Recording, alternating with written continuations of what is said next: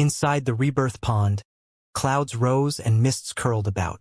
Tens of thousands of streaks of multicolored light flowed about with brilliant colors. The liquid inside was sparkling and roiling with spiritual essence. Xianxia sat down. All of his bones were broken. He endured the pain and guided this precious liquid into his flesh. His body released waves of thunderous rumbling. Inside the pond, precious liquid shone brilliantly like fine liquid. It continuously flowed into his 4 limbs and bones. Auspicious light flowed about, wrapping him within. The spiritual liquid was boiling. There were all types of spiritual creatures here, for example, palm-sized golden ants, meter-long centipedes, finger-length transparent little snakes, and 3-footed silver toads. These were all essential spiritual creatures for refining the rebirth pond. They had extremely important uses. A Tao flame raged, making the precious liquid here surge. Xianxia was feeling an extremely high temperature, but he sat there without moving, allowing the spiritual object's essence to cleanse his body. In his surroundings, all types of spiritual creatures and old medicines rose and fell, releasing their medicinal fragrance into the viscous liquid and infusing it with majestic life force. The sounds of bones cracking could be heard. Xianxia's body trembled under this extreme pain. It was because right now those broken bones were shattering even more, undergoing an even deeper level of transformation. There were natural laws entering his body. The natural laws of this realm were complete. The great Tao was without any deficits, so one could cultivate to the peak. Meanwhile, in the lower realm, things were different. The heavenly Tao was damaged, so if nothing unexpected happened, it would be really hard for one to achieve their highest potential. Xianxia came up from the lower realms to reconstruct his body and fill up what he was missing. However, this would inevitably be a process full of suffering. Every inch of his bones had to be broken and recombined. 5 elements rebirth method. He chanted scriptures from his mouth as he sat within the precious liquid. His entire body was shining. Meanwhile, crackling pai-pa sounds continuously sounded within his body as his skeleton was smashed a step further. Strand after strand of blood seeped out from his skin, flowing into this pool of liquid. Even though it was precious blood, there was still a trace of filth. This was some of his body's impurity. It looks like the lower realm's natural laws were incomplete, and there really were a few problems. Fortunately, everything can be fixed. I needed to undergo rebirth in a great world. Xianxia was vigilant. He watched as the shining precious blood carried out a trace of impurity from his body, knowing that this was the correct method to do things. By reconstructing his true body, his constitution would become even stronger. Pai-pa sounds continuously rang through the air. He endured the pain. The bones in his body continuously burst and shattered. This scene was extremely terrifying. Doing things like this was too thorough. A single mishap would result in his body becoming crippled.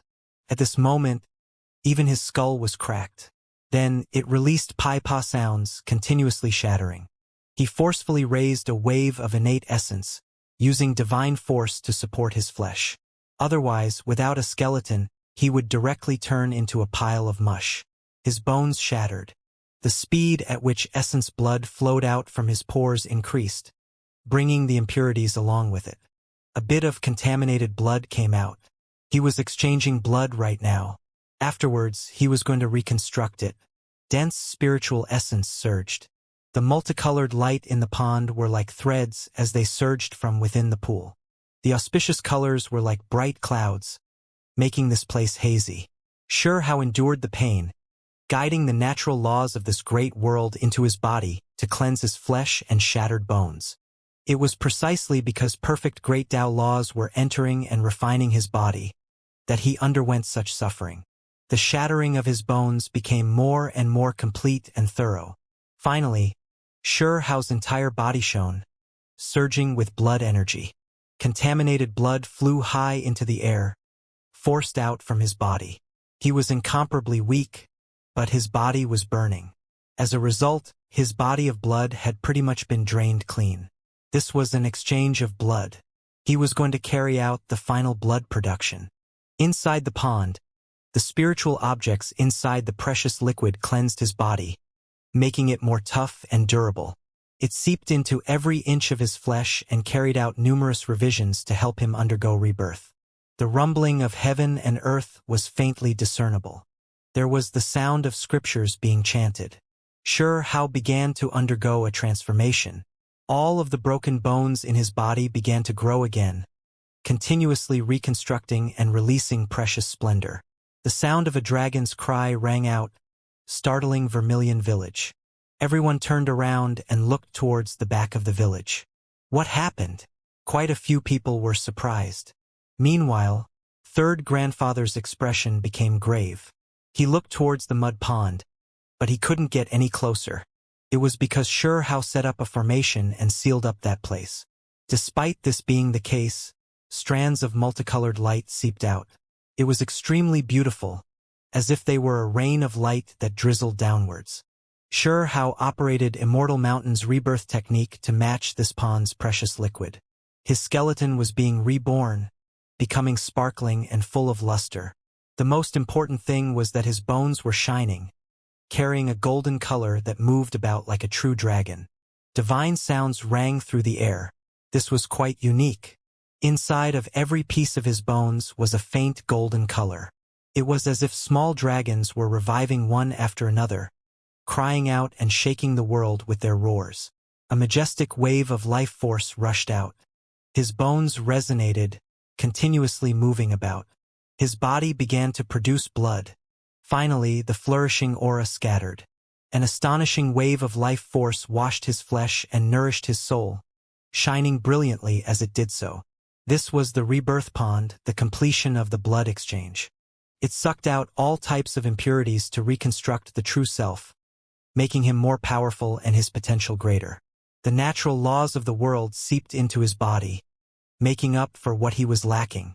Inside the rebirth pond, there was a lot of impure blood. All of the old medicines and spiritual creatures grew dim. Their divine characteristics were absorbed clean. This pond of precious liquid was ruined. This process continued for a day and night. How suddenly opened his eyes, feeling the life force in his body surging. His true body was now more powerful than before. However, everything did not end here. How began to build another rebirth pond, similarly putting quite a bit of old medicines, spiritual creatures, and other things inside. He was extremely careful, wishing to do everything perfectly, so he feared that he might not have done it thoroughly enough. It was because he still grasped Fire Nation's Vermilion Bird's rebirth technique, as well as the higher realm's Noble Lady Honghuang's Race's Phoenix-related rebirth method. In the end, he finished the Vermilion Bird precious liquid, cleansing his flesh and carrying out another blood exchange. It was quite clear that this time, there were almost no impurities that came from his body, only a tiny bit. This meant that the first rebirth was already quite thorough, pretty much draining out all of the impurities. However, this wasn't the important part. How guided the undamaged Tao laws of this great world into his body, carrying out a refinement. This was the true basis of this process. The bone marrow in his body shone, as if a true dragon was moving about. This time, it changed from a faint golden color to a red color. It was sparkling and translucent, returning to his true self. This pond of precious liquid still has its essence without wasting much. I can still try Honghuang's Race's rebirth method. How was quite serious. He sat down again, guiding the natural laws into his body to reconstruct his true self. As expected, there was almost no transformations this time. The first 2 times were already quite complete. His flesh was firm and sparkling brightly, as if it was carved from fine white jade.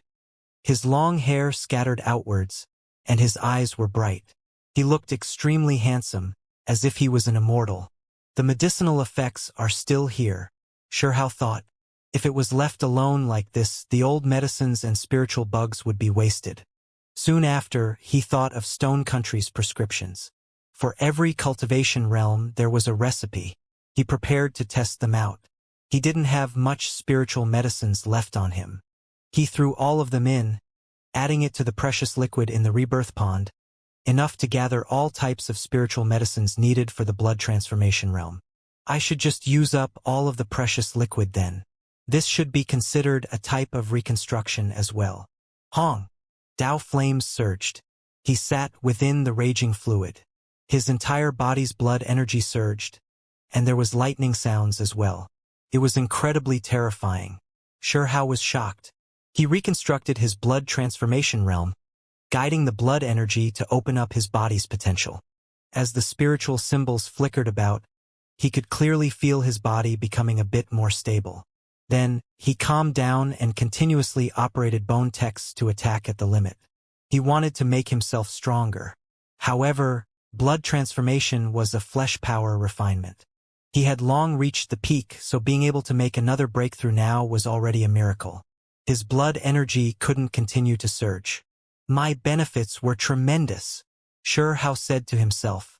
This was not only a completion of the natural laws, he also reconstructed the blood transformation realm. His flesh's power became more and more terrifying, to the point where it was a bit frightening. He was sure that this body was more powerful than that of when he reached the consummate level of the blood transformation realm back then, and quite a bit stronger. I truly never expected to have this type of harvest. If I reconstruct the realms of heavenly passage, spirit transformation, engravement, and other realms, would I become even more powerful? And he was inwardly shocked. All types of symbols flickered within him, hiding within his blood and continuously cleansing every inch of his body. The complete natural laws weren't simple after all. It wasn't a one-step-and-done process, but a slow one. He still needed several days or maybe several weeks of time. However, this amount of time wasn't much. Shihao could wait. It is probably best if I don't use the natural laws, or else something bad might happen, Shihao said to himself. His flesh was extremely powerful and was already enough to protect him in a place like Vermilion Village. He slightly changed his appearance. Right now, his flesh was powerful enough. Even if he didn't use the 72 transformations, he could still alter it a bit, returning it to the appearance Vermilion Village recognized. 100 rivers returned to the sea, a showdown between warriors from every land. It really is something to look forward to. After undergoing a rebirth and replenishing his natural laws, he became more powerful. He naturally wanted to increase his knowledge and experiences. His younger brother, Yuchan, which, Immortal Palace's youngster, and other heavenly geniuses and exceptional talents from every province will appear. This was a world-shocking, distinguished meeting. He deactivated the formation and walked out. Third grandfather had a look of surprise. He could feel just how terrifying the blood energy that was surging within the formation was. The selection of warriors from all lands. The great battle, has it started yet? Shihao asked. Soon, only a few days now. Third grandfather replied. In reality, there was already news a year ago that this type of distinguished meeting was going to be conducted, but only now was it going to start, carrying out a great showdown between all geniuses. Little friend, will you participate? Third grandfather asked. I want to take a look at the aspects of society. Shihao replied. Vermilion Village was quiet. With that silver spider protecting this place, rarely did any vicious birds or ferocious beasts break in. As such, the villagers' lives were quite peaceful. The villagers' youth were free to cultivate. They were like little calves, all of them full of strength. Let's go to the country town. We are going to participate in the great competition of warriors. 5 days later, the great battle selection process finally started. The youth in the village were all excited. Will we be able to get a good position? Don't think about it too much. The main purpose this time is to let you all gain experience. Third grandfather said. Third grandfather, your words really hurt, you know? The youth looked quite unsatisfied, muttering softly. I don't believe such a thing. We have to win. Right, we have to make our Vermilion Village's name shake the world. We will definitely defeat our opponents. The groups of youth rolled up their sleeves, eager for battle. Their hearts were all stirred up. They all wanted to give it a try. Along the sides of the road, mountains rose and fell. Large trees towered more than 100 meters in the air. From time to time, fierce beasts would roar and vicious birds would fly through the sky. This road was extremely wide, but it wasn't smooth. However, this didn't affect the black-shelled snail. It was as if it was moving on smooth ground. In addition, its speed was even a bit faster than speeding horses. Third grandfather led over 10 youths. Xianxia was also among them, sitting on the back of the snail as they proceeded towards the country town. Roar! A black-colored unicorn tiger appeared. It had a qilin body and a tiger head, making it look rather vicious and sinister. Its entire body was covered in black scales. It looked everyone in the eye, and then it left, deciding not to attack them. This wasn't the first time something like this happened. Along the way, they several powerful vicious beasts, but when they saw that this group wasn't good to provoke, they decided not to attack. Third grandfather, have you heard of the cloud race before? Xianxia asked. He entered the higher realms through the cloud race's transport formation, so he felt that this clan should be too far away. Sounds a bit familiar. Third grandfather nodded. Where are they? Are they far from this place? Xianxia asked for guidance. When I was young, I had gone out to travel around. I heard from others before that they were extremely powerful and extremely far.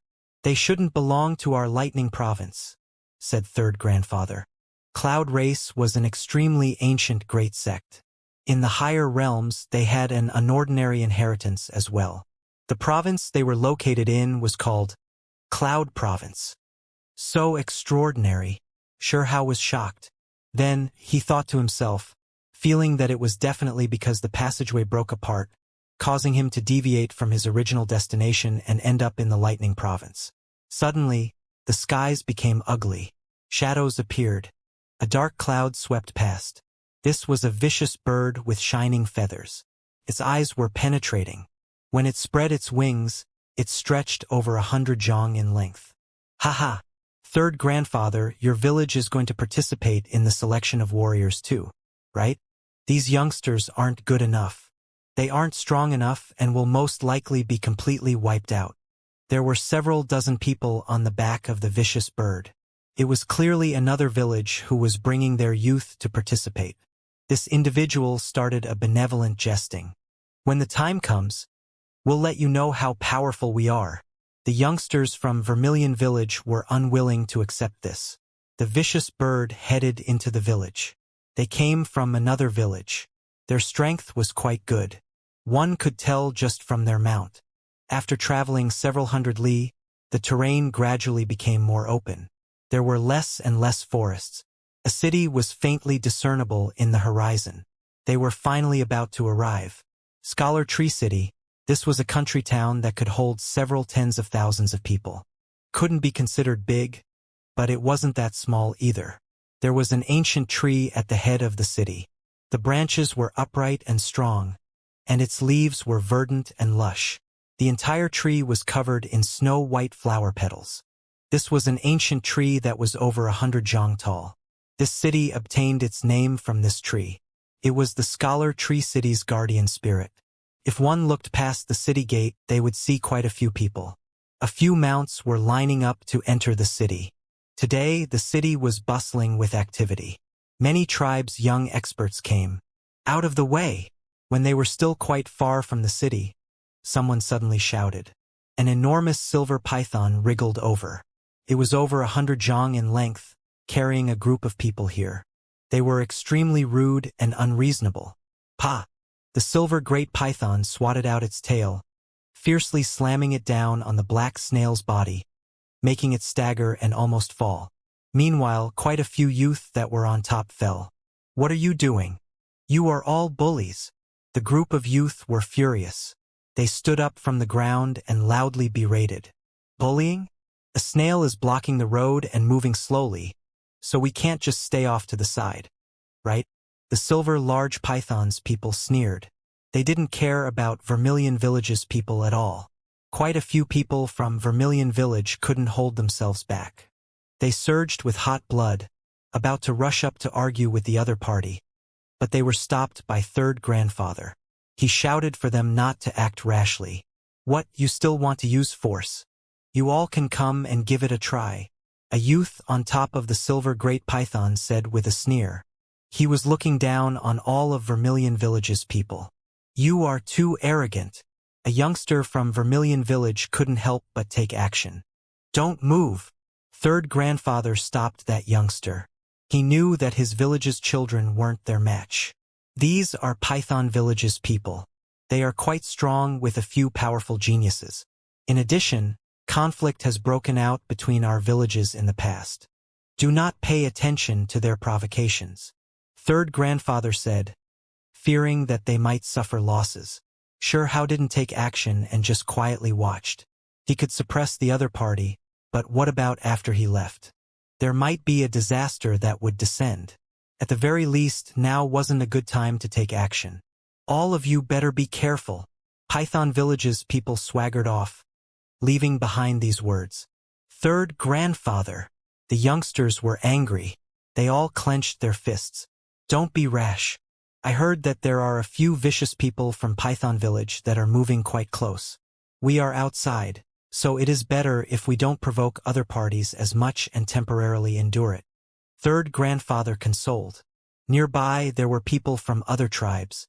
They all rode on vicious birds and beasts, entering the city one after another. The ancient scholar tree was tall and straight, taking root in front of the city. It was quiet and unmoving. If it wasn't extremely powerful, it wouldn't be much different from an ordinary old tree. Everyone entered the city. There were special lodging locations and someone showed them the way. Hong Long Long. Suddenly, everyone was shocked. They heard a sound like thunder rumbling. The great earth was lightly trembling.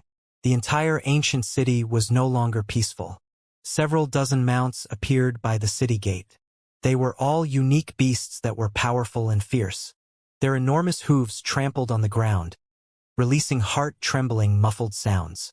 Ink Unicorn Beast. It looks a bit like a Qilin and even has a bit of its bloodline. It is an extremely powerful beast mount. They are people from the prefectural city. These several dozen mounts were covered in dark golden armor. Their bodies were flickering with brilliance and releasing a powerful pressure. They were all unordinary. A young lady sat on top of them that was wearing a silver gown. She was extremely beautiful. The prefectural city's people have come to look around. They are paying quite some attention to this time's competition. The people sighed in admiration. "Hurry and move out of the way," someone cried out. Everyone took shelter, not daring to stop these people. Fortunately, these ink unicorn beasts slowed down their footsteps and did not barbarically charge into everyone. They were still quite disciplined, surrounding the silver-robed young lady as they headed into the city's main manor. "Don't look anymore. Hurry and get some rest. The selection competition is going to start tomorrow." Third grandfather reminded everyone so they could save their strength for tomorrow. The next day, everyone woke up extremely early. They were led into the country town's enormous fighting arena in the central district. They were going to carry out the competition here. However, these dozens of mounts appeared again before the selection competition started. In addition, the aged Scholar Tree City Master accompanied the silver-robed young lady that came here. "Everyone, you all are the leaders of the nearby areas. This time, you've even brought your clan's most powerful youngsters. I believe that all of you are most sensitive to new information." Everyone became stupefied. What he said was completely unrelated to the warrior selection competition. Why did he bring this up? Soon after, everyone understood. The old city lord was quite fearful towards those armored horses, wishing to help them obtain information. This is the emissary sent from the prefectural city. Apart from supervising the great selection competitions that are being carried out in various places, there is another important matter, the old city master explained. The silver-robed young lady walked up, ascending the high platform and overlooking everyone. She was extremely beautiful, but her expression was a bit cold. She slowly unfolded a scroll and displayed it in the void. "Which one of you have seen this person before?" The painting scroll shone, freezing itself in the void. It flowed with a mysterious power. There was a female on the scroll whose physique was tall and slender. Silver hair shone brilliantly. Her pupils were clear. Her entire being was beautiful to a dreamlike level. The female in the painting was quite young, looking like she couldn't be older than 18 or 19. However, she didn't carry any immaturity or inexperience, instead carrying a type of extraordinary aura. Even though her expression was calm and her eyes clear like water, there was a heavy pressure that was exuded from the painting. Everyone felt their heart rates quickening. This was only a painting, yet there was already such a powerful pressure. What if the real person appeared? This was too shocking. This place immediately entered a state of quietness. Has anyone seen her before? The silver-robed young lady asked. May I ask, Great One, who this young lady is? Someone said with a small voice. That individual was quite confused. This was clearly a warrior selection competition, so why did this type of situation appear? Hung! A cold snort sounded. The silver-robed young lady swept out a glance, and that individual immediately felt as if he was struck by lightning. He couldn't stand still and staggered backwards. Everyone's expressions changed. This emissary from the prefectural city was so powerful. Just this cold snort alone forced someone back. She was definitely extremely strong. From the looks of it, her age shouldn't be that great either. This made many of the youngsters feel a sense of failure. The country town's old city master coughed and said, Everyone, do not speak too much. Has anyone seen this silver-haired woman? This matter is extremely important. Many people shook their heads, expressing that they did not.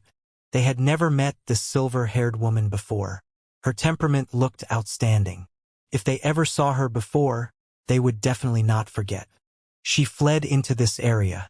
If you all have information about her, hurry and report it. There will be a generous reward, said the silver-robed young lady. She swept her gaze over everyone. Everyone became shocked. They looked at the painting again. The silver-haired girl was definitely powerful, with a character that was much more outstanding than the female emissary in front of their eyes and more formidable. Who was it that injured her? To actually flee to this place. Even if I explained it to you all, none of you would understand. The silver-robed woman coldly snorted. Then she said quietly to herself, This was the woman injured by Immortal Palace's young Great One. Only after fighting great battles continuously did he end up seriously injuring her. This person is important. Immortal Palace's Great One has stated that she must be found. It really is hard. Sure How heard everything clearly. That silver-haired girl was actually that young great figure's opponent? After fighting great battles continuously, she was defeated and suffered severe injuries. Fleeing here, his heart was moved. Even when he was in the lower realm, he already knew how terrifying Immortal Palace was. This woman actually dared to stand against Immortal Palace and carry out a great battle. He had heard before that Immortal Mountain's young Great One of this generation was like a great mountain that crushed down on everyone's minds. Those of the same generation couldn't be his opponent at all. He was difficult to surpass. Meanwhile, this woman actually dared to fight intensely against him again and again, ultimately fleeing after being injured, leaving alive. This really was shocking. Could it be that I am going to meet that individual from Immortal Palace so soon? Will there be a battle too? Sure How said to himself inwardly. That so-called young Great One from Immortal Palace definitely came, entering this region and currently looking for that silver-haired woman. A storm was stirring here. If there is any information, immediately report it. The silver-robed girl turned around and left for the distance. Suddenly, Sure Hao's eyes flashed. Just now, he seemed to have seen a strand of silvery light. It was extremely blurry, flashing not far away. It made his mind jump.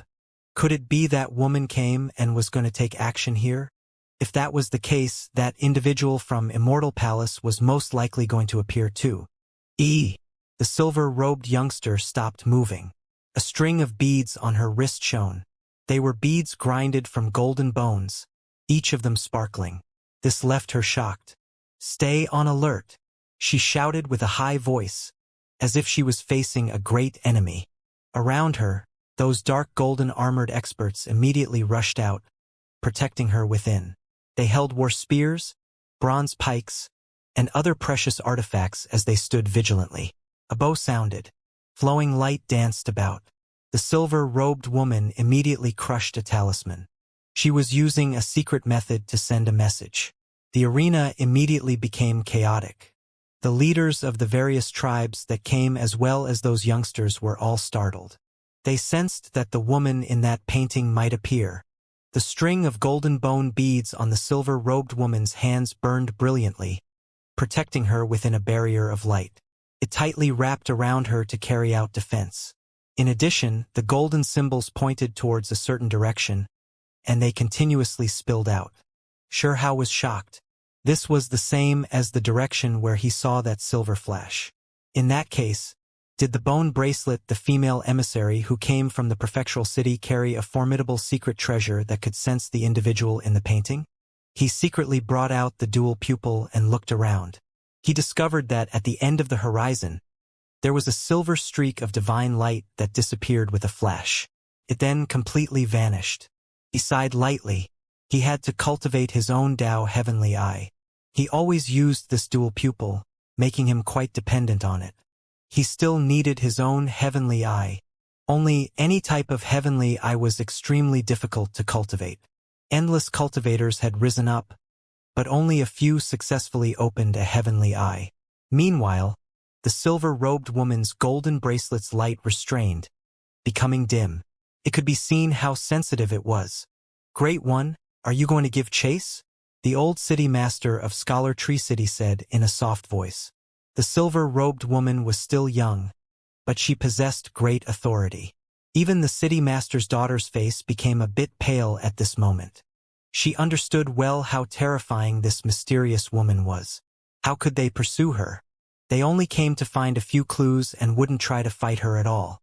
Even if the other party was seriously injured, this was not someone she could fight. The only thing she could rely on was the string of golden bone beads, something Immortal Palace's Great One gave her. Could protect her, but if she went out to fight the silver-haired woman, she would definitely be in danger. "Wait here. No one is allowed to act recklessly. Wait for that Great One to come." The silver-robed girl's tone was extremely strict. A few minutes later, thunderous sounds rang through the air. This world was trembling in response, shaking everyone until their blood was surging. A crack appeared in the void, arriving with extreme speed. It was just too terrifying. He was too fast, leaving all of the cultivators staring in disbelief. He arrived from the horizon in an instant. Hong! Then the void blasted open. An indistinct figure appeared that was flowing with endless radiance. He towered in midair like a supreme heavenly deity. Everyone couldn't help but feel an urge to kneel down and kowtow. They couldn't see his true body. It was wrapped within resplendent symbols that were mysterious and powerful. However, they could sense that this was a young male. His aura was heaven overflowing. He was like a true dragon that had emerged in this world. Everyone felt as if their souls were trembling. The only thing they could see clearly was that pair of eyes. They were incomparably deep. The scene inside was extremely shocking. There were stars moving about one after another. Chaotic energy pervaded the air, as if the heavens was reopening. This was clearly a pair of eyes, but they displayed such a terrifying scene. In his hands was a halberd. Glimpses of symbols could be seen. It was terrifying to an intimidating level. It was as if it was going to hide back into nothingness, a weapon that was strange and terrifying to the extreme. Void halberd. Xianxia's mind jumped. This was a precious artifact that was extremely difficult to find. One that was formed from a void beast's primordial true bone. That was why he could directly arrive from the distance by piercing through the void. A precious artifact that was powerful to this degree was perhaps something only Immortal Palace's young Great One could possess. Its value was immeasurable because it was just too hard to get. "Where?" His voice was calm. Everyone knew that this was definitely a cool-headed person full of confidence and power. "Great One." She went in that direction. The silver-robed woman pointed in a direction outside the city. Only now did her expression slightly improve. "You do not need to worry. The golden bone bracelet I gave you can completely protect you," Immortal Palace's young Great One calmly said. "I understand." The silver-robed woman nodded. In the sky, the young man that held the void halberd was like a divine king. Every inch of his flesh was surging with divine symbols. His long hair scattered about. He closed his eyes and silently sensed his surroundings. A wave of power that seemed to contain both secrecy and power swept through this place, making everyone's minds jump. Fortunately, he was just looking for that silver-haired woman and not dealing with the people here. Otherwise, the leaders of the tribes and their youth would have all fallen weak onto the ground. It should be one of her spiritual bodies that purposely led me here. A moment later, Immortal Palace's young Great One spoke. He was still calm and not flustered. "I apologize, Great One." The silver-robed woman blamed herself and lowered her head in shame. Even though her status was unordinary, compared to this male in front of her, the difference was too great. Immortal Palace's young Great One would inevitably overlook the upper bound of the higher realms and rule over 3,000 provinces. Not many people could be mentioned on equal terms with him. The Great Halberd's power was exceptional. It could pierce through the void and allow him to weave about under the sky. He could go wherever he pleased. Suddenly he stopped again, not walking out. He said to himself, "Perhaps she is still trying to confuse me. It might not be a spiritual body. Her true body might be here too." His eyes swept over everyone again.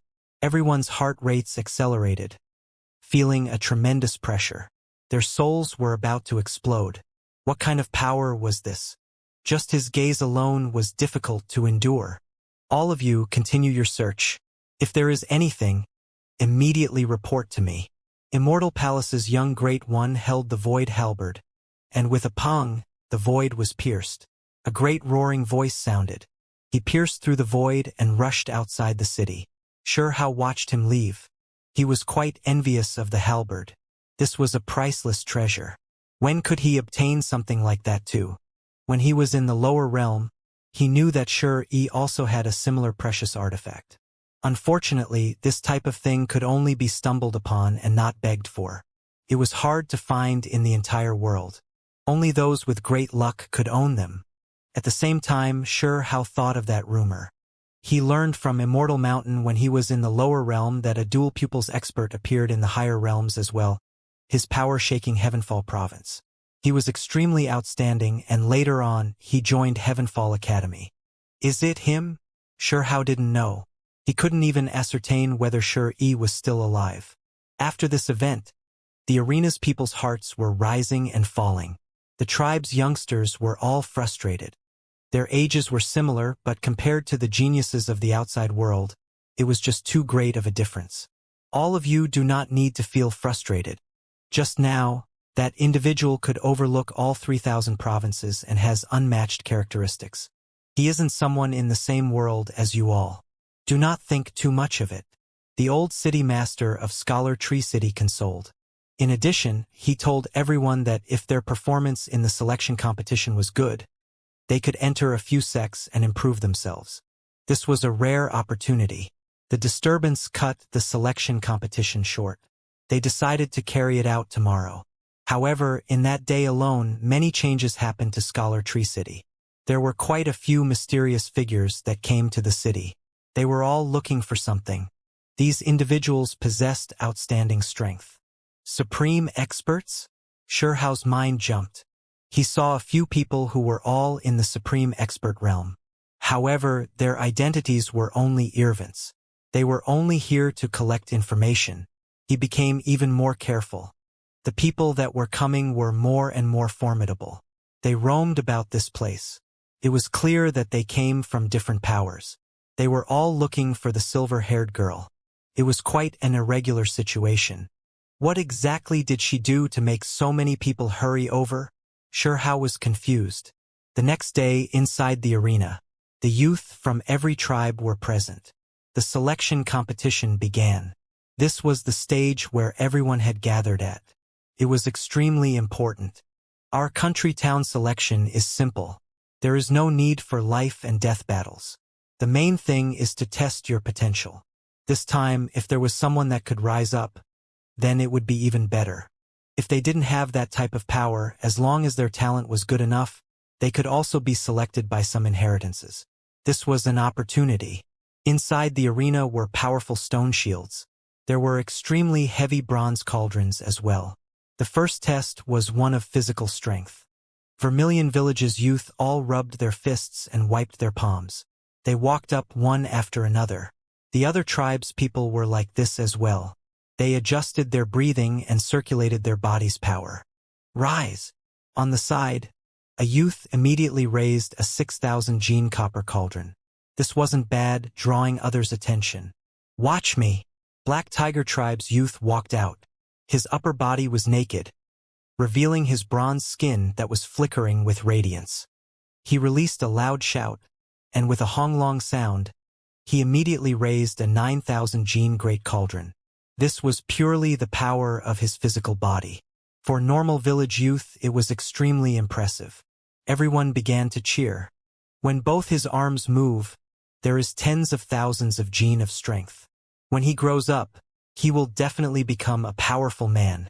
Sure Hao was also inside the arena. He casually raised a millstone before putting it down. He suddenly raised his head and looked into the distance, revealing a look of shock. A resplendent golden light illuminated an individual. It was as if a great flame was surging, lighting up half the sky. It was a young man that had a pair of golden wings.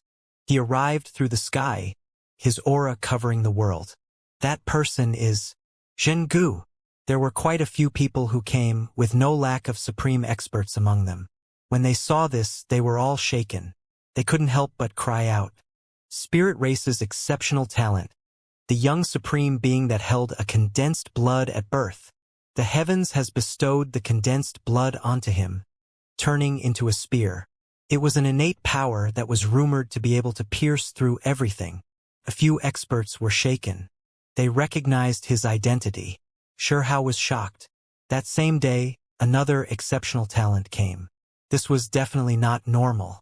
Did they all come for that silver-haired woman? His little brother is already extraordinary. As the older brother, he was born with the congealed spear. Rumor has it that he is several times more powerful than his younger brother, a heavenly genius of this generation. Sure Hao had once ascended in the Void God realm and fought a great battle against the younger brother on the Bronze Sparrow altar. That person's strength was quite great. Afterwards, everyone cried out in alarm. They saw several figures cover the sky. They stopped above Scholar Tree City and released brilliant light. Then they disappeared in the distance. Those are exceptional talents. Several of them appeared one after another. It seems like that legend is real. Everyone discussed in a low voice. Those old servants that came from various great powers all got up, returning to make a report. Sure Hao was shocked. This was such a small city, but several exceptional talents appeared one after another. The situation really was strange. Which? Sure Hao's mind jumped. He hurriedly retracted his aura, not willing to be recognized now or make any contact with her. He never expected her to come as well. Then Scholar Tree City's people were shocked again. They saw that young great one from Immortal Palace again. By his side was a woman in white clothes that had an unmatched style and beauty. Sure Hao's mind shook. That woman was Yuchan, without a doubt her main body. These two moved together, their bodies shining as they did so. They were searching for something. After not meeting for more than a year, Fairy Yuchan's main body became even more beautiful. It was no longer tainted by the world of mortals. She had beautiful eyes and teeth, and as her white clothes fluttered behind her, she was like a fairy that walked out from a painting. Unknowingly, a pressure was exuded from her body. The power of her soul was astonishing, making even the people like Scholar Tree City's city master feel great fear. Sure Hao narrowed his eyes. He didn't look in that direction, but he couldn't calm down. This Yuchan main body was more powerful than before. She was gorgeous, and an immortal aura was being released by her body. He knew a long time ago that Fairy Yuchan wasn't a simple person. There were shocking irregular phenomenons as soon as she was born, which had triggered quite the sensation in the higher realms. Then she was sealed. Back then, he and the witch discovered some clues when they dealt with Yuchan's second body. In the depths of her consciousness, there was a charming and exceptional female sleeping. There was an undying life force exuding from her. Does this mean that she had started to unseal the restrictions and released the soul force? Her origins are too astonishing. Xianxia sighed inwardly. The young Great One from Immortal Palace was still as mysterious as before. Symbols covered his entire body, making it hard for one to see his true appearance. But his presence still made everyone incomparably respectful, not daring to look at him face to face. The two streaked across the air, as if they were a pair of jade. That's heaven-mending sex fairy. As expected, she is an unrivaled beauty, beautiful to the point of almost seeming unreal. Only that Immortal Palace young Great One can have this kind of exceptional fairy accompany his side. They are a perfect pair, like Taoist immortal companions. As this pair traveled across the sky, it raised exclaims of admiration. There was fear, admiration, and even jealousy. Their expressions were complicated. There is definitely something special going on. So many people came and startled so many sections. Did they all come for that silver-haired woman? Exactly what kind of thing happened? Xianxia said to himself. He felt that if there was some kind of great natural opportunity, he would most likely be caught up in the disturbance as well. Inside the arena, most people wouldn't pay attention to the changes happening to Scholar Tree City, especially the youth. Their spiritual senses weren't as strong, so the selection competition continued. Watch me! Vermilion Village's youth walked up. After taking a deep breath, he released a grunt, and then with a rumbling sound, he picked up a great cauldron weighing 10,000 jin. Wow! His peers nearby were all in admiration and shouted loudly. What is so special about that? On the side, someone carried a look of contempt. Python Village's people walked over. A robust youth grabbed a large cauldron with one hand, and then with rumbling sounds, he raised it. What great power! Everyone cried out in astonishment, because they came from ordinary tribes. For a teenager to depend solely on his flesh without any symbols and raise a 10,000 jin great cauldron was quite impressive. The people here speculated that if that Python Village genius used all of his strength and both arms, he shouldn't have any problems raising a large cauldron weighing 30,000 jin. It was extremely shocking. Not bad. Scholar Tree City's city master nodded his head in praise and revealed a smile. Group of little spiders, you all are too weak. Python Village's youth turned around and looked at Vermilion Village, and then he began to laugh loudly. The people behind him followed in laughter and revealed expressions of ridicule. Let me try. Vermilion Village's most powerful youngster appeared. He walked up, and then with a roar, he also raised up the 10,000 jin ancient cauldron with a single hand, leading to exclaims of admiration as well. Xianxia was extremely calm. Back then, when he was only 7 years old and training his body, he had already raised up a 100 jin boulder with a single hand, exceeding his limit. Then, he understood that this country town was just a preliminary event. This selection competition was mainly to weed out the overly enthusiastic youth without any strength. If one believed that they were powerful enough themselves, they could directly head to the prefectural city and participate in the great battle. However, if they did something like that, there was a chance that they might lose their lives. That was why he didn't participate. If there was truly some great opportunity and he had to participate in a decisive battle, then he'll just directly head towards the prefectural city. Chi! An enormous streak of lightning streaked across the air. It shook half the sky. It was actually brilliance that came from someone's fist. It was incomparably terrifying. The power behind it was world-shocking. Ah! Someone cried out miserably. 5 or 6 individuals were blasted until half their bodies exploded. They fled with their ruined bodies in disarray. They were all supreme experts that had been attacked to this extent. Child of Lightning! Someone cried out in shock, recognizing his identity. Legend had it that he was born within a great storm. As soon as he came into this world, the top of his head shone, and then it immediately suffered a strike of lightning. It was rumored that lightning poured out like an ocean back then, instantly pouring down in torrents. In the end, they were all absorbed by the crown of his head, turning into a symbol that engraved itself into his skull. It was a miracle.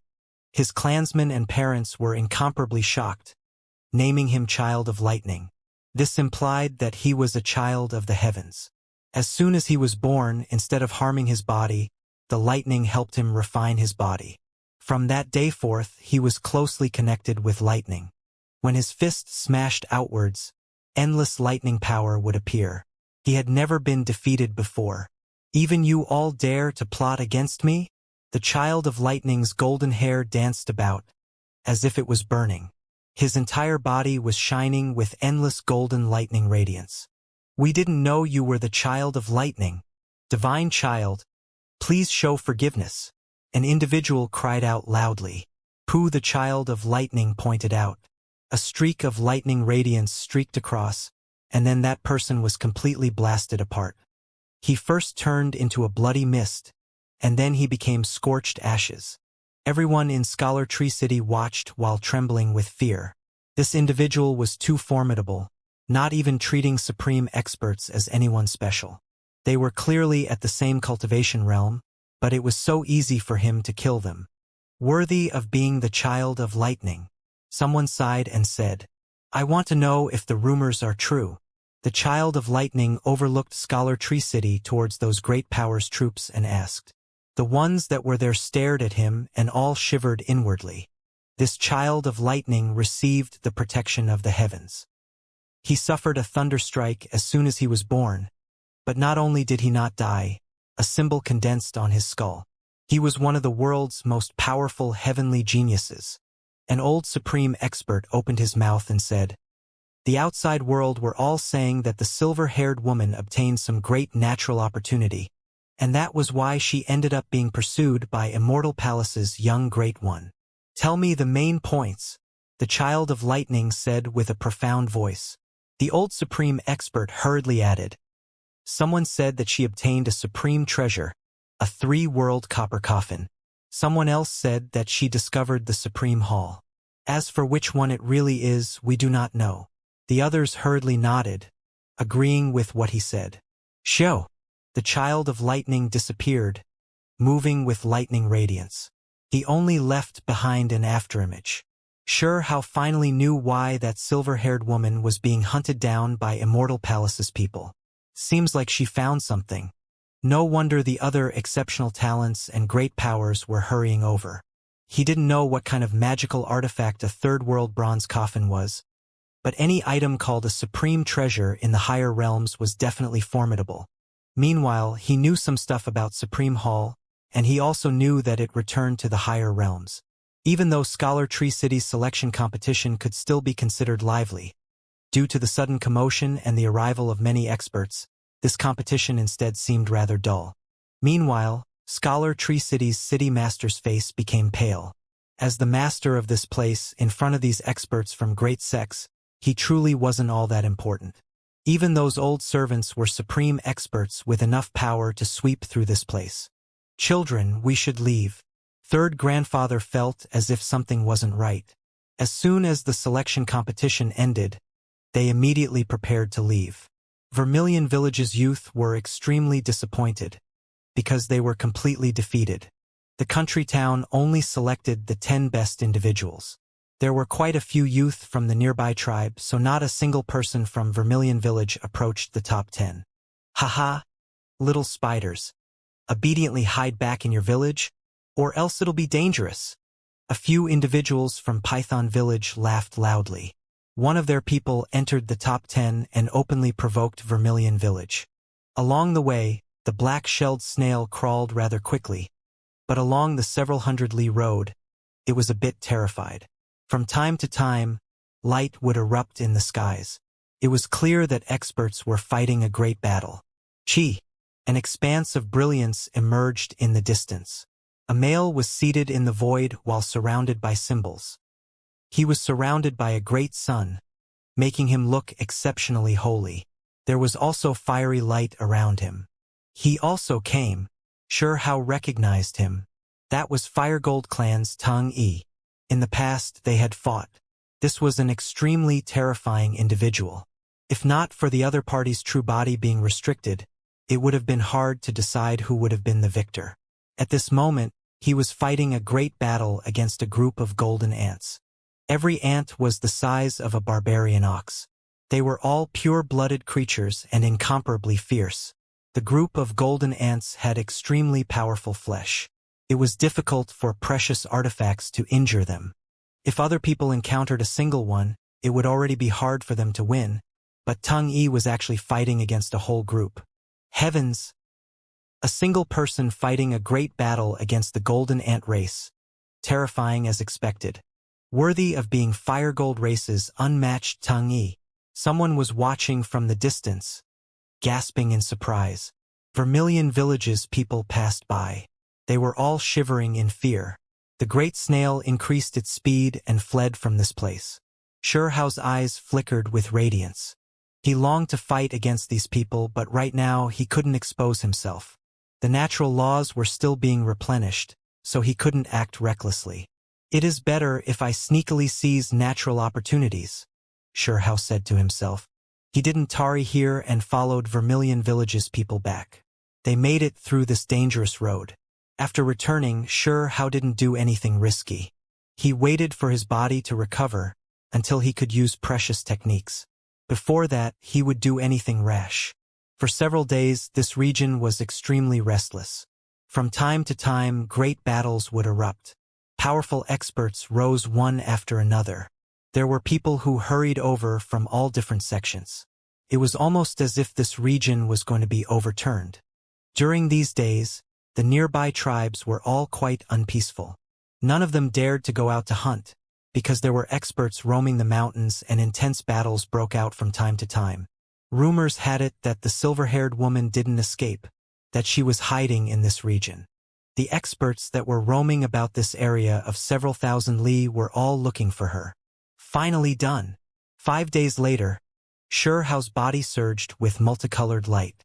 Pai-pa sounds rang out. He didn't need to restrict himself anymore. His symbols were replenished, becoming fully complete. He could use precious techniques again. He felt an unprecedented amount of power. When he moved his arms or legs, it harmonized with the world, as if he could make stars fall. When he noticed Vermilion Village's predicament, Shuhao moved and hunted back some prey. For example, dragon-horned elephants, 2-headed fiery rhinoceros, 6-footed camels, and other creatures. They were all enormous beasts. Many thanks to little friend. Third grandfather expressed his thanks. If they didn't have this food, these following days would definitely have been rough. They would have only been able to eat some meager grains. For the youngsters that were currently growing and cultivating, their blood and chi wouldn't be sufficient. I should go and take a look as well.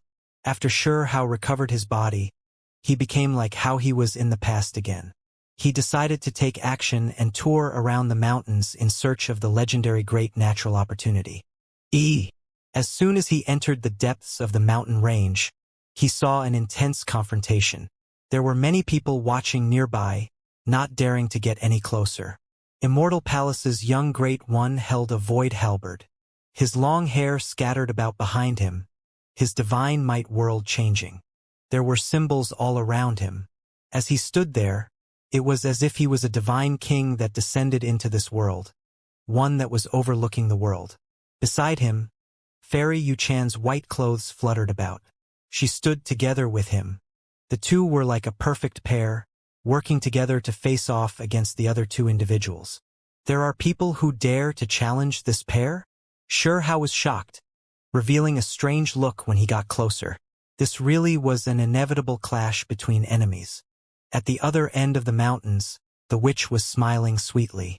Her large eyes were intelligent, and her black dress revealed her body's wonderful curves, forming a stark contrast with Fairy Yuchan's white clothes. No, this is her real body. Shuhao was astonished. He discovered that this black-clad woman was a bit different from in the past. Her appearance possessed all of the strong points of the heavenly fox fairy and previous witch. This girl. Shuhao finally understood that the witch he met before was only a spiritual body. Next to the witch's true body sat an individual that was wrapped within flames. The flames were made of symbols, mysterious and holy in appearance. This was a young man. He was somewhat indistinct as he sat within, but Shuhao could feel how powerful this individual was. There was a divine lamp at his shoulder that swirled with a mysterious energy that filled the void.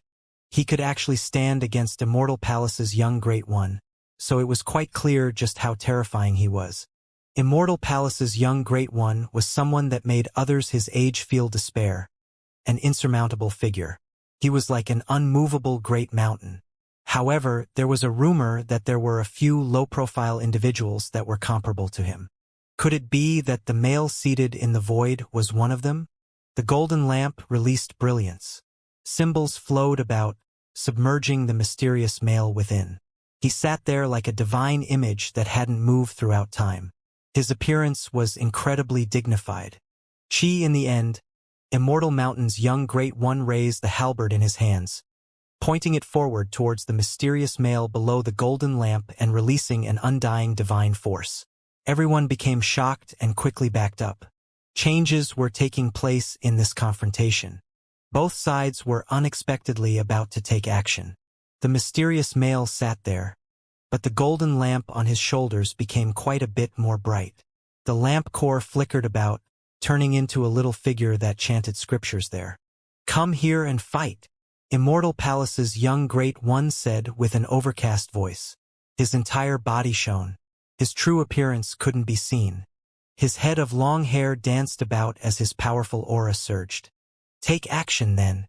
On the other side of the mountain peak, the mysterious male seated in the void spoke in a cold and calm manner. "Wang." The void halberd was terrifying after all. With a light shake, the sky cracked apart, quickly extending over. Endless divine might erupted, hacking open the void with a single strike. Everyone's expressions changed. The void beast's bone could pierce through space, but that didn't mean that they could use the void's divine might. This halberd was formidable. It was definitely a priceless treasure. The void halberd hacked over, flowing with hazy radiance. Shocking power filled this place. The mysterious male was unmoving like a mountain. Only the golden lamp on his shoulders flickered, releasing strand after strand of symbols, blocking the strike and flattening the void. How formidable! Too shocking. What kind of magical artifact is this? Everyone was horrified. This golden lamp was also incomparably formidable, able to stand side by side with the void halberd. With a wung sound, the void began to tremble like a painting scroll. Immortal Palace's young Great One was too fast. He brandished the void halberd and slaughtered over, hacking it down with absolute ferocity. He had this qualification. This type of tyrannical power was incomparable. In the past, he had hacked apart heavenly geniuses just like this, drawing blood again and again. He could overlook the crowd and show contempt towards his peers. And now, today, he encountered an opponent. The seated male moved. His movements conformed with the rhythm of the Tao. His hands formed an imprint, and the golden lamp on his shoulders even more so descended, appearing between the palm imprint and erupting with endless light. Dang!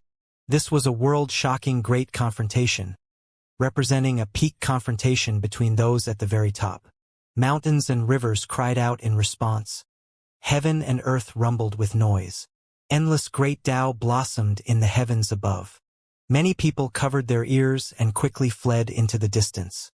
This type of Tao sound was too terrifying, making quite a few experts' ears bleed. It was too terrifying. Sure how narrowed his eyes, his face expressionless. He stood in the crowd while watching everything. These two individuals were a few years older than he was, and their cultivation realms were higher. They reached the consummate level of the supreme expert realm and were about to ignite their divine flames. They are formidable after all. They are world-shaking experts in their cultivation realms. This was Sure Hao's assessment. He was rarely this serious. Immortal Palace's youngster's divine might was unblockable. From his mouth and nose, pure white spiritual essence shot out. This was an innate essence that was extremely rich, shooting out with his breathing. A wung sounded. He brandished the great halberd and swept it out. The void was hacked apart, making several exceptional talents not far off reveal ugly expressions. The hands of the mysterious male on the other side merged together. A true dragon was faintly visible. It raised its head and roared, releasing a heaven-shaking divine might. With a loud exploding sound, precious light erupted everywhere. What? Many people cried out in alarm. Even this type of precious technique was displayed. It was too terrifying. It might very well be the perfect true dragon precious technique, someone said softly, feeling incredibly shaken up. Everyone widened their eyes, finding this hard to believe. Right now, they felt as if their souls were trembling, pressured by the power that was being displayed. They felt the urge to bow down and kowtow. The true dragon raised its head, curling itself around the golden lamp and rushing up as well to mend the void's cracks and collide with the halberd. Tao light erupted endlessly and dragon cries rang into the ninth heaven. Crazy winds howled about and auspicious energy erupted endlessly. Both experts were blasted backwards, and then they stared at each other with grave expressions. Finally, they quickly clashed again. Both of them displayed world-shocking methods. The divine might was definitely frightening. Immortal Palace's young great one's body began to shine. Ripples of symbols diffused outwards, mysterious and powerful. Together with the halberd, it put him at the top of his peers. Immortal Tao precious technique? Someone cried out involuntarily, feeling that the world's natural laws were becoming different. They were powerless to resist it. To be able to feel this even with so much distance between them, how could this not leave them shocked? Rumors had it that Immortal Palace's background was mysterious, that they possessed the highest natural laws. Their inheritance was eternal, lasting from the ancient times to present. As long as it was someone that walked out from this palace, they rarely met worthy opponents. Deafening dragon cries rang through the air. The mysterious male on the other side brandished his hands. A true dragon's sword, about to shatter heaven and earth, transcending into the ninth heaven. Its divine might was incomparable. This was a battle between tigers and dragons after all. Both sides had just made contact, yet it was already so fierce, about to slaughter into the clouds. In the blink of an eye, divine light shone gloriously, scattering the clouds from all directions. Only precious techniques and symbols erupted endlessly. This was a rarely seen great battle. Shurehao's eyes flickered with radiance. He said to himself, "Their bodies contain endless amounts of divine force. This is a shocking amount of accumulation. Based on normal reasoning, they should have already broken through this realm and ignited their divine flames already. But they decided to delay this step." He tried to figure out the reasoning behind this. These two individuals were quite greedy. Once one ignited their divine flames, they would erupt with endless power, far surpassing all those of the same cultivation realm. This was a restriction done on purpose to make themselves even more perfect. How lucky is it for me to see the true dragon's precious technique? What a thing to be able to see it in this life. Immortal Palace's secret technique has been displayed. We were able to see such a thing. Coming here wasn't a waste. Everyone was discussing among themselves. They were all excited. Even though they couldn't see through those two precious techniques and could only roughly see how they were, it still made them extremely excited and astonished. "Little Chan, how about we play a bit too?" the witch teased. Her large eyes were full of life. Her black dress scattered about, making her perfect body appear even more moving. She pointed at Yuchan's main body, about to initiate an intense battle. They were, without a doubt, old enemies. Regardless of whether it was the lower realms or higher realms, it was hard for them to show each other any kindness. "Then a fight it is." Yuchan welcomed the battle. The two beautiful women rushed together, their figures moving and extraordinary. As soon as they took action, a great battle erupted, one that was just as astonishing. Everyone felt as if this trip hadn't been made in vain.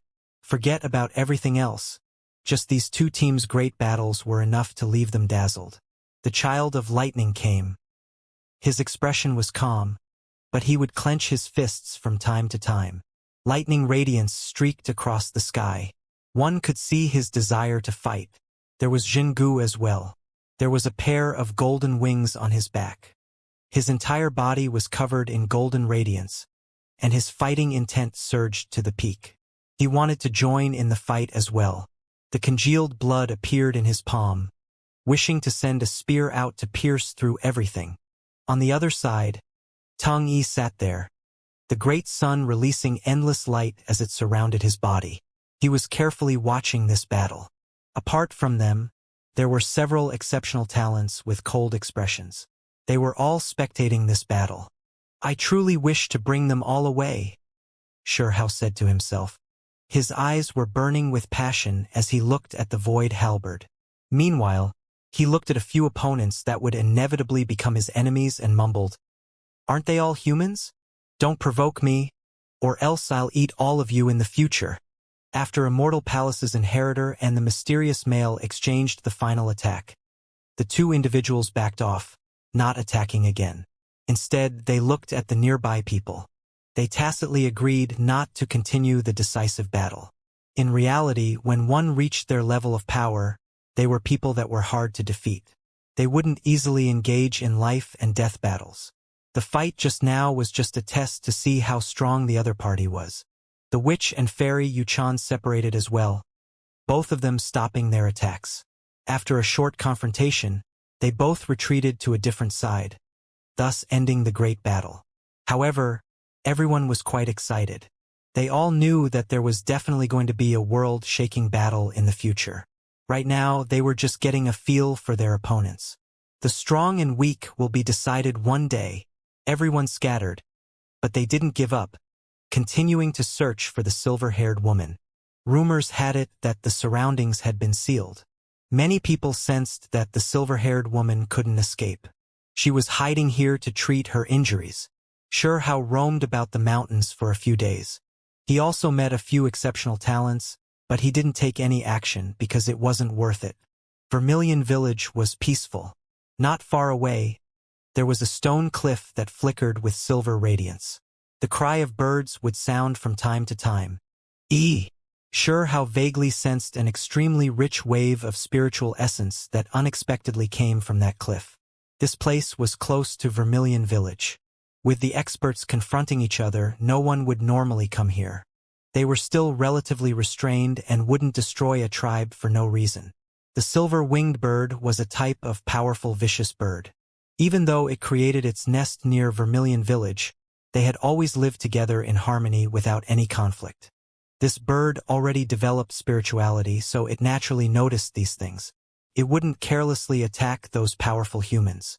There seems to be some special circumstances. Xianxia felt as if that silver-winged bird was quite uneasy. It actually flew away. There was still medicinal fragrance that pervaded the air. Vermilion Village's people couldn't come here, but he was different. His divine senses were sharp, and so he immediately detected the abnormality and rose into the air, arriving at this precipice. There was a bird nest here that was made from spiritual wood. There was soft golden silk grass laid here, making it clean and cozy. The inside flickered with silver light. There were a few young chicks that were only half a foot long. Their wings were silvery white in color. Xianxia could tell with a glance that one of them was different. Not only were its wings silver, its entire body was like this as well. It was glistening with radiance and possessed a special spirituality. This was especially true when he arrived. The other silver-winged birds all cried out loudly, while it was the only one that backed up and widened its eyes in shock, carrying a human-like expression. Why do I feel like its eyes look human-like? Xianxia was suspicious.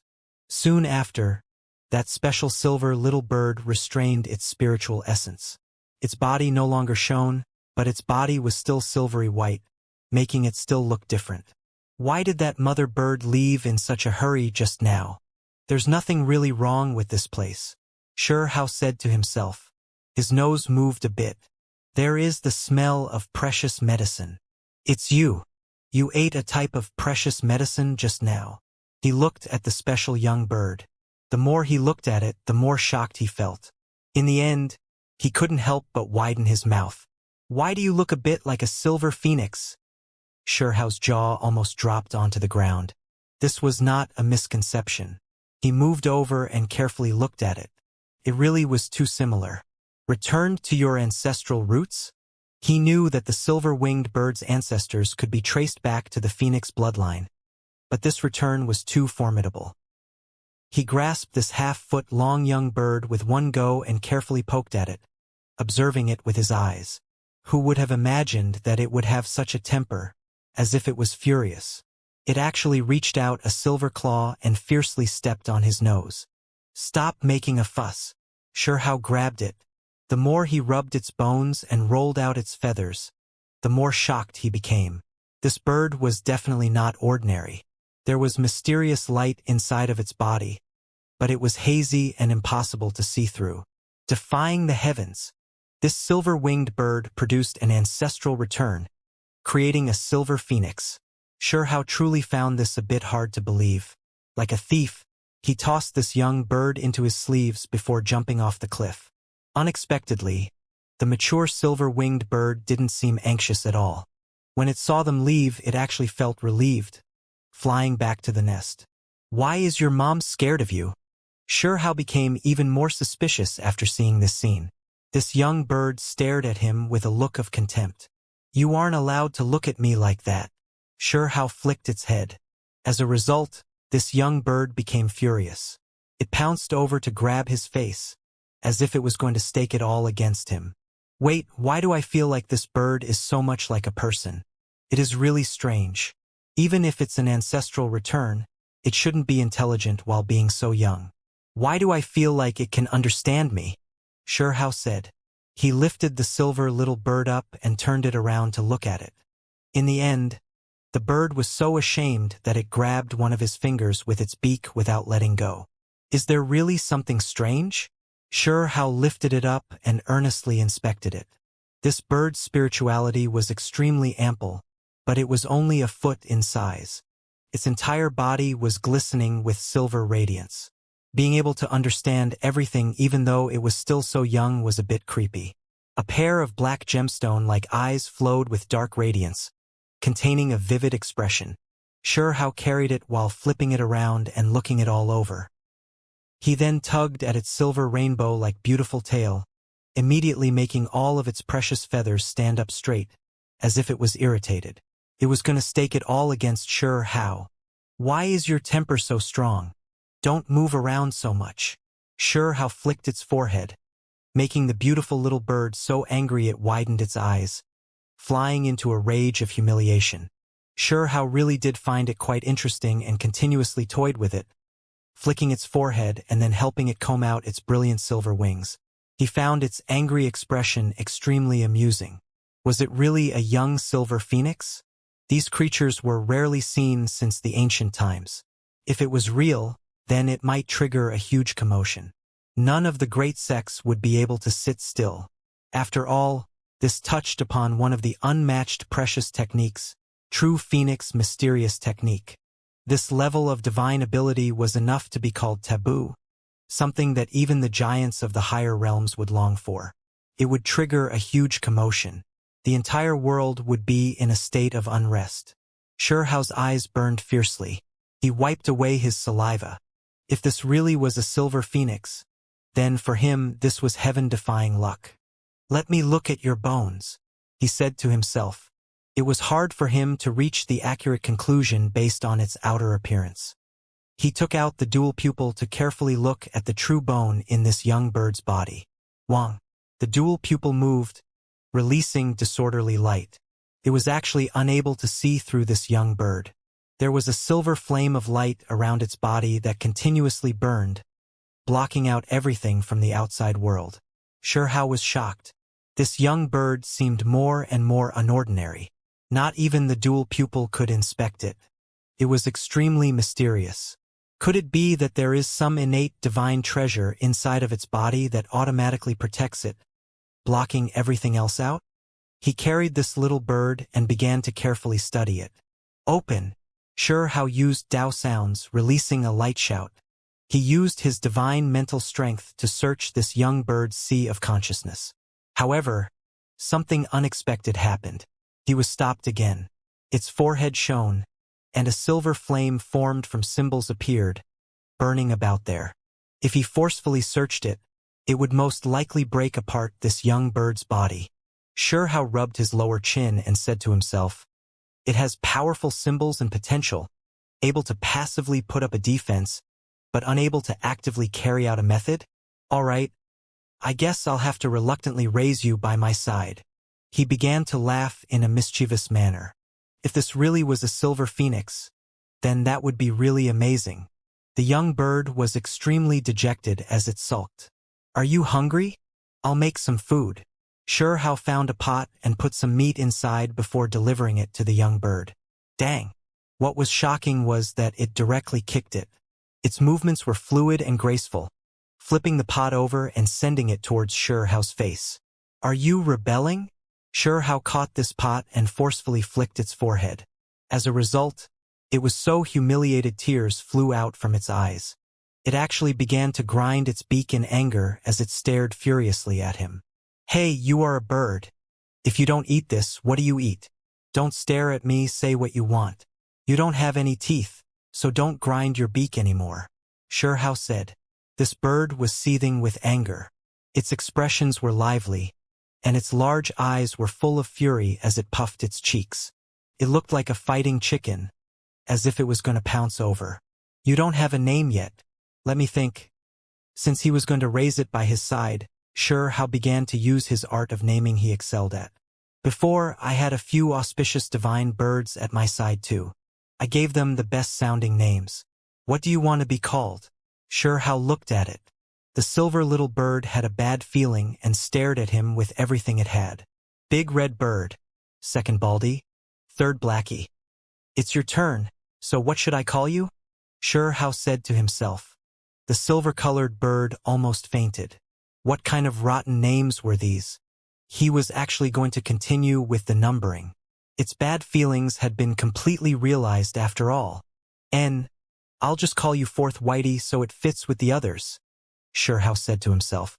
Then he repeated it again, feeling more and more satisfied with it.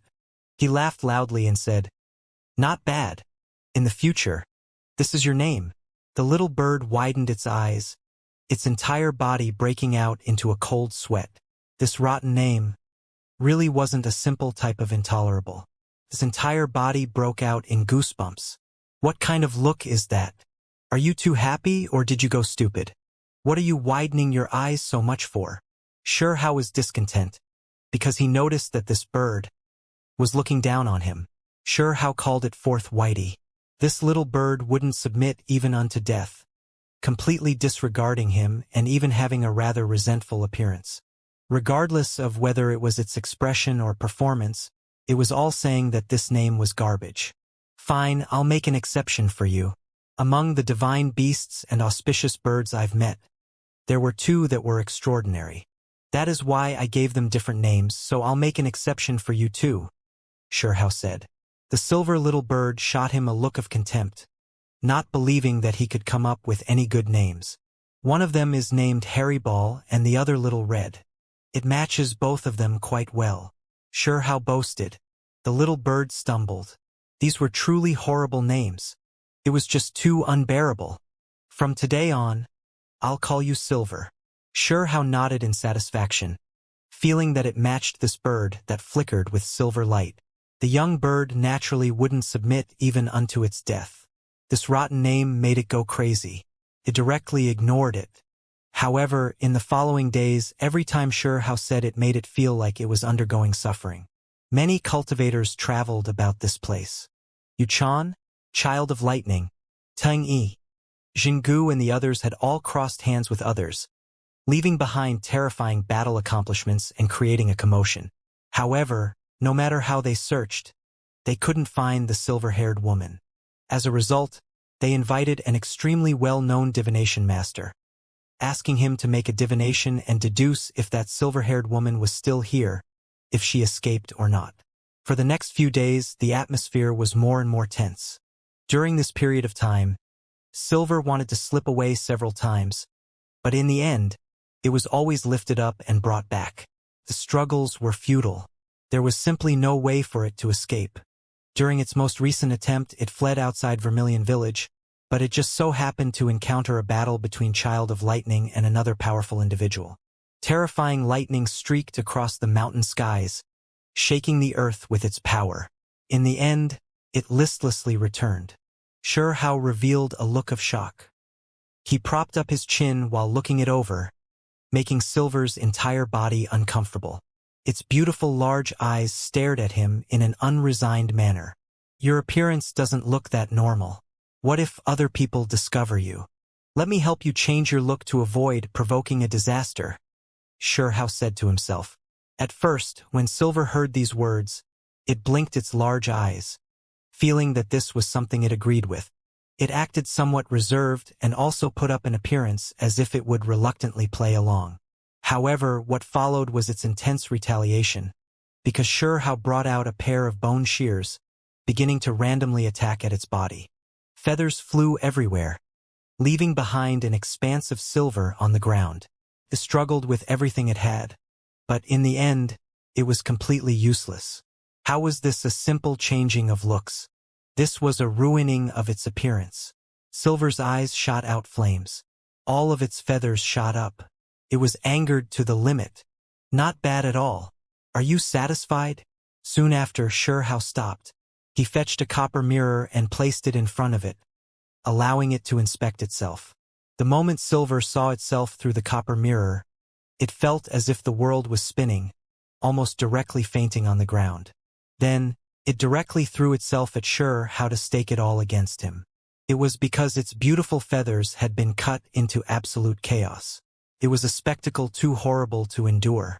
Its appearance was changed too much. From its opinion, it was now ugly to the extreme. I am going to kill you. Xianxia seemed to have almost heard a pleasant, but extremely flustered and exasperated female's voice. He turned around and revealed even more surprise as he looked at Silver. The little bird's feathers all stood up vertically. It was too angry. Its eyes released silver flames as it viciously stared at him. Is this not good enough? Your appearance before was too eye-catching.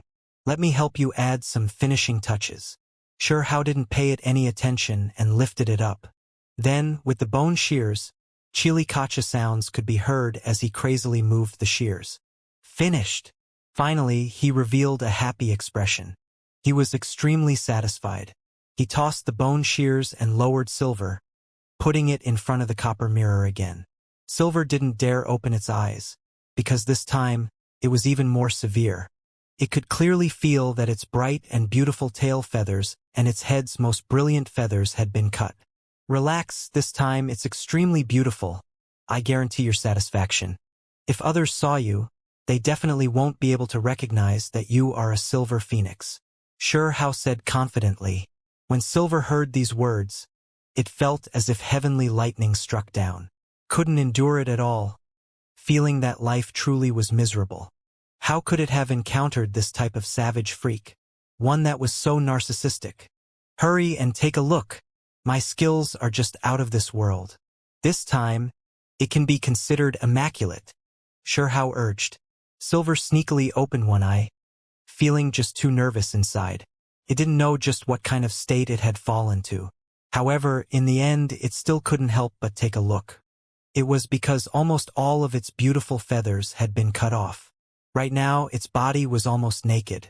For this little bird that was innately beautiful, it was as if it was cast down into the 18th layer of hell.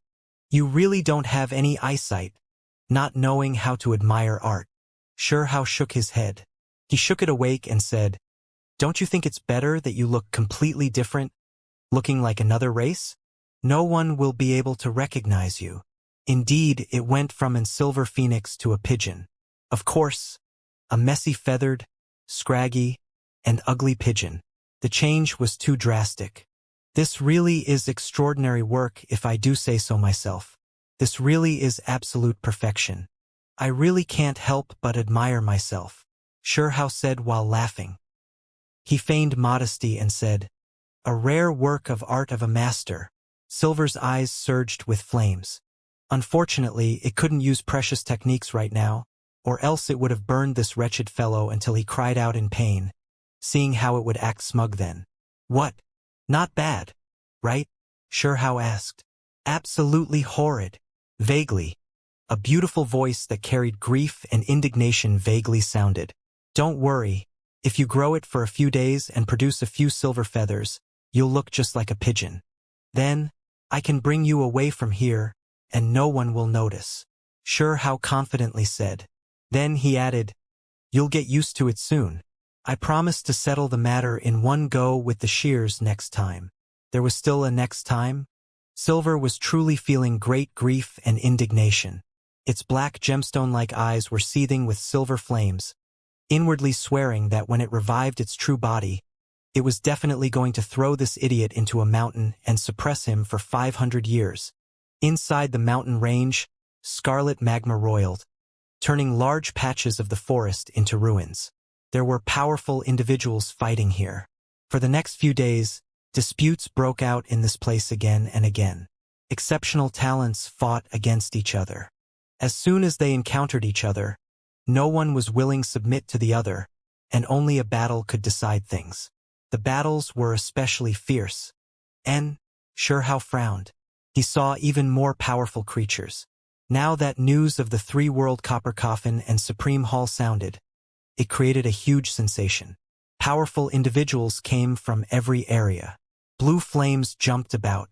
An enormous earthworm appeared. It was more than 50 zhang in length.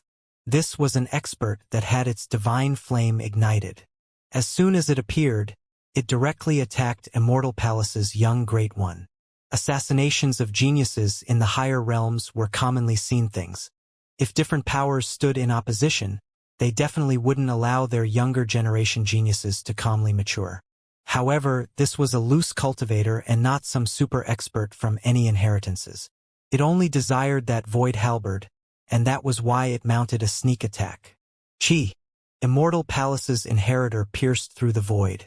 He completely disappeared, avoiding this expert's attack. The several dozen zhang long earthworm was like a giant snake. It coiled about in the sky, leaving behind blue symbols.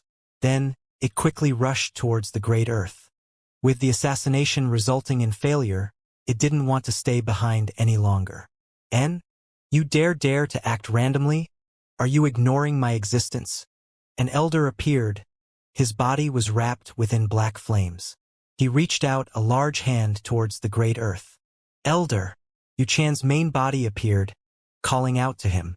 This was an expert from heaven-mending sect that had ignited his divine flame. He also arrived in this region. The earthworm broke away. It was shining as half its body entered the earth. Its movements were extremely swift and violent. Imprison! The elder shouted. He brought out a divine bead that radiated earthen yellow radiance. It surrounded the mountain forest below, making the earthworm's body go rigid, unable to escape. This was the difference between a loose cultivator and that of a holy land. The former lacked formidable precious artifacts, while it was different for the latter. They had weapons that could completely suppress experts at the same level. That bead was an earthwalk bead, purposely created for creatures that relied on the earth. It immediately made the earthworm lose its method of mobility. Wang! The void split apart. Immortal Palace's disciple appeared. His long hair scattered down behind him. His body was slender and sturdy. Dazzling radiance exuded from him. The void halberd in his hands hacked down. Pooh! Bloody light splashed outwards.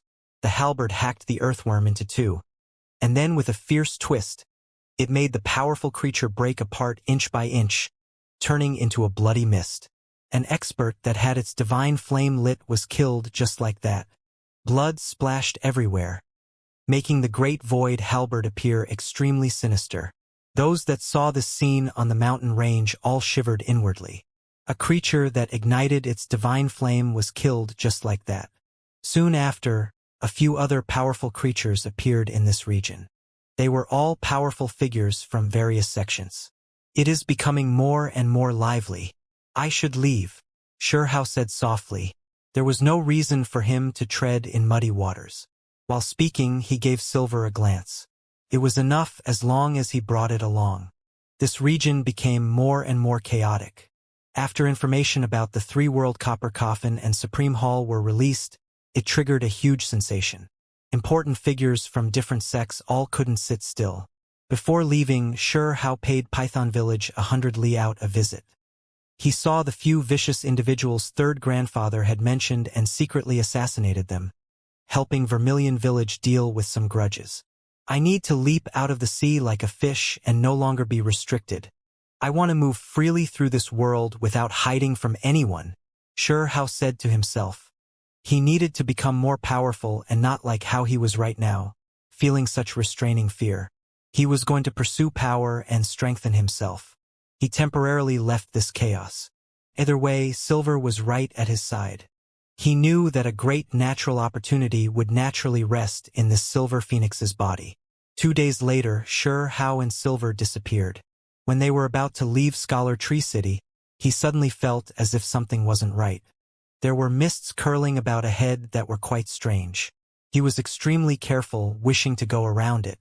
However, in the end, he found that the entire place was like this. This was a great ceiling formation. Silver was extremely nervous. A pair of large eyes that flowed with dark radiance moved about. However, it didn't say anything, obediently staying by his side. What a huge expenditure to directly seal up this region. Xianxia sighed in admiration. It was clear that a great sex expert hurried here and sealed up this place in order to capture the silver-haired woman. He woke up the divine striking stone.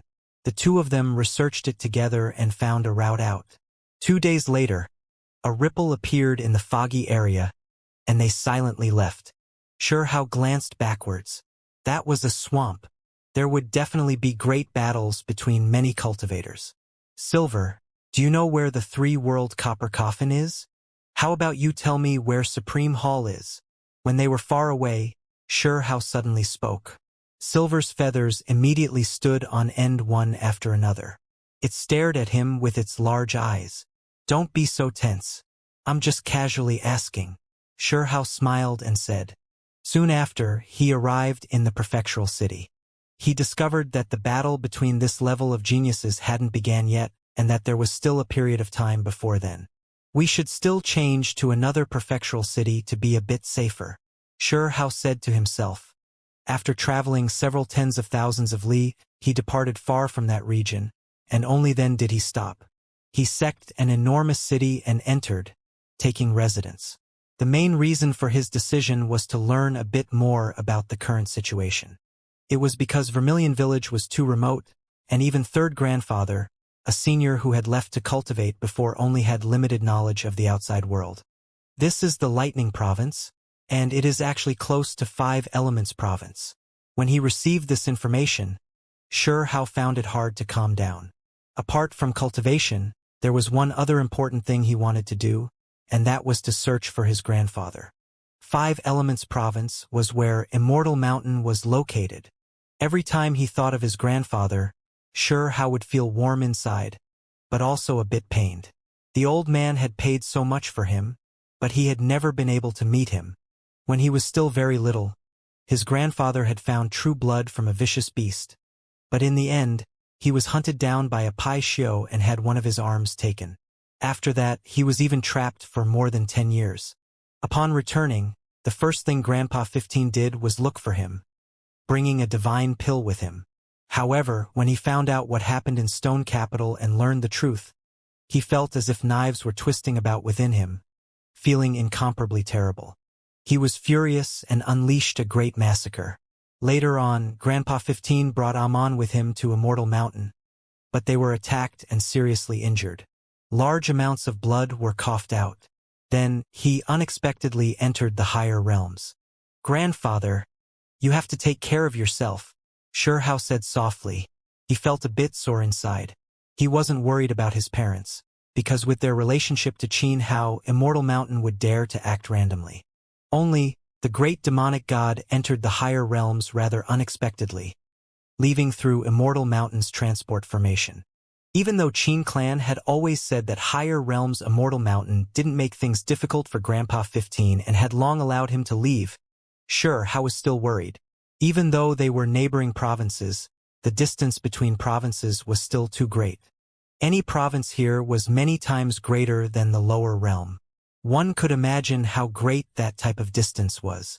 Even if it was a cultivator, if they only relied on flying, faced with these boundless territories, it would still be many years before they could reach another one. If one wished to cross provinces and head for the distance, One had to borrow the transport formations of a few enormous cities, or else this tremendous distance would leave anyone feeling dizzy. Sure Hao paid a piece of precious material he brought with him from the lower realm. Could be said that his expenditure was great. Then, only after a few days did he ascend an ancient transport formation and follow a group of cultivators through the void towards Five-Phase Province. If one wanted to cross provinces, it was extremely difficult. The expenditure for using these transport formations alone was already something normal people couldn't endure. Then, he entered a few more formations in this province and traveled a few more times. He finally found Immortal Mountain and began to close in on it. I'll cultivate while I search for grandfather. This was the decision he came to. During this process, Silver entered a state of sleep. Its body was shining inside, flickering with all types of symbols as if it was recovering. Sure Hao placed it into his heaven and earth pouch. There is still 10,000 li to Immortal Mountain, Sure Hao said softly. As soon as he entered Five Elements Province and got a bit closer to Immortal Mountain, he heard a few rumors. There were some cultivators discussing inside the enormous city. The Qin clan is extraordinary after all, actually producing such an exceptional youth. For one person to possess two immortal bones, sweeping through everyone in the same cultivation realm and powering through all opponents. During this year, Qin Hao's power shook all of Five Elements Province, looking down all opponents in the same level and overlooking the world.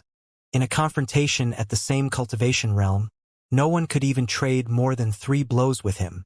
Rumors have it that one of his immortal bones came from the lower realm, that it belonged to his older brother. I wonder if this is true or false. Shush, lower your voice. This type of thing cannot be randomly talked about. There are some people that have been warned and lashed out at by Immortal Mountain. There are some who even lost their lives because of this. Sure Hao was somewhat speechless.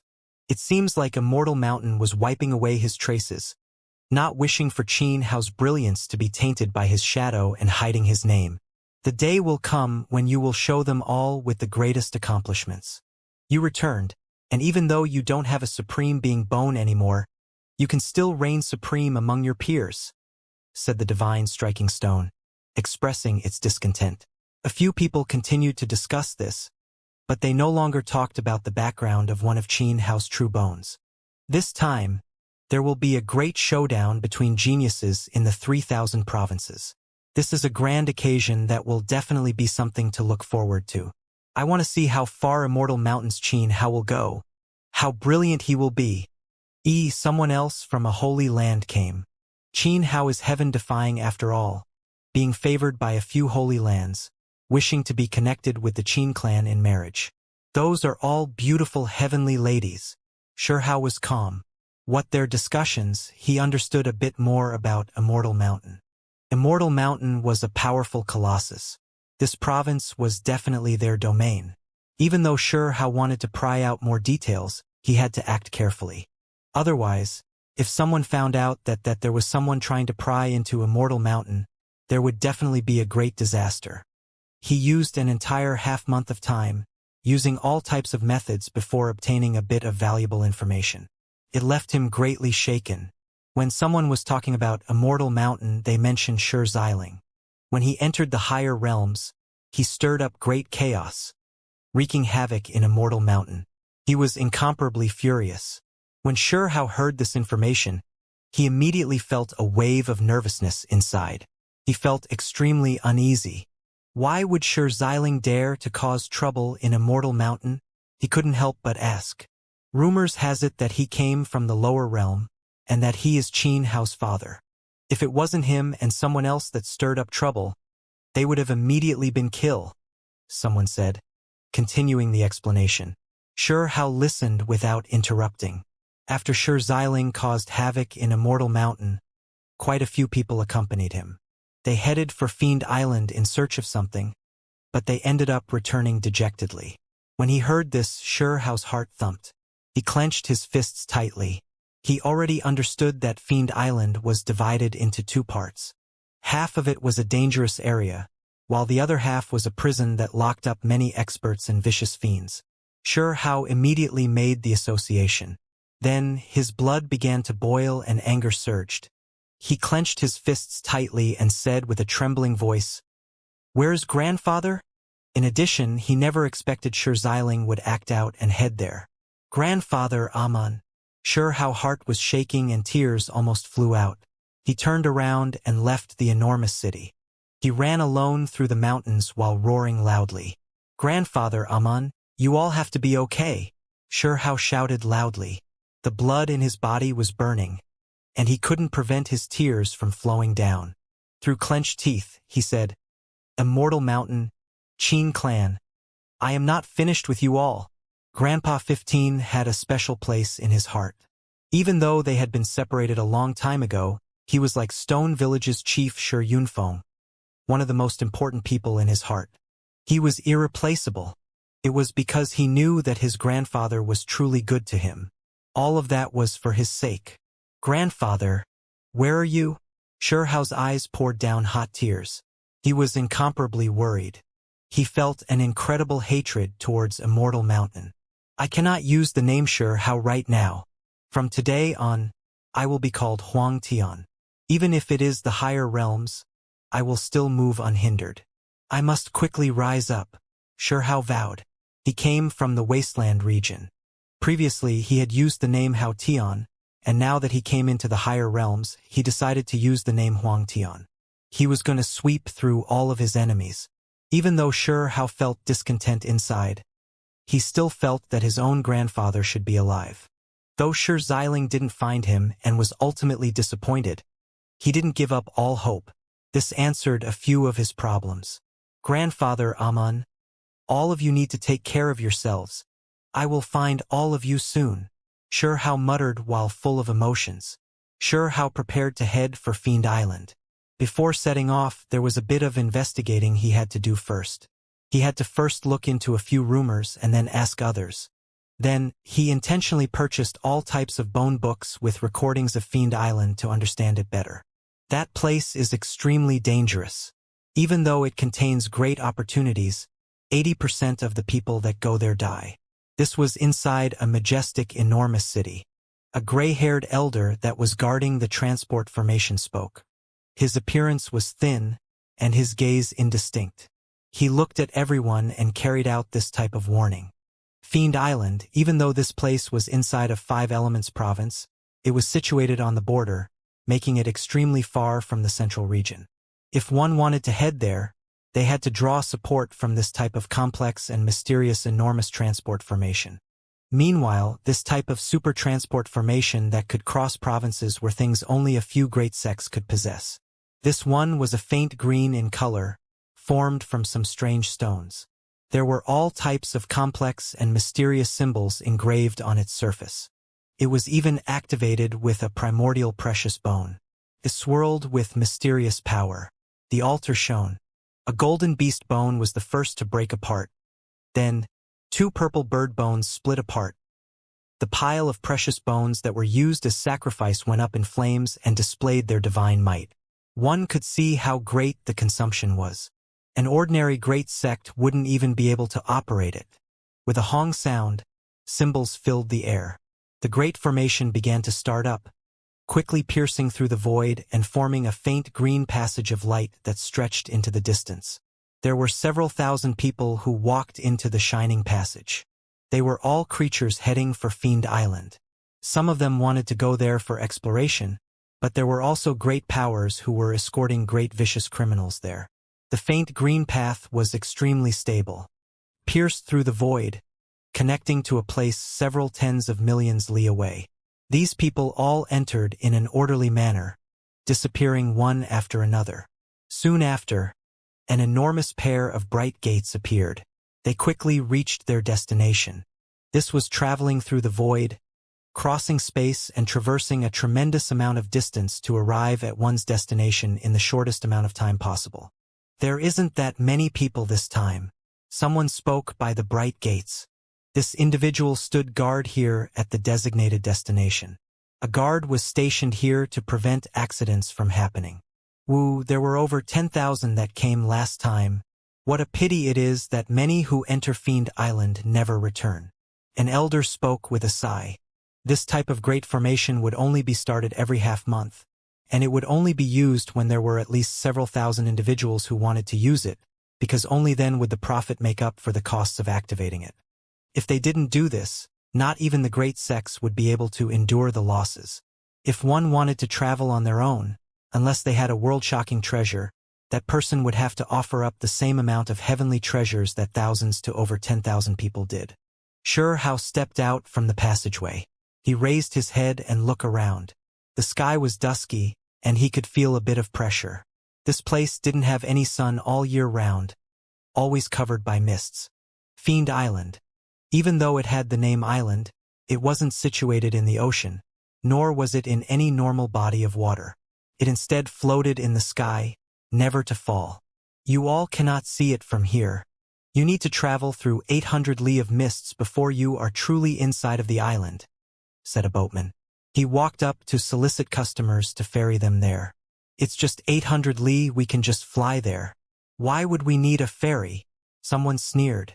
After speaking, he stepped onto a precious artifact and took to the air, quickly leaving for the distance. However, after only traveling several dozens of li, a cry of fear sounded. The 800 li of mists is extremely terrifying. Normal people cannot travel through it. Another boatman walked up to get business. Everyone was shocked. This misty region was not normal after all. The few individuals that flew out all returned in a sorry state. They were all badly injured with broken bones and torn muscles. Their injuries were severe. Being able to return alive isn't bad. You have to understand that there are many untold dangers inside, said an elder. As a result, everyone dispelled their hesitation and ascended the boats. They chose the safer method of approaching the island. Hao did the same. He stood on the boat while carefully observing the surroundings. The mists ahead became more and more dense, and towards the end, it was hard to even see the scenery clearly. If there was no guide, it was extremely easy to get lost. This boat wasn't moving through water but instead flying through the sky. It was refined from a very special type of material in Fiend Island. It carried lightning radiance and could travel through the air. What is that? Suddenly, someone cried out in alarm. In the mists 100 zhang out, there was a pair of lantern like bloody red eyes. It flickered with ice-cold radiance and was suffused with dense killing intent. This was without a doubt an enormous creature that could fly through the misty region. It stared at everyone on the boat. Everyone, all of you should feel that this trip was worth it now, right? If you all flew by yourselves, there would have been endless dangers waiting, said the boatman. He lit a bone lamp on the boat and then, it really was strange. The pair of dark scarlet eyes closed and the mysterious beast silently backed off, its killing intent disappearing. The boat was traveling quite slowly. It was clearly avoiding a few dangerous areas. This left everyone quite surprised. It was already like this before they even reached the island, so one could imagine how vile the environment within was. Hao sat on the boat with his eyes closed. The 10,000 spirit diagram appeared within his heart. He silently studied it, not wasting time even on this trip. He knew that only by continuously increasing his strength would he be able to roam unhindered through this world, not shackled by anything. After entering the higher realms under normal circumstances, he would never use the Kuan Peng technique or any precious techniques that were so symbolic, or else he would immediately raise an uproar and have others see through his identity. 10,000 spirit diagram was something that could change the rotten into something magical. The more Hao understood it, the more peaceful he felt. After reviving, he had always been studying it. We arrived. A long time later, the boat already stopped. Everyone got off the boat one after another. This was an enormous island. It was like a continent that floated in the void. It covered this area like a great dark cloud, bringing everyone a wave of ancient aura. We finally arrived. This is the legendary Fiend Island. It really is enormous after all, being at least 10,000 li in size. I can feel a mysterious energy here. This will be the training grounds for sharpening myself. My path to becoming strong starts here. A few youngsters said softly. They were all excited and nervous. Meanwhile, those that were a bit older were comparatively more reserved without speaking much. They only calmly observed their surroundings. Several dozen boats reached the shore one after another, and then several thousand people walked ashore at almost the same time, walking onto this enormous, mysterious, and dangerous island. Xianxia noticed that there were some individuals who were extraordinary from this group. They restrained their blood energy, making them seem like dormant vicious spirits. They were definitely powerful and should have ignited their divine flames. Apart from this, there were some youngsters that were particularly shocking as well. He could tell with a glance that their natural talents were formidable. In addition, they all had powerful servants following and protecting them. Could it be that there are exceptional talents hidden within? Xianxia was astonished. He saw one or two youngsters that were especially extraordinary, like dragons hiding within a group of beasts. Haha, finally arrived. This is a dangerous place, but also a place of natural luck. I am going to find the legendary immortal tomb and use immortal blood to create an unrivaled body. A youth who wore purple robes roared with laughter. Many people turned around, releasing a snort in his direction. They were displeased with his flamboyant attitude. What are you all looking at? The youth roared. Then, an enormous wave of blood energy seeped outwards. The void image of an enormous beast appeared behind him. It was sinister and fierce, and its aura pressured everyone. What? A Taotai? Everyone became shocked. Many people couldn't help but back up, their bodies feeling chilly. This youth was a Taotai. His identity was definitely not ordinary. There were several old servants around him as well. Every single one of their eyes were deep. They didn't speak a word and protected him. Taotai was one of the world's most powerful creatures, could devour the world.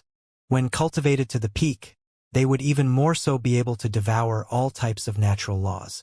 Once their race's excellent figures matured, they would become unmatched. Hang! In the distance, someone released a snort. It was a youth that wore golden feathers. Golden radiance curled up around him, shining extremely brilliantly. Ancient Golden Luan race's youth, someone said in a low voice. This was also a powerful race that was few in number. However, when one appeared, it would make everyone in that region break out into a cold shiver. Are you unwilling to yield? We'll meet again on the island in a bit. The Taotai youth laughed loudly. It seems like the people that came this time aren't simple. An older generation figure commented from the side. There were many races that came. They were all formidable figures. In reality, Xianxia also noticed that they were unordinary. Apart from the creatures that had their divine flames lit, the one he paid the most attention to was a silent youth. That person's face was pale and his eyes dim, almost a bit depressed. He never said anything from the very start, but Xianxia had a feeling that this person was extremely terrifying. Let's go to the island. There were no clashes that happened in the end. Several thousand people headed towards the island together. There wasn't much vegetation here, and it was shrouded in mists all year round. The great earth was dry and hard. Enormous rocks could be seen from time to time. Fiend Island was divided into two regions. One of them was the prison region, and the other was a naturally dangerous place. Right now, they could see the prison region. It was a dark expanse. All of the constructs were formed from black gold and other types of precious materials. It was indestructible. There were also sect master characters that carved down undying formations to suppress this place. There were many powerful individuals and vicious demons locked up within. There was no lack of heavenly deities inside either. Move quickly. When they approached the prison that flickered with cold black luster, they could see a few prison chiefs who were brandishing long whips that flickered with symbols. They were thrashing them at a group of convicts whose hands and feet were bound and their cultivations sealed, escorting them to a mine. Once one was locked up in black prison of Fiend Island, it meant that one would almost never regain their freedom.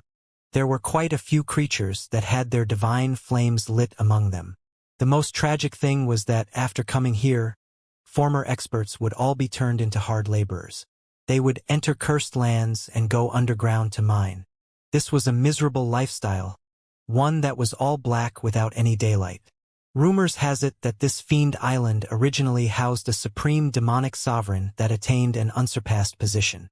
Endless years ago, He had previously swept through every sect and became the supreme being of a generation. When he reached his later years, he wanted to break through the limits of this world and truly transcend. But in the end, he attracted the natural laws of the immortal Tao. Lightning descended, completely blasting a holy island that was rich with precious medicines and spiritual essence into ruin. There was no longer any life force, and this place became dull and desolate. Someone sighed and said, "During that battle, the demonic sovereign seemed to have almost transcended. Heaven and earth were crushed, and even the natural laws of the immortal Tao were shackled. Rumors had it that it slaughtered a forbidden creature that had appeared inside the immortal Tao lightning. In the end, the demonic sovereign died. His flesh merged with the island, not allowing this place to break apart. In addition, the immortal lightning was guided into this place, creating many rare precious materials as a result. In addition, within the legendary dangerous area, there was an immortal tomb that appeared. It belonged to that forbidden creature. After endless years had passed, many supernatural things had happened on this island. Slaughters had broken out, and quite a few heavenly deities even fell here. As a result, this place became known as Fiend Island. Half is a prison, the other half is a dangerous place. Choose where you would like to go. After entering the island, someone came to supervise everything, informing everyone of a few circumstances they should know. Sure How selected Black Prison and headed in that direction. Only a few hundred people from the thousands of people chose to come here. The others all decided to go to the dangerous region because even though that place was more dangerous, there were great natural opportunities as well. The Black Prison region had many well-known ancient mines. There were quite a few rare precious materials inside. Someone had even dug up a broken bone that had the blood of a supreme being died on it before. Those paramount existences that were on the verge of transcending this heaven and earth stood at the very peak. Their blood contained unimaginable mysterious power that would not fade after tens of thousands of years. Something like this could be directly refined into divine pills. Normally, the supervisors of the prison urged the prisoners to mine and excavate deeper, but they also allowed outsiders in to explore the ancient mines. However, 70% of what outsiders found had to be handed over. The underground here was cursed. There was a mysterious power that would place the lives of those in it into danger from time to time. Otherwise, they wouldn't have opened it up to outsiders. If one wanted to excavate things from it, the price was huge. Sure How came, selecting the prison region because he wanted to find information about his grandfather and learn what truly happened. He missed the venerable grandfather who he hadn't seen for all these years. He worried for his grandfather's safety. Unexpectedly, without even investigating too deeply, he already obtained information regarding his grandfather after just coming here. The great demonic god Grandpa 15 was actually a well-known figure here. All of you better behave yourselves. Don't think that just because one person broke out that all of you have hope of breaking free. Let me tell you all right now that something like that is just wishful thinking. A prison chief waved the long black whip in his hands. Lightning power flickered about, and with a "pa" sound, it landed on several convicts' bodies, lacerating their flesh and causing blood to splash outwards. There wasn't any rights or freedom to speak of here. That single-armed fella can't live long. Even though he escaped, there is no place for him to survive in on this fiend island. He definitely already died in the depths of the island. The prison chief was vicious, severely warning these prisoners that hadn't been locked up for a long time, telling them that if any of them dared to flee, they would be slaughtered immediately. They all had fetters and handcuffs on made from special materials. There was no lack of powerful supreme experts among them, but after putting on these shackles, they couldn't rebel at all. They all became prisoners. Let me tell you guys that forget about you guys. Even if it was a deity, they would still have to obediently follow the rules and cannot act wantonly. The prison chief berated and threatened. He pointed forward and said, "Do you see? Inside that ancient mine are creatures that have ignited their divine flames. There are several tens of them, all obedient and not daring to play any tricks. It is because they knew that the result of challenging authority is death. The ancient mine was quite special. It released auspicious light, clearly containing divine materials. It was one of the most precious great mines, but the curse inside of this place was even stronger. Only extremely powerful individuals could mine there. Apart from this, there was a stone mountain next to this ancient mine. On top of it hung 6 or 7 corpses, all of them eroded by the harsh weather, but a weak light still burned within them. They were all creatures that ignited their divine flames. This was a powerful intimidation. Even deities were killed, warning everyone that those who dared to rebel and tried to break out would only have one end: death. Sure Hao and several hundred others arrived here, calmly watching. They weren't prisoners, so they naturally wouldn't receive any punishment. They were just watching this scene of warning. Grandfather had broken through his shackles and successfully broke out. Is he still on this island? Sure Hao said to himself. He was extremely worried. This island was dangerous. Everyone, this way please. Someone guided Sure Hao's group of outsiders, leading them into the mining region along an alley. There were many ancient mines here. Some had already been excavated for several tens of thousands of years, but they were still being mined. Large holes could be seen on the ground one after another. They were all numbered. Some mines were quite special. One could see multicolored light rising from them even from far away. They contained formidable items inside. Unfortunately, these mines were not open to outsiders and only divine-level prisoners were allowed to mine them. It was because regardless of what was unearthed, they all had to be turned over. The reason outsiders were able to come was due to the pressure Black Prison faced from the various sects, so they had no choice but to open up a portion to the outside world. There was one other important reason, and it was that this place was too hard to excavate. One needed true experts to go deep inside to obtain anything. It was dangerous and troublesome. Sure Hao didn't come here to mine and only came to find clues about his grandfather. However, when he truly approached this place, he was still a bit shocked. There were treasures in the depths of the earth that hid good stuff, and he personally saw someone dig up a great piece of divine material. It was a piece of strange crystal that was sparkling and translucent. There was a trace of lightning sealed within, the electric light especially dazzling. It was fixed there and did not rush out. Good stuff. This is divine Tao lightning. Enough to startle the big figures. The prison chief exulted. He ordered someone to collect it and carefully seal it inside of a precious case. Fiend Island was under the control of several great powers, the most powerful among them being Immortal Mountain, who was able to direct everything here. It could be said that half of the resources on this island belonged to the Qin clan. If this crystal was respectfully offered up, it would definitely bring about joy and reward from the higher-ups. For experts that cultivated lightning, this type of lightning was a treasure. Sure Hao was moved. He looked at that streak of lightning and vaguely discovered some symbols hidden within. I guess I'll stay here for a bit of time, searching for grandfather's clues and simultaneously try my luck, Sure Hao said inwardly.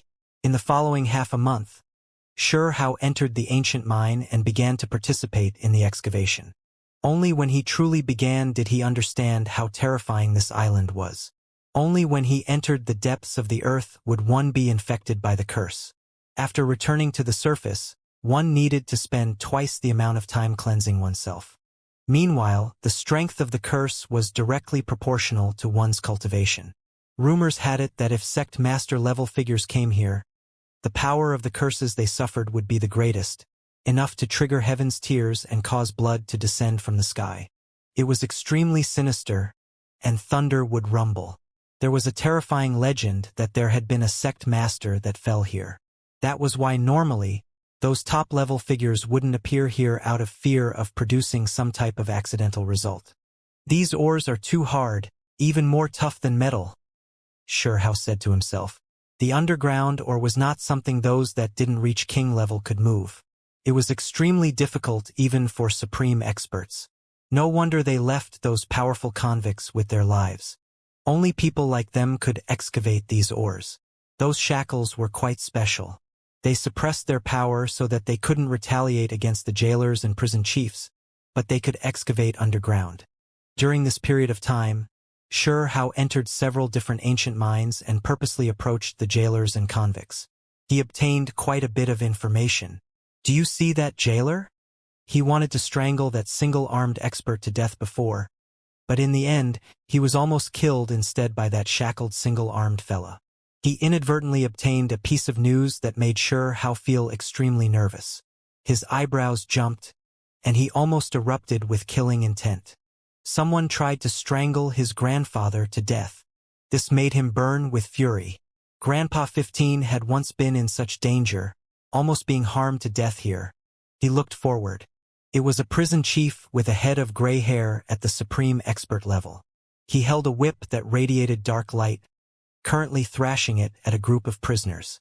His cheekbones were tall and his lips thin. His eyes were like those of a snake's, and his entire body looked harsh. Those prisoners that were a bit slower would receive a lash.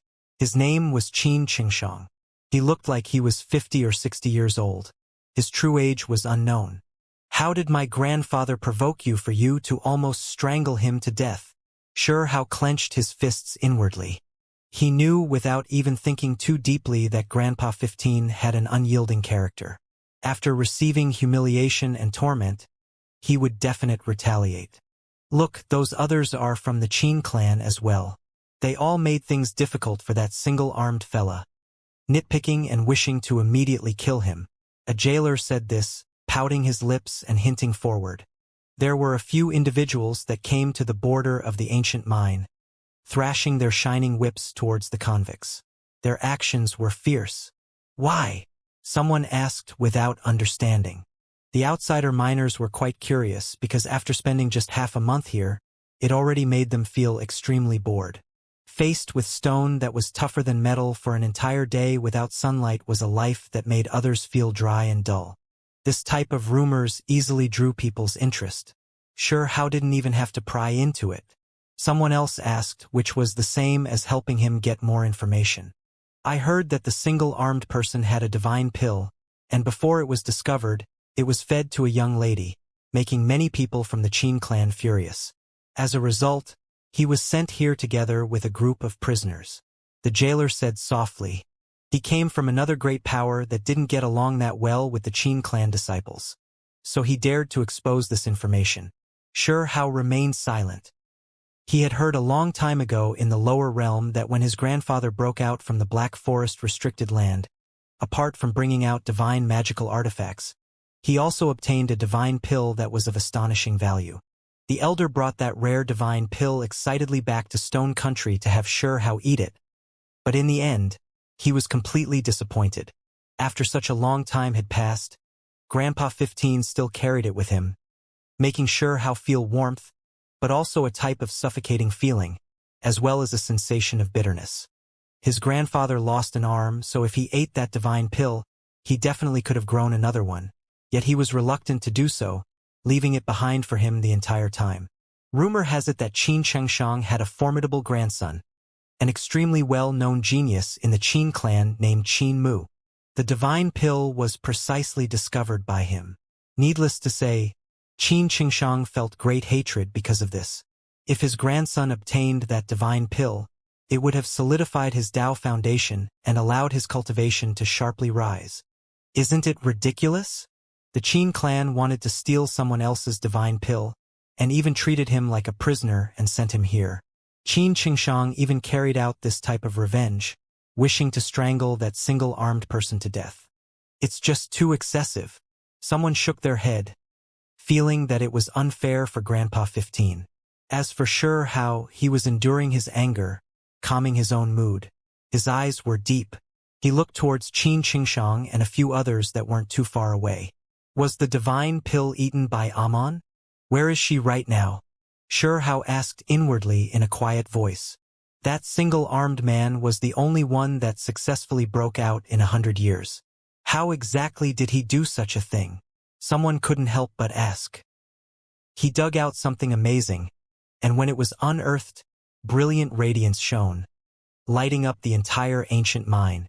That single-armed man was also decisive, directly devouring it. The jailer felt that it was quite a pity, but even more so felt an endless jealousy. What kind of thing was it exactly? Everyone asked. I do not know. Either way, after he ate it, that single-armed man's entire body shone, and the shackles were directly broken. He erupted with power and almost slapped Qin Qingshang rotten. He then slaughtered his way out. Grandpa 15 unleashed a great slaughter, killing several dozen Qin clan experts and fled this region, entering the depths of the dangerous area. Then he was never seen again. What about the girl that ate the divine pill? Was she not sent to Fiend Island? Someone asked. She was not. She remained in Immortal Mountain. Thus, Hao understood what happened, smoothly obtaining information about his grandfather and Amon. A wave of anger burned within his heart, one that jumped about intensely. He was originally going to immediately leave this place for the other half, the true dangerous area of Fiend Island, but he temporarily endured that urge. Otherwise, it would appear a bit too sudden. After understanding that there might be unusual treasures here, Hao was moved as well. He had used the dual pupils many times before and operated his symbol divine force to the limit to investigate this place. There really are great treasures. Several days later, after Hao entered the depths of the old mine, he used the dual pupil again. When he carefully observed this place, he found an astonishing auspicious omen. In the very depths of the stone layer, there was a radiance that was even more brilliant than a sun. It was radiating light, as if it was going to blind that dual pupil. What kind of item is that? Hao was extremely shocked. He realized that he had found a rare treasure with the dual pupil. It should be extremely heaven-defying. Once this type of thing was unearthed, it would most likely trigger a tremendous sensation. He immediately woke up the divine striking stone, plotting with it about how to excavate it. We have to find a way. If there is no way, then let's just start something big, open up Black Prison and free all of the prisoners trapped here by Immortal Mountain. Hao said to himself. He already understood that there were many captives imprisoned in Black Prison that were previously opposed to Immortal Mountain. If he opened up this place, it would raise a huge storm. Rumors had it that there were a few true deities that were suppressed in Black Prison. Hao frowned, and with a sigh he said, "There is some hidden danger. If Black Prison really has a true deity sealed here, once released, we will be in danger as well. We can't fight against it at all." This problem was extremely serious. Even if one was to take a risk for wealth and move during the chaos, it would still only be worth it if they were alive afterwards. The divine striking stone was extremely careful, sensing an unusual aura here. It left the Ormine and gazed into the metal prison. Its mind immediately trembled. This Black Prison was covered in symbols. The natural laws were complex and mysterious. Its mind shivered inwardly. This was a formation left behind by a sect master-level figure. It was vast and great, difficult to break into. We cannot take act indiscriminately. This formation is too formidable. I most likely cannot break through it. The effects of this matter were too great. The two of them researched for a long time and deduced that there were even more complex great formations inside the depths of the black imprisonment created from the hands of higher realms giants, making them even more careful. Even though I really want to bring Immortal Mountain a nice surprise, releasing all of their enemies, but it's difficult. Hao shook his head. Then they reached the surface. Hao chatted with the others on Fiend Island, learning some astonishing information. This entrapment was formidable. There might be a heavenly deity seal here, one that has existed for an incomparably long amount of time, surviving this entire time. However, no one has seen it before, so it is just a legend. However, at the very depths of Black Prison is a restricted land that not even the prison heads who ignited their divine flames would willingly step into. They wouldn't easily approach that place. Hao sucked in a cold breath of air. This Black Prison on Fiend Island was even more terrifying than what they had imagined. It wasn't a normal prison. After thinking about it carefully, he decided that he couldn't act randomly. You group of lower scum prisoners, hurry up and mine. If you don't complete the amounts allocated, you cannot come up. In the distance, a loud berating sounded. Qin Qingshang and the others brandished their lightning whips, striking and lacerating the flesh of those convicts. Blood flowed out everywhere. I cannot go on anymore. The curse has affected me too greatly. I need to come up for some rest. or else I cannot live for many days longer," someone pleaded. "Even if you cannot go on, you have to stay down there. You are a prisoner, so what qualifications do you have to ask for anything here? If you don't want to go down, then we'll kill you right now. Immediately go back down into the mine. Great One, please show some mercy," a few prisoners pleaded. "Get lost, all of you go back down. Hurry up and mine, or else all of you will get beaten up too," Xianxia shouted. "He truly is overbearing, abusing others unrelentingly here," Shihao said softly. A glimpse of killing intent seeped out. Several days later, a disturbance broke out again, because there were people who died from mining for several days in a row. Several corpses were brought out. Many prisoners became angry. Since they were going to die anyway, what was there to be fearful of? This triggered an extremely serious result. Great oppression would inevitably lead to retaliation. "We should move during the chaos." Shihao decisively took action. During these days, he and the Divine Striking Stone researched for a long time, feeling that they could break through the outermost layer of the prison while still guaranteeing that they didn't get dragged in themselves and wouldn't be detected. However, if they wanted to carry out a large-scale action, then that would be impossible. After all, this was a strategic location. If it was that easy to break through, someone would have successfully released the prisoners a long time ago. The Divine Striking Stone had spent the past few days underground. It could travel through the earth and set up some things in the outermost layer of the prison. It had already set up its preparations, and now they were about to start the operation. "No one will find any clues?" Shihao asked. "They won't. This is a natural law formation. I used the dual pupil and found a few terrifying streaks of lightning in the depths of the earth and cleverly guided them over, making people think that it was brought about by the mines themselves. The lightning radiance hidden in the earth will then explode. The rarest resources within Fiend Island was without a doubt the demonic sovereign's blood. Only it has been many tens of thousands of years since a drop had been found. Apart from this, there was also the forbidden power that remained from the immortal Tao lightning tribulation. Shihao and the Divine Striking Stone entered the depths of the ancient mine, and then they triggered the lightning power buried underneath. This power was sealed within a special material, and at this moment it erupted. Hong! Black Prison's first layer rumbled with noise. Blinding lightning streaked about, and those metal constructs were pierced through. Symbols were wiped out, and blazing radiance illuminated the heavens. The seals were broken. At the same time, a few important ancient mines cracked apart. There was lightning flickering about underground. Not good. The underground lightning surged. There are immortal Tao fragments rushing out. Protect Black Prison. Do not allow it to break. A prison chief shouted loudly, or else the consequences would be too severe. If the ancient true deity was released, just the thought alone made them break out in shivers. That would be an absolute disaster. Hurry! Seal up the underground lightning.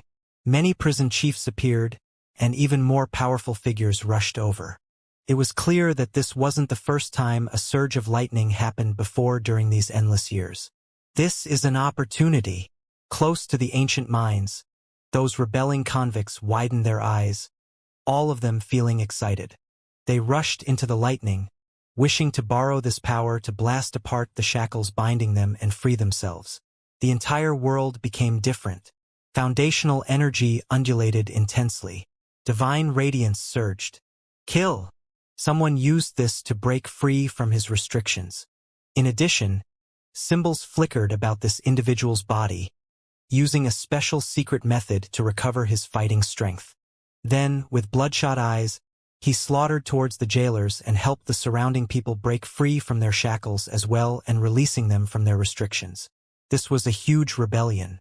It was precisely at this moment that Shihao went underground, breaking through the tough rock layers to approach the earth treasure.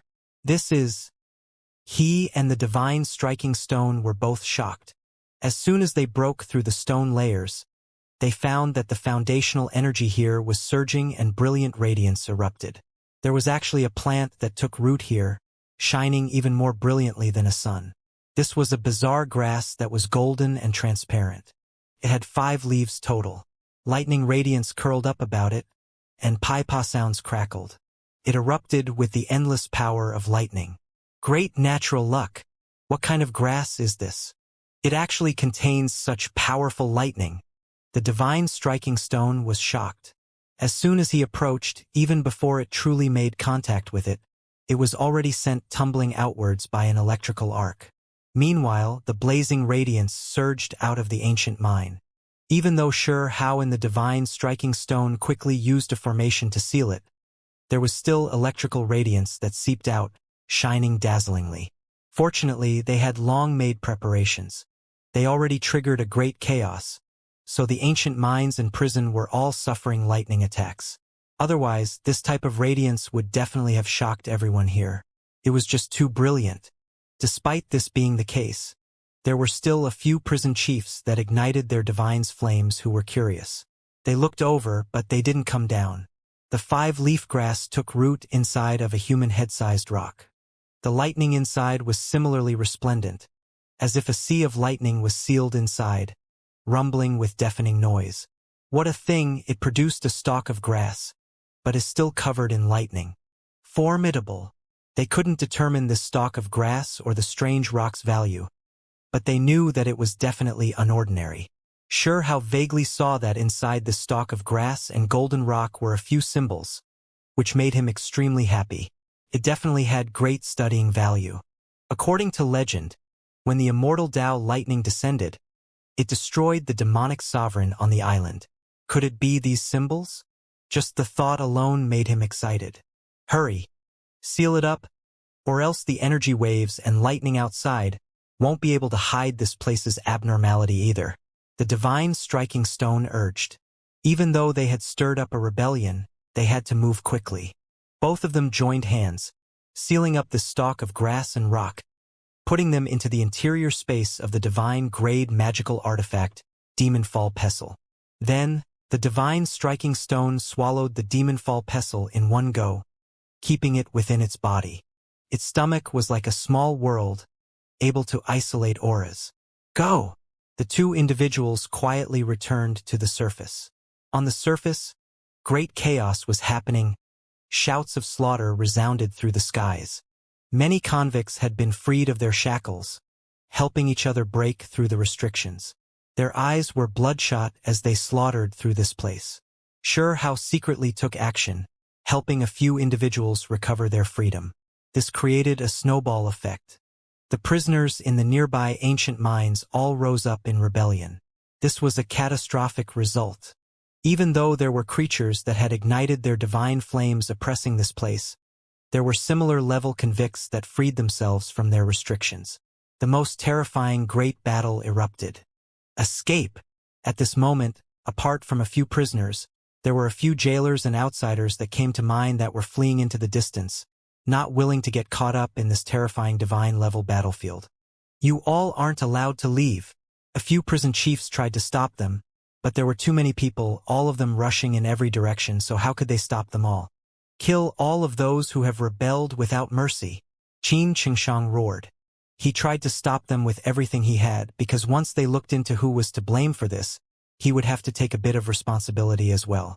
It was because his ancient mine was the first one that a rebellion broke out within. Sure how intentionally passed by this place, taking action in the chaos. His hands formed a palm imprint that released lightning radiance. A fist smashed over. Xianxia was incomparably cold. He faced everyone with a nasty grin, but soon after, his expression froze. Pooh! One of his arms immediately exploded, and then the blood turned into ashes under the lightning radiance. What kind of power did Sure How have now? He was a cultivator at the supreme expert realm. If it wasn't the most powerful figures like exceptional talents, who could stop him? You? Who are you? Xianxia felt as if something wasn't right and cried out with horror. Such a powerful supreme expert, yet so young, was too rare. This was definitely a well-known young heavenly genius. Sure How's pupils were ice-cold. The other party actually dared to try to strangle his grandfather, so this person was long dead in his eyes. He didn't say anything and took action again. Hong! Sure How's second fist smashed outwards. Lightning erupted. Xianxia's body immediately exploded, but the blood and other parts quickly dried up, turning into nothing under the electricity. Even though Fiend Island was covered in dense mists, there were still a few Qin clan disciples that saw this. They all couldn't help but cry out in shock. This type of method was too tyrannical and terrifying, more formidable than those geniuses of the Qin clan. It left them shaking in fear. With a raise of Hao's finger, several streaks of lightning pierced through the space between their brows. Blood poured out, and then another expanse of scorched blackness could be seen. Several heads tumbled downwards. Many people were fleeing, some leaving Fiend Island, others hiding in the edge of the safe region of the island in wait for this great chaos to end. Hao was quite unhurried. He entered the other region, Fiend Island's truly uninhabited area. It was the dangerous region. The mist in this region was even thicker. As soon as he walked in, he felt the danger of getting lost.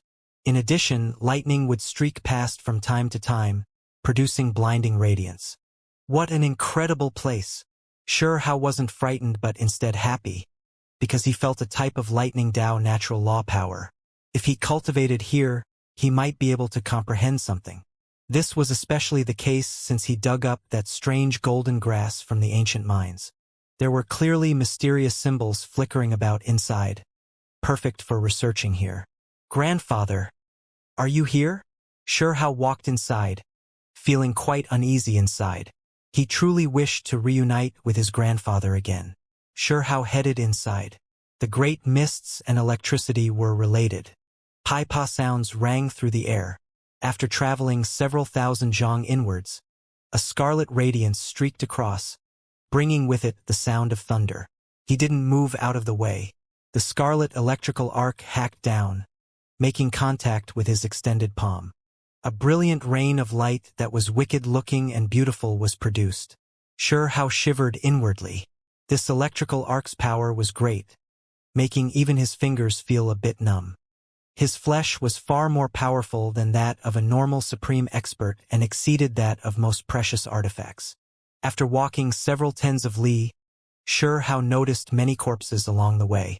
These had been accumulated over endless years. The bones that were left behind were all scorched black. One could see how miserable they were before their death. Suddenly, he felt a slight chill. He immediately turned his head, and what he saw was a pair of scarlet eyes that opened. Then, lightning erupted, hacking towards him. Under ka-cha sounds, lightning radiance flew out streak after streak.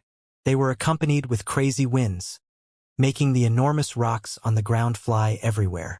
This was a creature that wasn't weak. Hao stood sideways, avoiding the streak of electricity. His eyes flickered with radiance.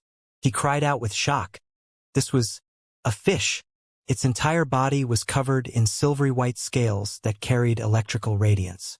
It was over 10 meters in length. It opened its bloody mouth and released electricity. The fish itself swam over through the void. There were no great rivers, no lakes.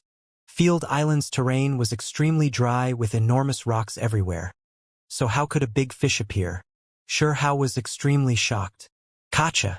This large fish brandished its tail, once again releasing lightning radiance. It rushed over with great power. There were lightning symbols all around its body that erupted here. It really is strange. How did it grow up? There's no water here at all. Hao took action. His palms shone. A swan and eye imprint appeared, absorbing all of the lightning. Then it attacked towards the fish. Suddenly, all of the fine hairs on his body shone. He looked into the distance and saw that multiple pairs of scarlet eyes were opening one after another. They were quickly rushing over. School of fish. Hao's eyes widened. Then, he felt as if things weren't going well. The distance looked like a sky full of stars. Countless eyes appeared, converging on this direction. At this moment, he couldn't help but retreat. There were just too many of these fish to the point where it was a bit terrifying. They hid the sky and covered the earth, bringing with them tremendous amounts of lightning. Thunderous sounds rang incessantly. Through the light produced by the electricity, he could see thousands and tens of thousands of silver vicious fish. They ranged from several meters to several tens of meters. Together, The amount of divine force they exerted was astonishing. Before leaving, Hao also issued an attack, sweeping out the stalk of grass sword intent to kill several enormous fish as a warning. Oh! Together with roaring sounds, the great earth trembled. Heaven overflowing lightning radiance flickered about, illuminating these mountains. A great white expanse was formed. The great mists were even scattered. Hao turned around, his body feeling a bit chilly. He saw that the few large fish at the very back were the size of mountains, sinister and terrifying as they moved their tails in the void. The enormous beasts in the ocean were just too large. The most terrifying thing was that one or two of them ignited their divine flames. The lightning they released was extremely astonishing. In the next moment, Hao increased his speed. As soon as he left, the sea of lightning blasted the spot he was originally standing in, making that area as bright as day. Hao fled into the distance. There was no need to fight because there were too many fishes, so there was no way he could kill all of them. In addition, there were even divine-grade experts in the rear, making it quite dangerous. The dense school of fish pursued him, not willing to give up. Only after traveling more than 100 li did they give up, because they couldn't see traces of Hao anymore. It really is a strange place. Hao headed deeper and deeper, feeling like Fiend Island was scary. From time to time, blinding light would streak across the air, as if there were cracks in the void. It was enough to threaten supreme experts. The further in he moved, the thicker the electromagnetic mists became. It was extremely difficult for normal people to endure. Along the way, he saw many corpses, some that hadn't died too long ago. It was clear that quite a few people had fallen among the ones that came earlier. Several days later, he found a lighthouse. It was especially bright in the dusky mist, like a divine flame that was jumping. It made him a bit hesitant. He carefully approached it. He saw a bone pagoda that radiated gentle light. This was a formation set up by someone. A few cultivators were seated here, taking in and sending out foundational energy to recover from their injuries. Hao made sure that this wasn't some type of trap, and then he got closer. There were several dozen people recovering here. Some people opened their eyes, but after seeing him, they closed their eyes again. There were a few others that were chatting in a soft voice, discussing their benefits in the dangerous area. Hao open-mindedly asked for guidance, asking what was going on with this bone pagoda. There were many things he didn't understand. The dangerous region is extremely dangerous. This is a bone pagoda left behind by a few experts in the past when they isolated themselves here. It became a place of shelter for those that came after. Someone explained. There were quite a few places like this. They were similar to lighthouses, acting as guides for those to come. During the endless years, quite a few cultivators came here to sharpen themselves and look for natural opportunities. Once they gained some type of insight, they would open up a cave or arrange some formations. Later on, those caves and formations were used by later generations and continuously modified. They were then turned into shining lighthouses. Hao nodded. Places like these with these types of traces were relatively safer. Once one entered the depths of the restricted area, there definitely wouldn't be this type of protection. This is a painting? He saw a painting that was stuck on a bone pagoda. It was actually his grandfather. On it written clearly that if anyone could find traces of this person, the Qin clan would present a true deity magical artifact. This is a bounty from Immortal Mountain. In the past, they even caught this person before, but later on, he was successfully rescued. Someone said, I heard that this single-armed person came from the lower realm. At first, he was sent here as a prisoner, but later on, his descendants also entered the higher realms, which caused Immortal Mountain's attitude to quickly change. I know there was that Xianxia person who went crazy, barging into this place. Qin clan was changed because of him, quickly searching for signs of the single-armed person to rescue him. Rumor has it that this Xianxia has a formidable son that successfully wielded 2 immortal bones, shaking the higher realms. That is why Immortal Mountain's attitude changed so quickly. Lower your voice. These things cannot be randomly said. Do not mention the immortal bones matters. There are quite a few people that died because of this. Qin clan's youth is truly going to defy the heavens. That Qin Hao will definitely rise up. The ones in this world that can be his opponent aren't many. Then, these people began to chat about their rewards. Once slaughtered, the creatures in the electromagnetic mist had thunderstones inside of them. They were an extremely rare and precious material. These things were quite special, innately possessing lightning Dao divine abilities. If one was lucky, they could obtain a lightning symbol from their bodies. So it turned out to be like that. Xianxia nodded. He went on his way again. Soon after, he saw ancient golden crocodiles. They all had electricity curling around them and grew within the void. With an exchange of attacks, he killed over 100 of them and collected a few thunderstones. Fiend Island was too large. They called it an island, but it was as large as a continent, vast and boundless. The creatures here were all lightning attributed and extremely fierce. Every race had supreme experts or higher-level figures overseeing them. Several days later, Xianxia almost encountered danger. He saw a great python that coiled around several dozen mountain peaks without moving. It was like a mountain ridge. When a few explorers ignorantly walked past, it suddenly erupted with power, turning these supreme experts into ashes. This was definitely a divine-level expert that was unusually vicious. Xianxia personally saw this scene. If not for his divine senses being powerful enough, if he walked forward before them, he would have most likely been in danger. He made a detour around this place. 8 days later, he experienced many dangers. He entered the depths of the dangerous land. The further in he went, the more exuberant the lightning natural laws. It was as if this entire sky and earth were surrounded by them. Xianxia was shaken. This place was definitely a place most suitable for comprehending the profound mysteries of lightning. He didn't want to waste any time and wanted to reach the depths so that he could research and eat that stalk of grass. The final lighthouse vanished as well, proving that he had entered the most dangerous region. The great fog was extremely thick.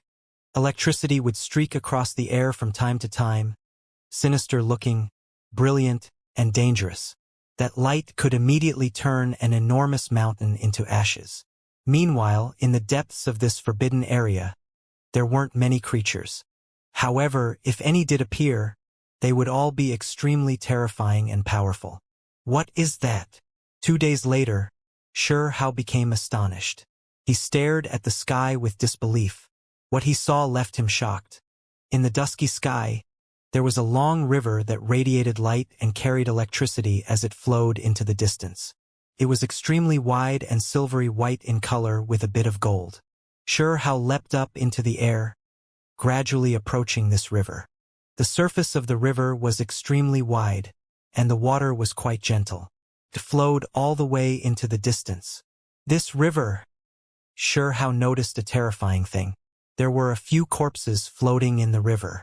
Even though they had died many years ago, they still didn't rot. They were divine-level experts. Soon after, he saw a few creatures in front of him. There were humans, but also other powerful races. They were all explorers. He walked up to chat with them. What kind of origin does this river have? This river is quite strange. Someone said that it was produced from the immortal Dao lightning, and there are others that say that the blood of the demonic sovereign flows through it. After all these years, it still hasn't dried up. Where does it flow to? Xianxia asked.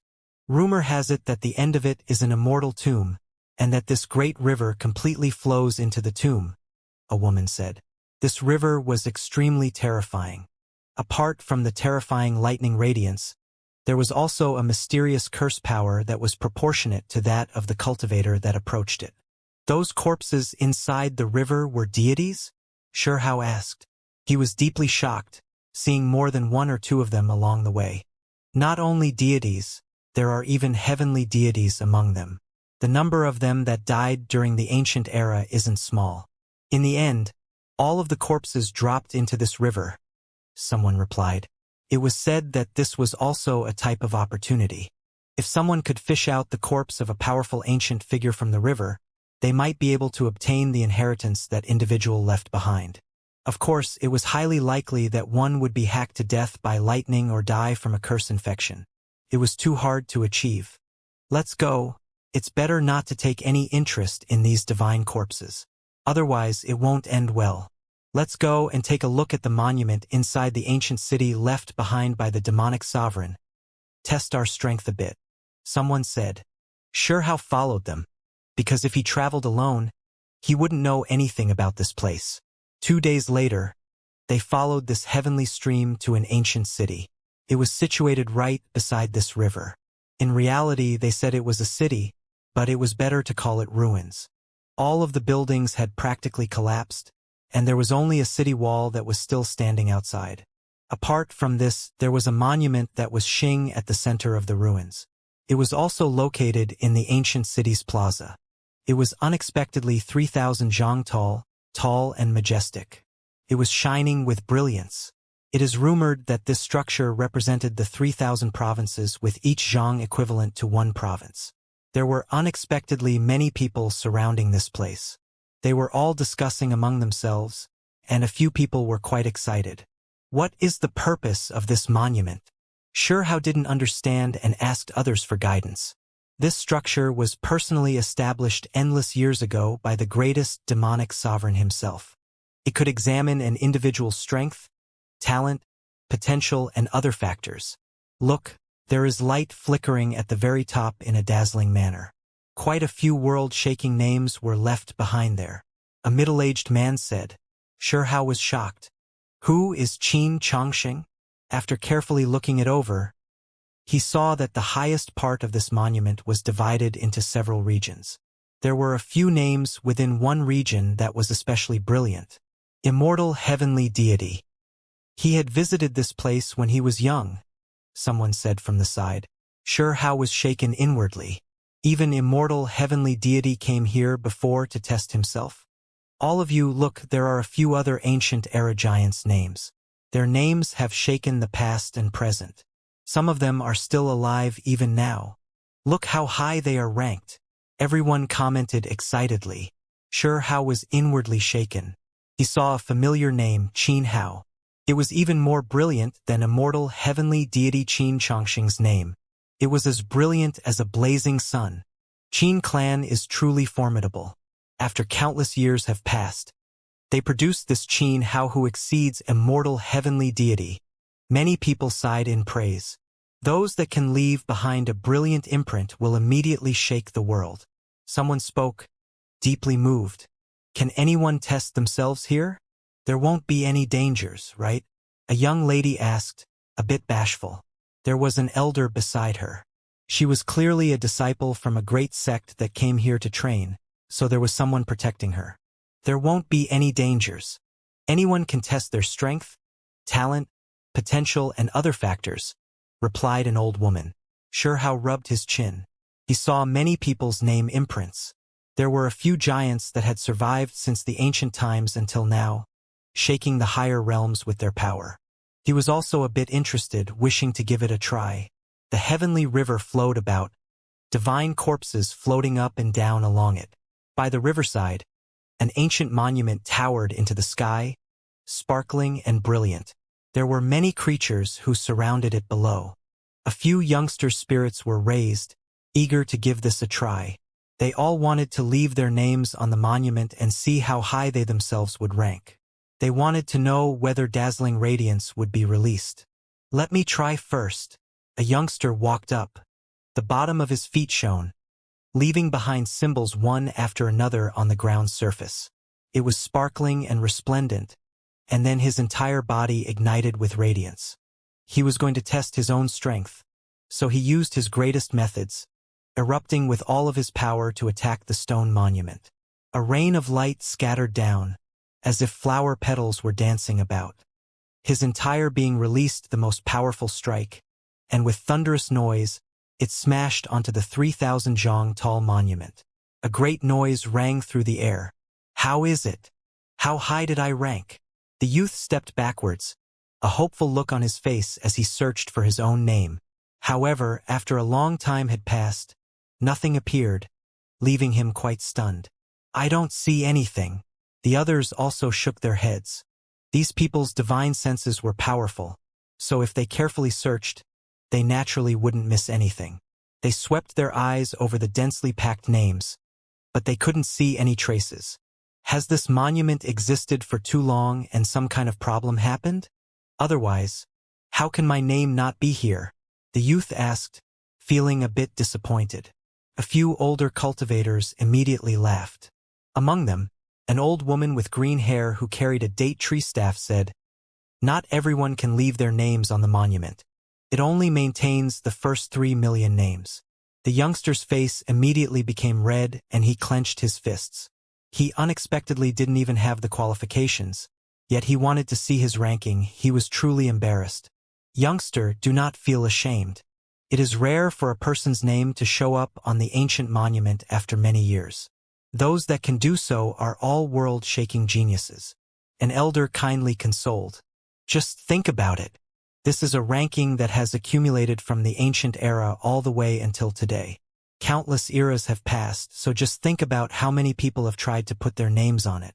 This really is a terrifying ranking, the green-haired old woman said with a chuckle. When she said this, that youth immediately felt much better, no longer being embarrassed. This is the accumulation of the 3,000 provinces since endless years ago? Someone cried out in shock.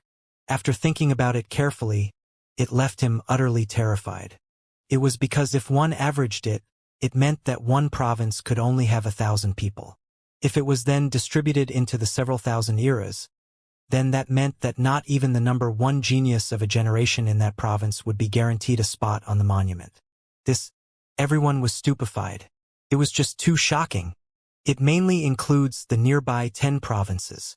The ancient era's 3,000 provinces. The distance is too great. Who can cross such a great distance? An elder explained with a smile. That wasn't practical. 3,000 provinces. Every single province was boundless, with the space between them like the heavens. There was no way the geniuses of the remote ancient provinces would be able to come here. Of course, there were those who did pass by and tested themselves here. Everyone released a sigh.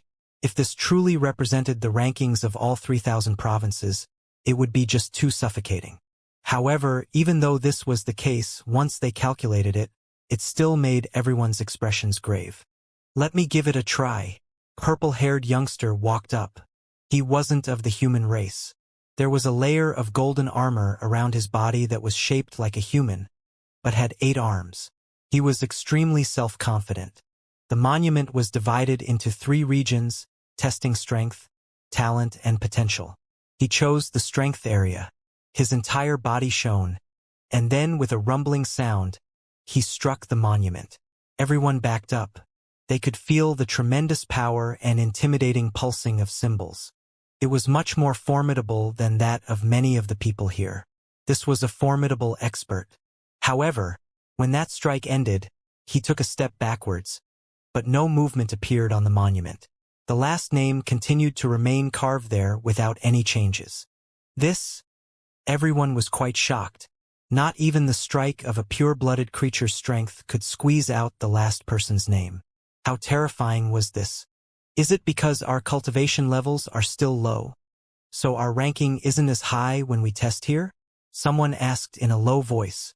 What kind of individual is the demonic sovereign? He transcended all shackles of heaven and earth, guiding down lightning tribulation. Rumor has it that he has killed undying existences. His methods are hard to understand. An elder shook his head, telling everyone that this monument considered the tester's age, cultivation realm, and other factors before making a final ranking. "Let me test my talents a bit," said a youth. He saw that the 2 people before him tested strength and ended up like this, so he immediately didn't have confidence there anymore. He wanted to test his talents. However, he was left disappointed. He couldn't leave a name behind. The youth stood there in a listless manner. He was known as a genius back in his sect and became the direct line of descent inheritor. In the future, he would grasp an inheritance, yet he was nothing here. Then many others walked up, but they all received a psychological blow. They all thought that they were formidable geniuses, but their tests all ended dejectedly. Don't be discouraged. You have to understand that you are comparing yourself with the endless heaven-warping geniuses of 10 provinces since the ancient era. If a name was truly left behind, then that would be an incredibly grand occasion, said an elder. After hearing these words, the youngsters felt a bit better. They were all well-known figures from their sex, so they were proud and arrogant. Otherwise, why would they have dared to come to such a dangerous place like Fiend Island? However, their confidence level took a great hit here. The shy young lady walked up. She looked quite weak, but people noticed that when she tested her natural talents, there was some Tao sound vibrating. The precious blood within her released green light. Succeeded. It produced a reaction with the monument. You can leave behind your name. Many people cried out in alarm. There was finally a single person among the group of geniuses here. A vacant area that was close to the bottom of the monument opened up. It was bright and dazzling, allowing her to leave behind a name there. Hurry, write your name, the elder next to her said, seeming extremely excited. The young lady was pleasantly surprised. Her fingers trembled slightly as she wrote down the 2 words, Qingyu. Then, the multicolored light faded, carving it into the enormous monument. She is actually Qingyu, Flood Dragon Race's well-known genius young lady. Her name has shaken all of 5 Elements province. Someone everyone has heard of. Everyone became a bit speechless. Even this type of young lady whose reputation shook a province could only barely leave her name in this place. Her ranking wasn't that high. As a result, everyone completely gave up. A genius that was at the forefront of a province only had this kind of result. When everyone looked at the monument again, they all revealed looks of admiration. This was simply an unreachable height. The ancient geniuses of the 10 provinces that visited here were truly brilliant, dazzling to the point where people felt an urge to worship them. This was especially true when they saw Qin Hao's name all the way up there. Everyone's minds trembled greatly. This person was in the same world as them. The more they understood, the more fear they felt. The difference between themselves were too great. Immortal Mountain is truly formidable. They actually produced such a monster. One with natural talents ranked number 1 since ancient times. Everyone said softly. They all vented out their bitter feelings. When they first saw this monument, they didn't think much of it. But now, they all felt a wave of pressure weighing down on their chests, as if they were faced against an undying legend. Qin Hao's ranking in talent was higher than immortal heavenly deity Qin Xianxia, ranked number 1 alongside 2 other individuals. The names of the 2 others were unfamiliar, all ancient people that had not been talked about in the later world. Legends had it that they were pseudonyms. They might have came from Heavenly Country, Immortal Palace, or places like that. Formidable, the Qin clan is definitely going to achieve greatness. No one can stop him. He even surpassed Qin Xianxia. In the future, no one can predict what kind of realm he will reach, the green-haired old woman said. This is someone extremely lucky. He will definitely become a world-shaking forbidden existence. An elder added. Do not feel discouraged. That youth has 2 immortal bones himself, a king among innate supreme beings. His rivals are not confined to this era, and he instead looks to surpass the ancient and present. A few older generation figures said to help the youngsters here become less dispirited. Some people are destined to devour mountains and rivers with their might and overlook the 3,000 provinces, both ancient and modern. They were blessed with wonderful talents. This wasn't something any of them could do anything about.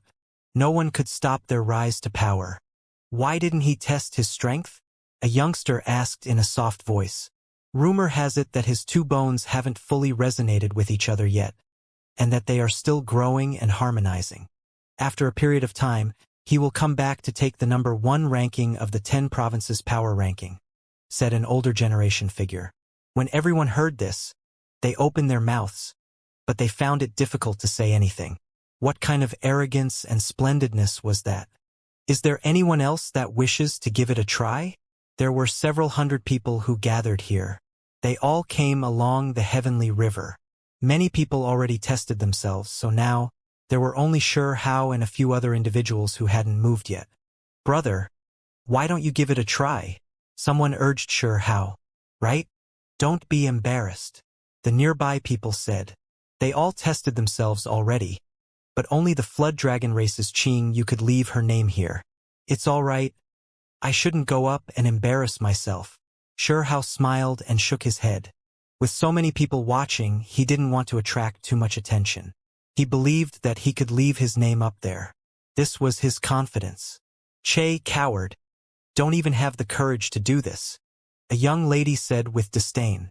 Xiaoxia's expression remained calm, not minding this provocation. Youngster, you are too lacking in confidence. Regardless of whether you succeed or not, it is still an experience. What harm is there in just trying it out? An elder said while holding his beard. This is also a type of self-knowledge. It is better to lose face than to not participate. Someone sneered. Everyone shook their head, no longer paying attention to him. The others had pretty much already completely tested themselves. In the end, the monument remained calm.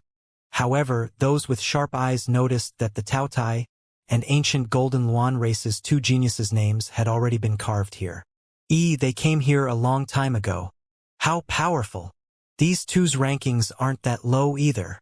Finally, the people dispersed, following the brilliant heavenly river back in search of great natural luck. They wanted to see if they could find the immortal tomb. After a long time had passed, this place became peaceful. Apart from Xianxia, everyone else had left. Xianxia walked around this monument and used his hand to tap it. A metallic sound was produced, one that was quite sharp and clear. It was sturdy and undying. He didn't want to test talent or potential, because that required allowing the monument symbols into his body. This was full of unknown factors. He wasn't willing to be pried into by the monument. I even lost my supreme being bone twice, so there's no point in testing those things, Xianxia said to himself. He stood in front of the heavenly monument. Finally, he cleared his mind, and then his body began to shine. With a low roar, he exerted force. With a hong sound, he struck the divine monument. Brilliant divine, multicolored light rushed into the sky. The ancient monument resonated, scattering down great Tao flowers one after another. Then, immortal light shone brilliantly, drowning out this place. Xianxia took to the sky to gently carve a name. What happened? Several hundred li outwards, many people turned around, feeling greatly shocked.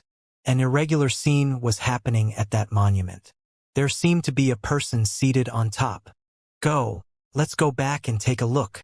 There were immediately a few people who came back. They were completely shocked. Heavens! This is heaven-defying. Who is that? There is someone like this who emerged. They will definitely shake the world. The people that rushed back all cried out in shock, feeling incomparably shaken. They could already vaguely see the monument's abnormal scene. As for the people who were even further out, they were also stupefied. They gazed over, seeing a beautiful expanse of great Tao flowers and immortal light above the enormous monument, covered heaven and earth. It was as if a great sun stretched across the sky. Someone left their name on the monument, illuminating the entire sky and suppressing many ancient names. The first group of people rushed over.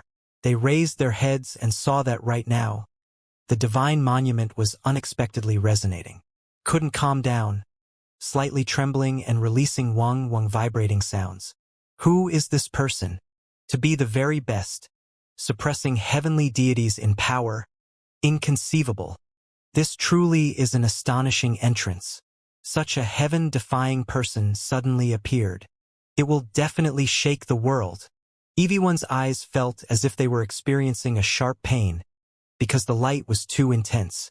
Without a doubt, the ranking of strength that had remained silent for endless years was now going to change. Someone left a mark high and above, replacing the number 1 name. It wasn't Qin Hao, the one with 2 supreme being bones. A new marking appeared that released brilliant splendor. Compared to the other names, it was truly like a sun in the sky. It was bright and dazzling. Correct, it was a mark. Not as simple as just a name. It was shining and surging with divine flames that rushed into the heavens, making the monument continuously resonate, unable to calm down. There was a great Tao aura that surrounded this place. Rumors has it that not even giant-level figures could make this monument revive, but now it's actually rumbling. Could it be that the newly appeared person really is that heaven-defying? This is a human engraving an image. After waiting for a long time for the auspicious multicolored lights that covered the sky to fade and the great Tao flowers to scatter away, they were finally able to truly see the markings. Even though its surroundings were dim, it was still resplendent itself, occupying that space high above the rest. It really is a person. When everyone saw this, their minds all began to jump crazily. They opened their spiritual eyes to carefully analyze it. It was a figure whose back was against everyone, sitting on a monument while appearing incomparably mysterious. He never revealed his true appearance, and it was quite indistinct.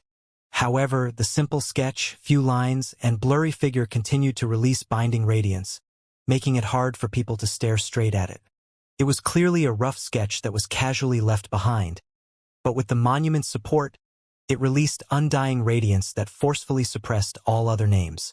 Apart from this, there was another fundamental reason for everyone's shock. This figure that was seated high above everyone else was currently facing the three words Qin Changxing. The two were perpendicular to each other. Everyone revealed a look of astonishment. How could it be a coincidence? This was extremely disrespectful. One had his back to the expert of this world, as if it was sitting on the giant below. Even though there was a short distance between them, it still gave others this type of feeling. Actually, it was precisely because of this distance that everyone was shocked. This power was even a step greater than that of when the higher realms giant was young, right? Below, there were three names that were just as tall as Qin Changxing's. They were originally all ranked first, but now this person appeared, pushing them all down and directly faced Immortal Heavenly Deity. Who is this? There were quite a few people from Immortal Mountain here. When they saw this scene, they all developed anger. Too unbridled and impudent. They found this hard to endure. This person made such a shocking appearance and then sat above Qin Changxing, as if the former was suppressing the latter. Not understanding the extent of heaven and earth, does he think his life is very long? My Immortal Mountain won't allow you to do so. Someone released a low roar, his eyes becoming dark and carrying endless fury. Quite a few people backed up, not willing to participate. It has nothing to do with the newly appeared person. The divine monument will only allow one to leave their marking in a specific place. An elder said, "Correct, it's like that. It wasn't done purposefully by that person." Someone nodded. Even though this was the case, Immortal Mountain's people were still furious. If it was just a name, then that was that, but it was a picture of a figure seated on top. It was hard for them to endure. The rankings of the ancient monument was changed. News of this was definitely going to spread in all directions, triggering tremendous waves. It's not just a seated image. There is a character. He left behind a name. Only after a long time had passed did someone notice a character by that diagram, Huang. It was a portion of the image of a figure's back. How formidable an expert named Huang has appeared. He will definitely rise up and shake up all 10 provinces. Everyone became excited, concentrating their attention on that name, wishing to see if there were any clues they could get from it. This name represented a world-shocking individual. Many people became stupefied. Everything had been changed. One has to understand that on power, talent, and potential rankings, power was the most fundamental embodiment, so it contained the most value. And now, someone toppled the ranking that has existed for endless years, becoming a legend. Huang, this person would definitely become the focal point of the world's discussion. It was likely that soon after, the 10 provinces would shake the great earth. Countless people would hurry over here. It was likely that not even Immortal Heavenly Deity would be able to sit still. He would likely pay this place a visit too. This place erupted with commotion. Everyone knew that this meant something. This would become a place of great disturbance. This event would create profound effects. While an uproar broke out in front of the monument, Shurhao was currently underground while breathing heavily. He was so tired he might spit out blood. This was obviously self-inflicted. After leaving behind a marking here, he learned that this was a supreme treasure. He felt that if he could refine this monument and shrink it, grasping it in his palm, no one would be able to survive a slap from it. It could be said that Xianxia's devilish child and savageness emerged. He made his way deep underground to uproot the divine monument and use it as a magical treasure. If the people above knew what he was trying to do, their jaws would definitely drop. "I can't do this, I can't continue." Xianxia was so tired he was going to spit out blood. He laid down there, unable to move the monument. This type of action drew the divine striking stone's disdain.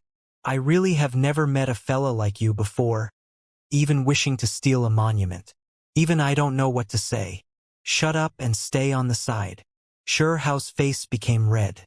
He was absolutely exhausted. He then left, using earth movement to leave the ruins. Truly not giving any face, the devilish side of him appeared again. His face darkened, revealing a sullen mood.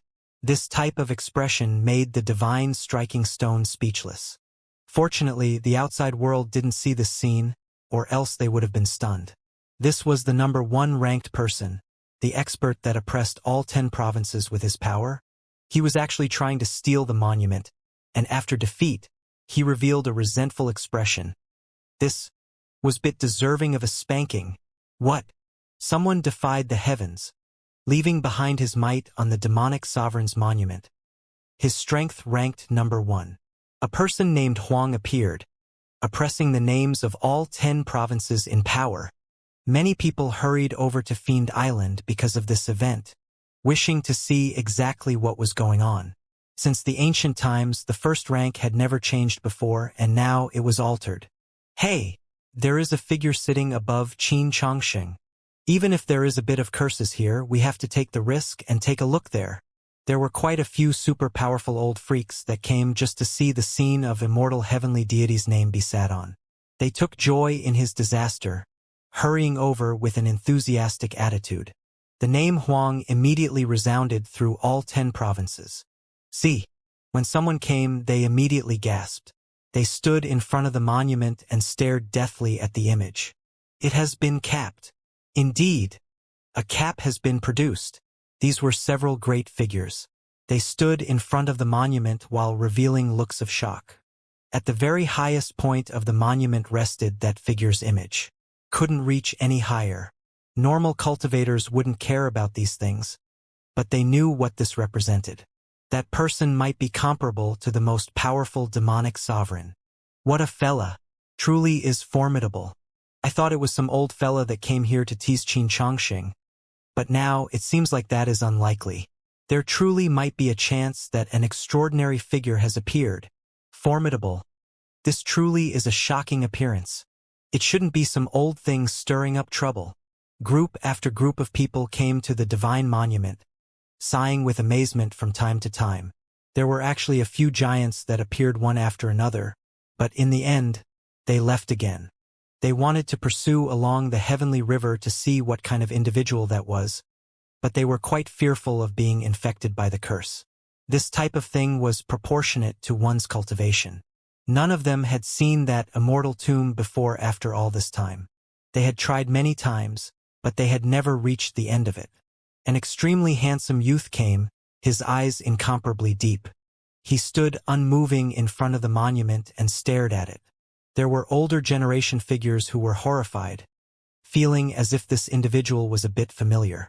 Then, they broke out into a cold shiver, recognizing him to be immortal heavenly deity.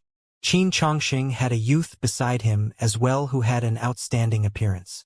The silver divine magical clothes he wore were shining brilliantly, making him look incomparably heroic. This was precisely Qin Hao. Old ancestor, wait until my two supreme being bones merge and become truly complete. I will come here and blast apart that image. I am the true #1 in these 10 provinces. I will suppress everyone here. Qin Hao spoke, his voice resounding and his temperament calm. There was a confidence that was hard to put into words. Immediately afterwards, they vanished. Immortal heavenly deity brought him away. The heavenly deity's appearance triggered a huge commotion. In addition, when Qin Hao's words sounded, it triggered a fervent discussion. Their appearance, without a doubt, made the effect of this divine monument event greater. News spread in all directions, and not only were the 10 provinces great earth shaken, it also affected a few other provinces. A few heavenly geniuses, exceptional talents, and others looked through the void to observe 5 Elements province's Fiend Island. They felt that a great opponent would rise like a comet, one that would release endless brilliance. A great storm stirred about. While the great sensation was happening, Xianxia had long made his way along into the depths of the heavenly river. He faced off against the lightning radiance to comprehend his own Tao. It had already been half a month since the divine monument events. He had always been cultivating. In his hands was that strange stalk of golden grass. He observed its symbols, and he stayed within the lightning radiance around the heavenly river to study the lightning and take advantage of this natural element. Hong! Around him, lightning radiance shot out in tens of thousands of zhang-long streaks. Waves surged within the river, no longer staying calm. Oh! An enormous swan and eye rushed into the sky. Then, it split apart, producing many irregular lightning symbols that interweaved in the sky. The swan and eye broke apart, turning into blinding lightning that curled around Xiao's body, making him appear even more resplendent. I finally made a breakthrough, Xiao said to himself. He was always researching lightning, and now he broke through the swan and eye precious technique's shackles and reached a level that countless experts wished for, but never achieved. Lightning was the most terrifying power to begin with. It was something the heavens controlled, using it to deliver heavenly punishment onto the world's creatures. Xiao desired this type of power. He had always been studying it, and now he finally broke through, reaching an extremely terrifying level. Rivers flowed calmly in the sky like ambrosia of the immortals, sparkling and brilliant. Only, there were a few divine corpses that rose and fell within it, destroying its aesthetic perception. Xiao stood there, silently gaining insights. This time, his benefits were extremely great. He broke through the shackles of lightning, transcending the limits of the swan knee's precious technique, and taking a huge step forward. He was still like a boulder. When he moved, lightning curled about his body and every pore of his body released electrical light. There was a mysterious and powerful lightning magical force to his body. So powerful! Even he was sighing lightly. Now that he grasped this power, his power undoubtedly increased several times. Lightning was one of this world's greatest powers. When it reached its peak, it could make the world lose color. One has to understand that even the unmatched demonic sovereign ultimately fell under immortal Tao lightning. The heavens rained down a calamity, using forbidden lightning to kill him, destroying his body and scattering his Tao. In the past, even though Xiao cultivated lightning, it had always been within the framework of the swan and eye technique, unable to break out from it. Only today did he break through, taking a vital step forward. After detaching myself from the limitations, I can step into the domain of supreme lightning and continuously evolve this divine ability. He had a type of ambition to continuously study and research the lightning method, merging all types of lightning symbols together to produce a forbidden divine ability that wouldn't be weaker than the world's 10 great precious techniques and other abilities. This was especially true since he couldn't use the lower realms magics and Tao to avoid being discovered.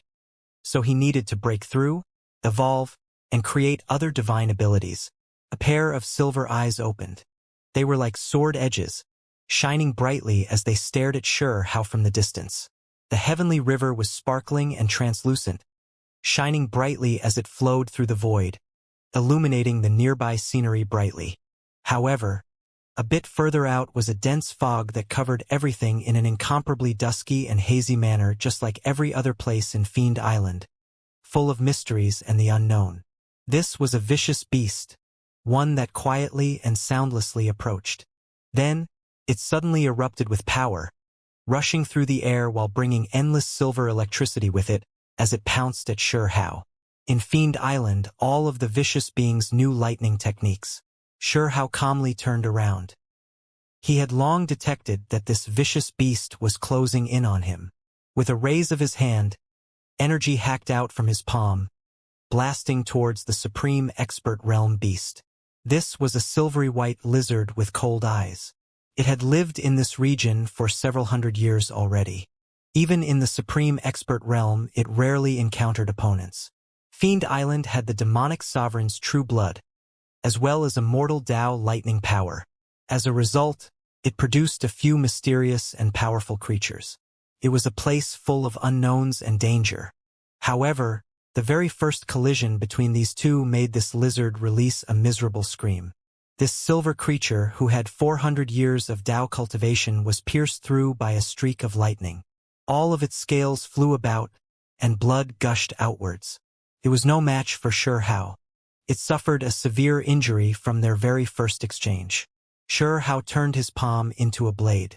Together with a streak of lightning, it hacked outwards. The several dozen zhang-long silver lizard quickly dodged, and it even spat out protective precious techniques to defend itself. However, everything was too late. That lightning hacked down like blade radiance, slicing through its precious artifacts and penetrating its armor, severing its body at the waist. Blood flew everywhere. Finally, with a hong sound, the lightning power exploded.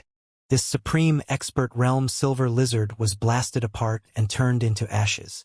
This test of his new lightning's power produced extraordinary results. Xianxia was extremely satisfied. He followed the heavenly river deeper inwards. This was how he spent his time in the last half-month. After cultivating for a period of time, he would travel for some time. He stayed close to the heavenly river where the lightning power was rich. This was an excellent place for cultivating lightning symbols.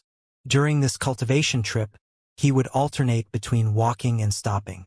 Each time he sat down, he would take out that strange golden grass to study the symbols inside. His benefits were tremendous. When I take this grass after reaching the very depths, there might be some wonderful effects, he said softly. The strange grass didn't have its own will, so it couldn't cultivate. However, it possessed some mysterious patterns, which, based on his suspicions, should be the damaged symbols of the immortal Tao lightning from back then that scattered itself across Fiend Island. This stalk of grass should have absorbed some of it. That rock belongs to me, said the divine striking stone. The grass was extremely brilliant. It took root within a head-sized strange stone. There were similarly lightning symbols inside. The two were connected together, shining like a blazing sun. Wait until I have finished my studying of it. Even though these symbols aren't complete and are quite damaged, there are still extremely deep mysteries inside, said Xianxia. His feat of breaking through the limitations of the Swan and I precious technique had a deep connection to this. In addition, he believed that once he ate this grass and experienced the cleansing of the damaged immortal Tao patterns inside, his flesh would become more intimate with lightning, and his precious technique would also improve greatly. This curse is truly unbearable. The divine striking stone was quite angry. The most terrifying part of moving along the heavenly river weren't attacks from those vicious beasts, but instead the curse power. This type of thing was formless and difficult to defend against. This was also the reason why, even though everyone knew the immortal tomb laid at the end of the long river, the sect masters still couldn't get closer. This type of curse was extremely terrifying. Once one became infected by it, if they couldn't get rid of it, it would quickly make one weak, ultimately eradicating one's Tao foundation and causing their flesh to collapse. Rumors had it that there was a higher realms giant that died because of this. It immediately left many experts alarmed, no longer daring to investigate this place. The power of this curse is directly proportional to one's cultivation. The more powerful one is, the more they would feel it, Xianxia said softly. This was something he learned from others after arriving in Fiend Island. Perhaps normal people wouldn't feel much, but how could they defend themselves against the vicious beasts along the way? They wouldn't be able to move a single step. Xianxia traveled another 800 li, and then he felt that the pressure was too great. This curse was extremely terrifying.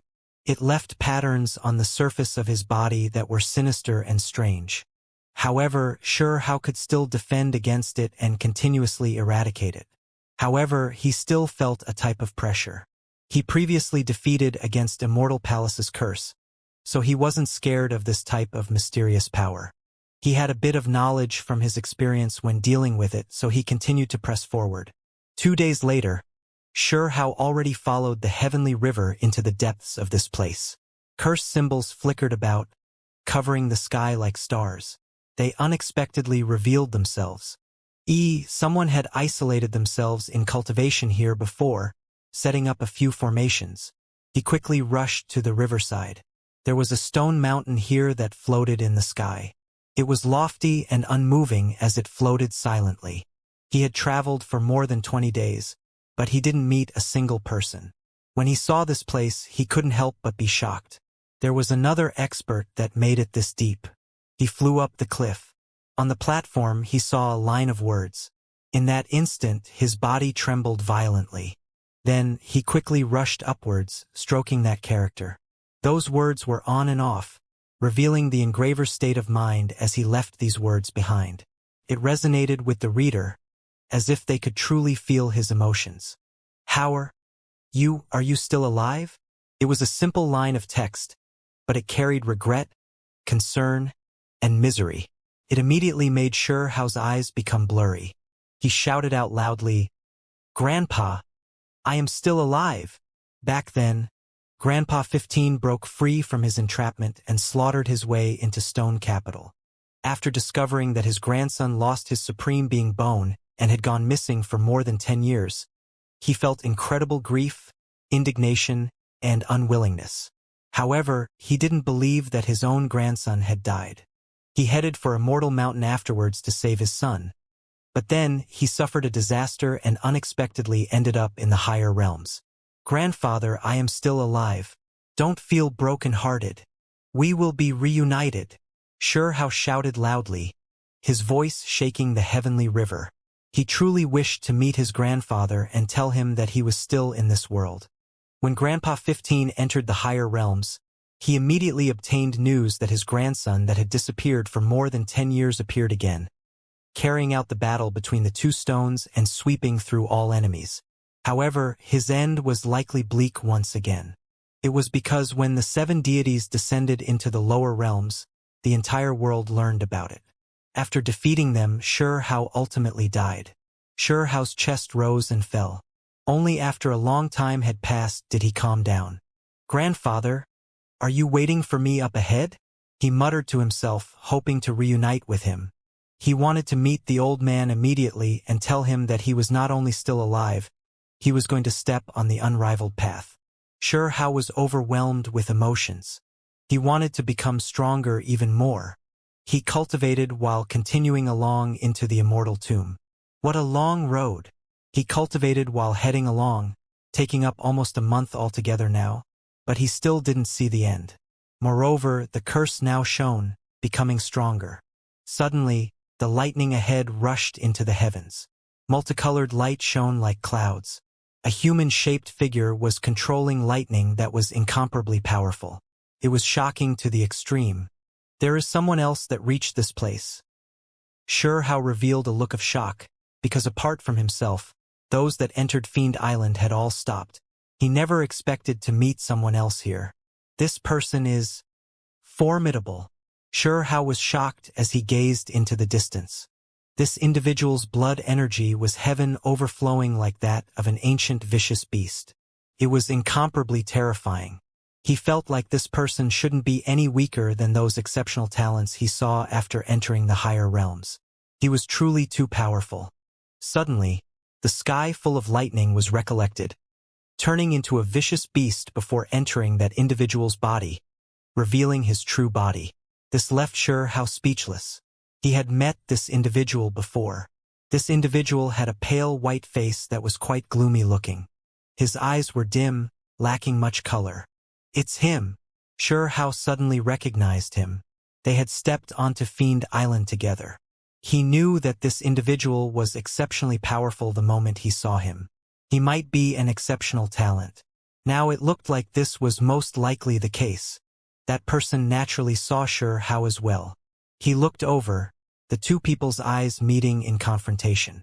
Finally, How walked forward and said, "Brother is formidable, cultivating the lightning Tao precious technique to a state of such perfection.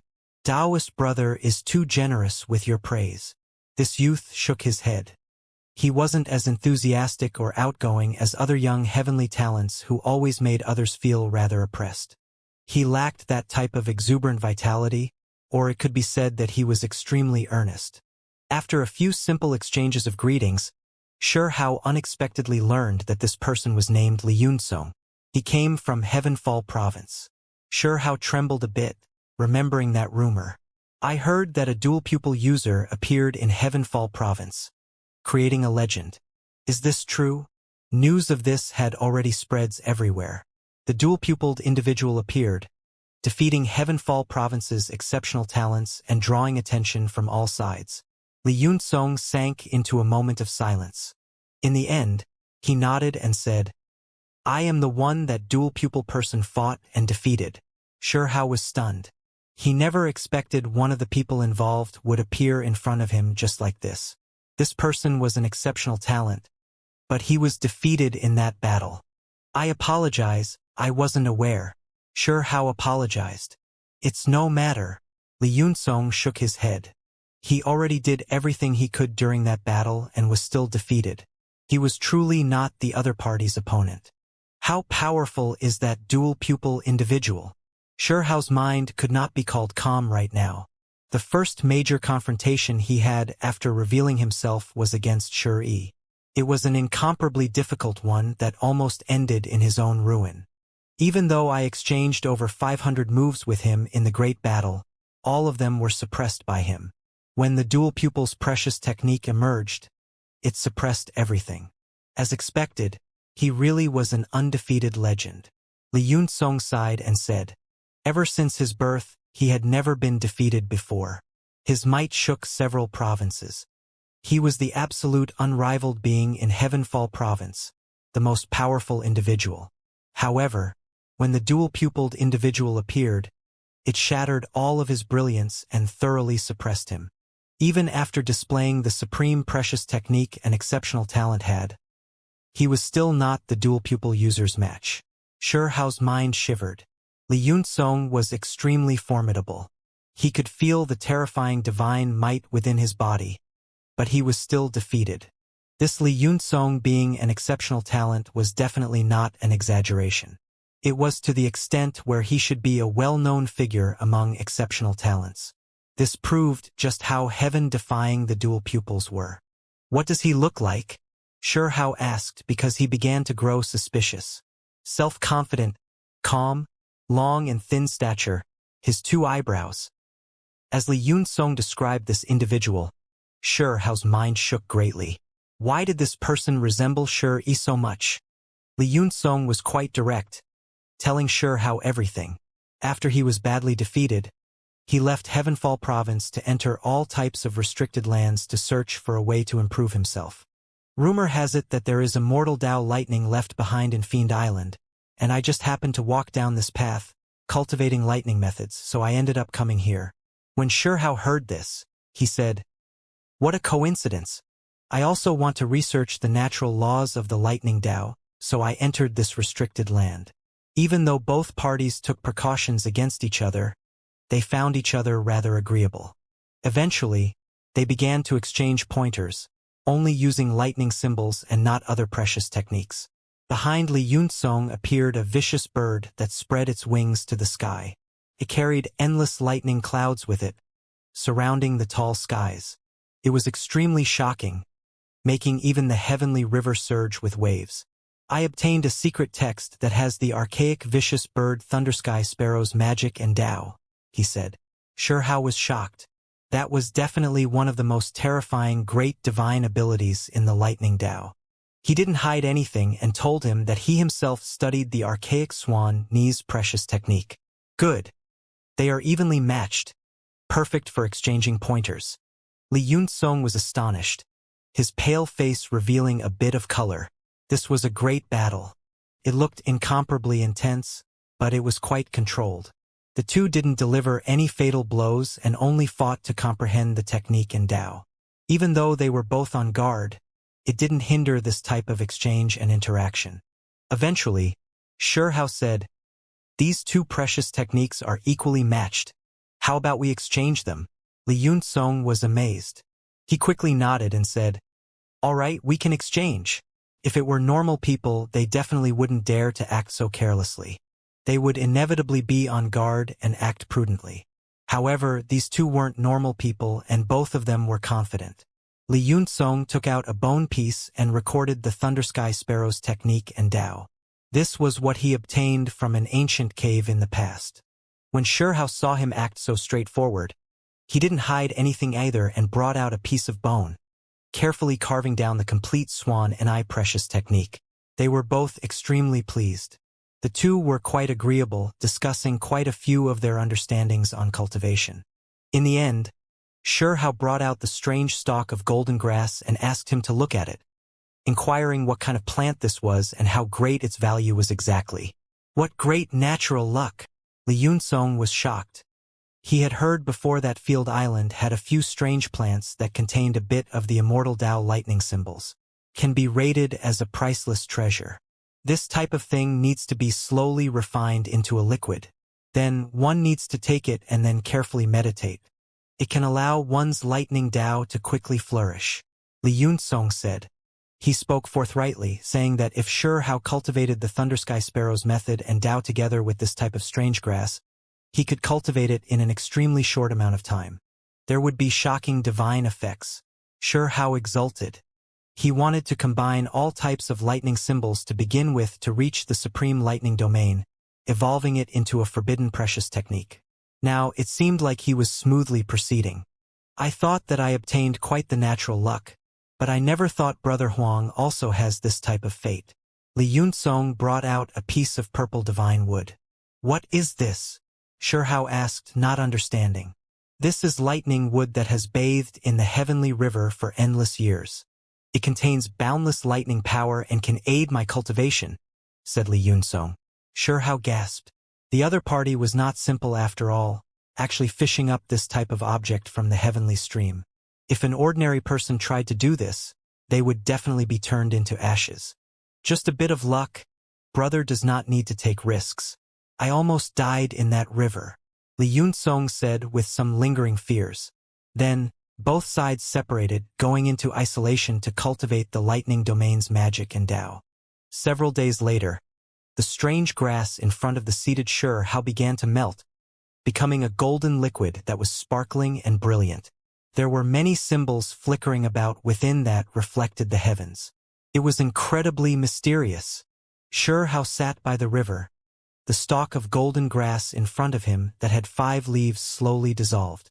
The golden liquid contained endless lightning power. At this moment, sounds continuously rang through the air, releasing deafening pi-pa sounds. His expression was serious. He used all of his energy and treated this process seriously. This was even more troublesome than what he had thought, and more dangerous as well.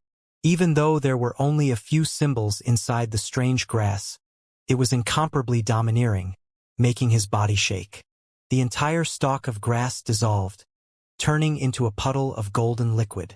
It was even more resplendent than the sun as it flowed in the void and released endless lightning radiance.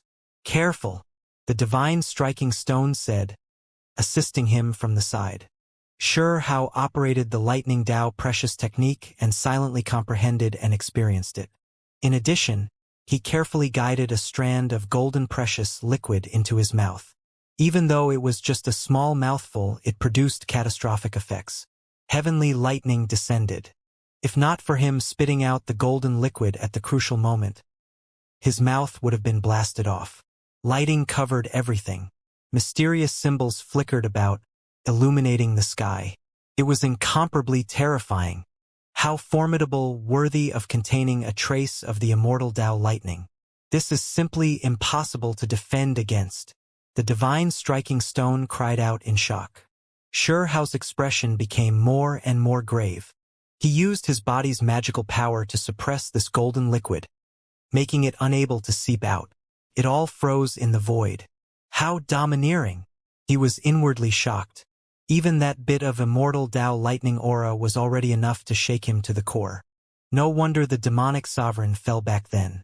If the endless immortal Tao lightning descended from the heavens, Just how great of a power would that be? Meanwhile, in this golden liquid, there was only a bit of ruined symbols that were like this. This was already enough to prove everything. Immortal Tao aura is not seen in this mortal world. Even though it is damaged patterns, its value is still immeasurable. I definitely have to grasp this, completely comprehend it and guide it into my body. In that instant, lightning overflowed. Hao's entire body was shining, and his hair stood on end, strand after strand. All of his pores were releasing electrical radiance. The divine striking stone was stupefied. He could feel how ferocious this lightning power was. He began to doubt whether it could eat that head-sized rock now. Hao began to circulate Thundersky Sparrow's technique and Tao, comprehending it. He used the Immortal Tao lightning aura to immerse himself and study it. This was a wonderful process that was hard to express with words. A vicious bird appeared behind him. Its purple feathers were like swords as they spread out in an incomparably vicious and domineering manner. Its eyes were silver-colored, and its aura was terrifying. This was the Thundersky Sparrow that appeared with Hao's control. It was accompanied with lightning and thunder. The noise that was produced shook heaven and earth. Hao was comprehending the Tao. He used the golden liquid to cultivate the Thundersky Sparrow's technique.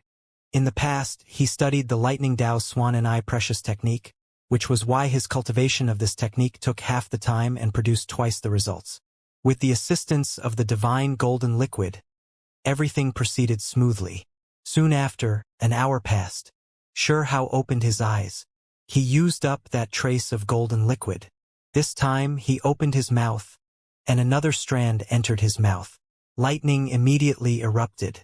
This place was exceptionally terrifying. Symbols spread out in large amounts. The Thundersky Sparrow, Swan and Eye, and patterns in the grass merged together. They released a Tao cry that was grand and divine. Time flowed on. Several days passed. Half of the golden liquid disappeared. Hao was immersed within a state of Tao comprehension. All types of patterns interweaved around the surface of his body. This was a rare experience. For normal people, a moment of enlightenment wouldn't last long. But this time, because of the Immortal Tao's aura, it allowed him to continuously comprehend the Tao. It wasn't easy to free himself from this state. Several days later, all of the golden liquid disappeared, completely refined by Hao. He opened his eyes, and at the same time, a Thundersky Sparrow took to the heavens, bringing endless lightning clouds with it and drowning out the heavens. You successfully cultivated this precious technique? The divine striking stone was astonished. Hao was also shocked. This strange grass was a priceless treasure after all, helping him comprehend the Thundersky Sparrow's technique so quickly, reaching a state of perfection with it. Then, he closed his eyes again and carefully experienced it. He merged the Thundersky Sparrow's technique with the Lightning Tao Precious technique he grasped previously together. In addition, he also merged the symbols from the golden liquid. This immediately made his Lightning Tao aura much more powerful. His own lightning power immediately increased dramatically. It was clear that combining the latter magic was more powerful than the Swan and Eye or Thundersky Sparrow's techniques. In his journey to the domain of supreme lightning, this was a crucial step. 3 days later, Hao opened his eyes. His gaze turned into lightning, and his breath contained electrical clouds.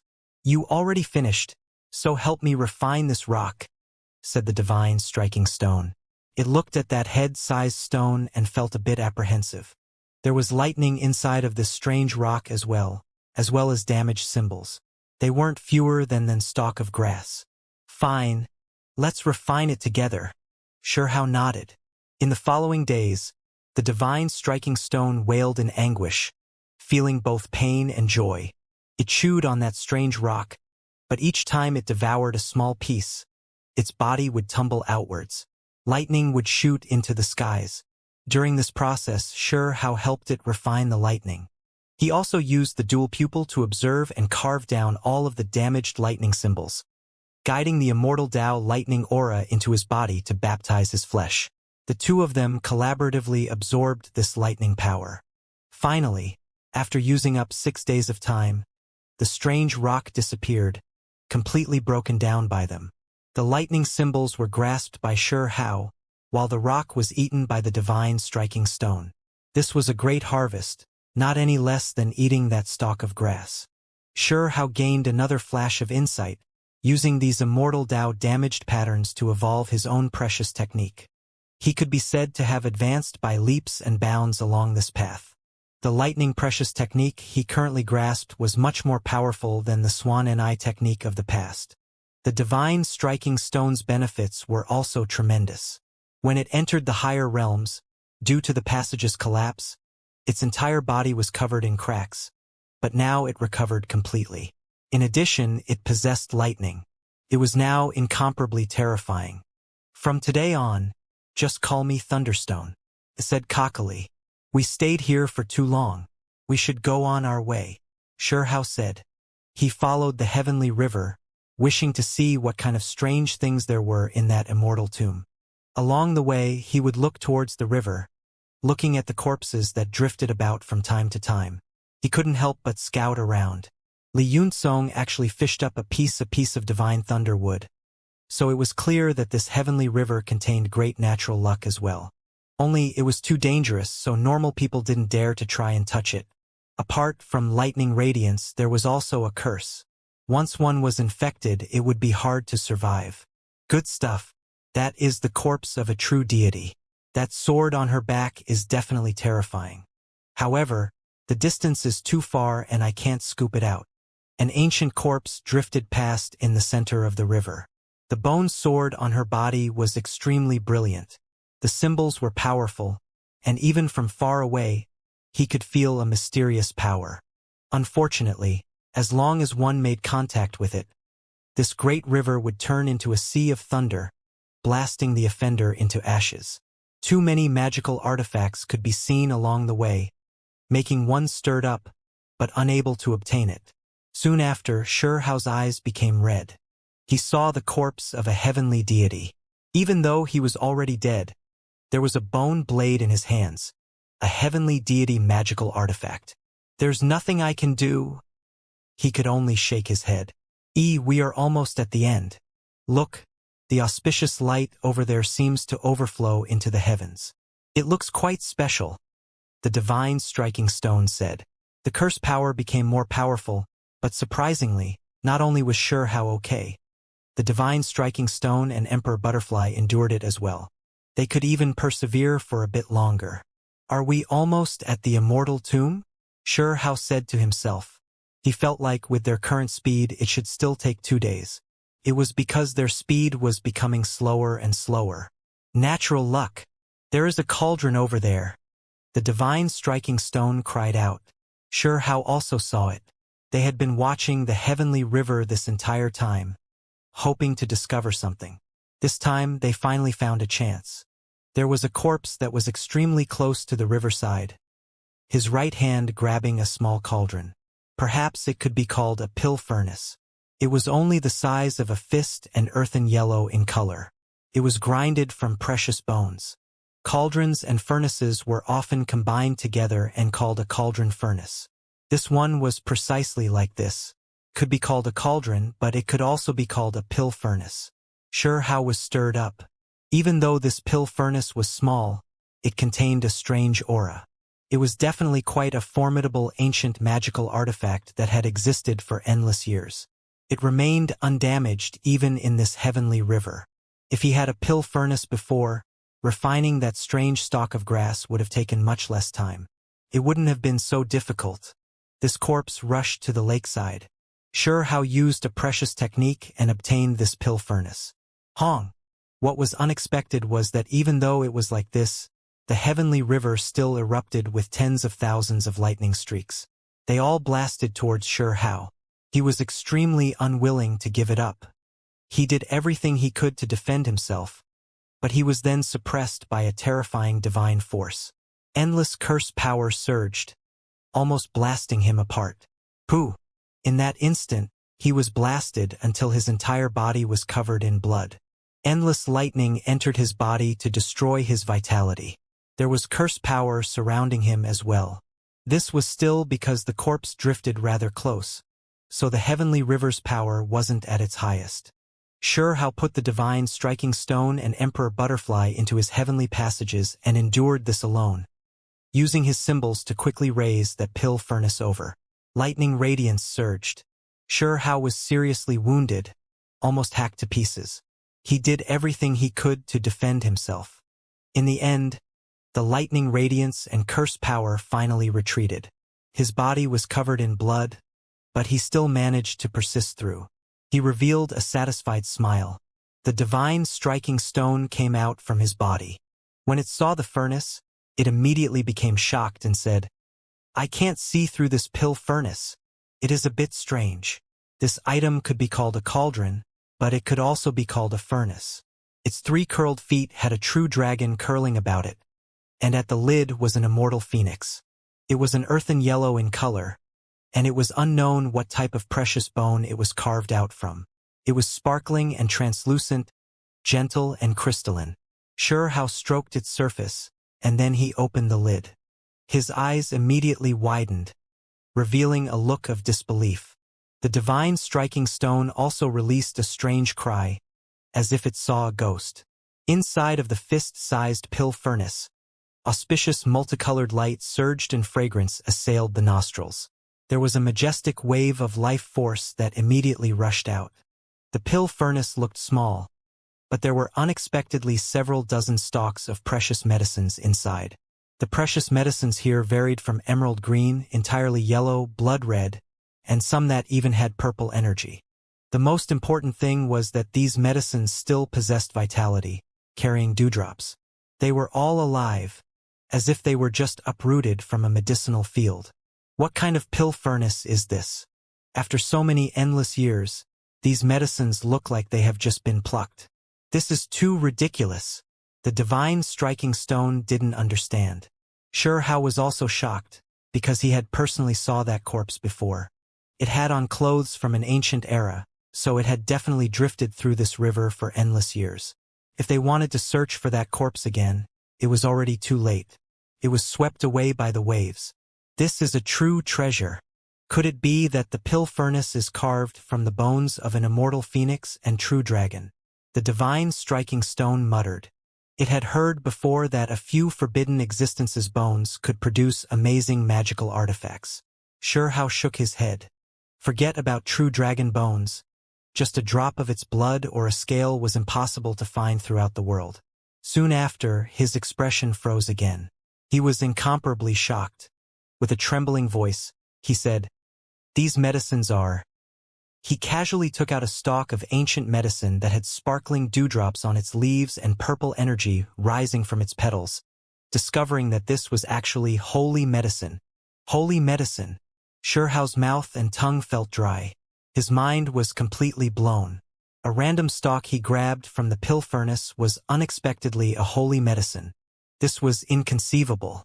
A rich medicinal fragrance wafted out. This was an entire sparkling purple plant. It was only a foot tall. Its leaves were small and translucent.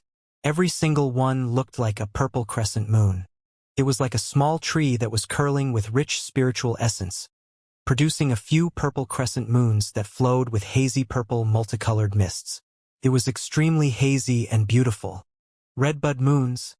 It actually evolved into holy medicine. This was originally a type of spiritual medicine. Even though it was said to be able to evolve, it would only turn into a top-grade spiritual medicine. However, this one actually became a holy medicine. Hao impatiently raised the fist-sized pill furnace and looked inside. The gentle and sparkling bone-precious furnace swirled with radiance and color inside. Several dozen types of precious medicines were surging with life force. He grabbed another stalk that was red like blood. It was a swallow that grew roots, one that looked like it was carved from a blood diamond. A rich medicinal fragrance was wafting out from it too.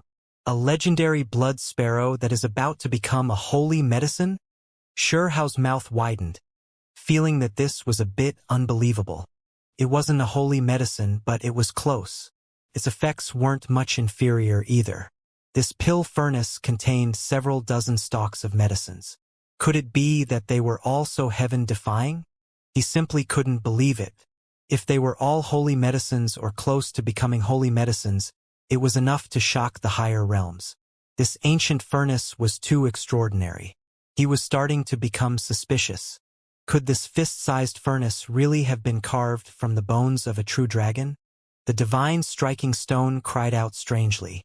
This type of situation was difficult to make sense of.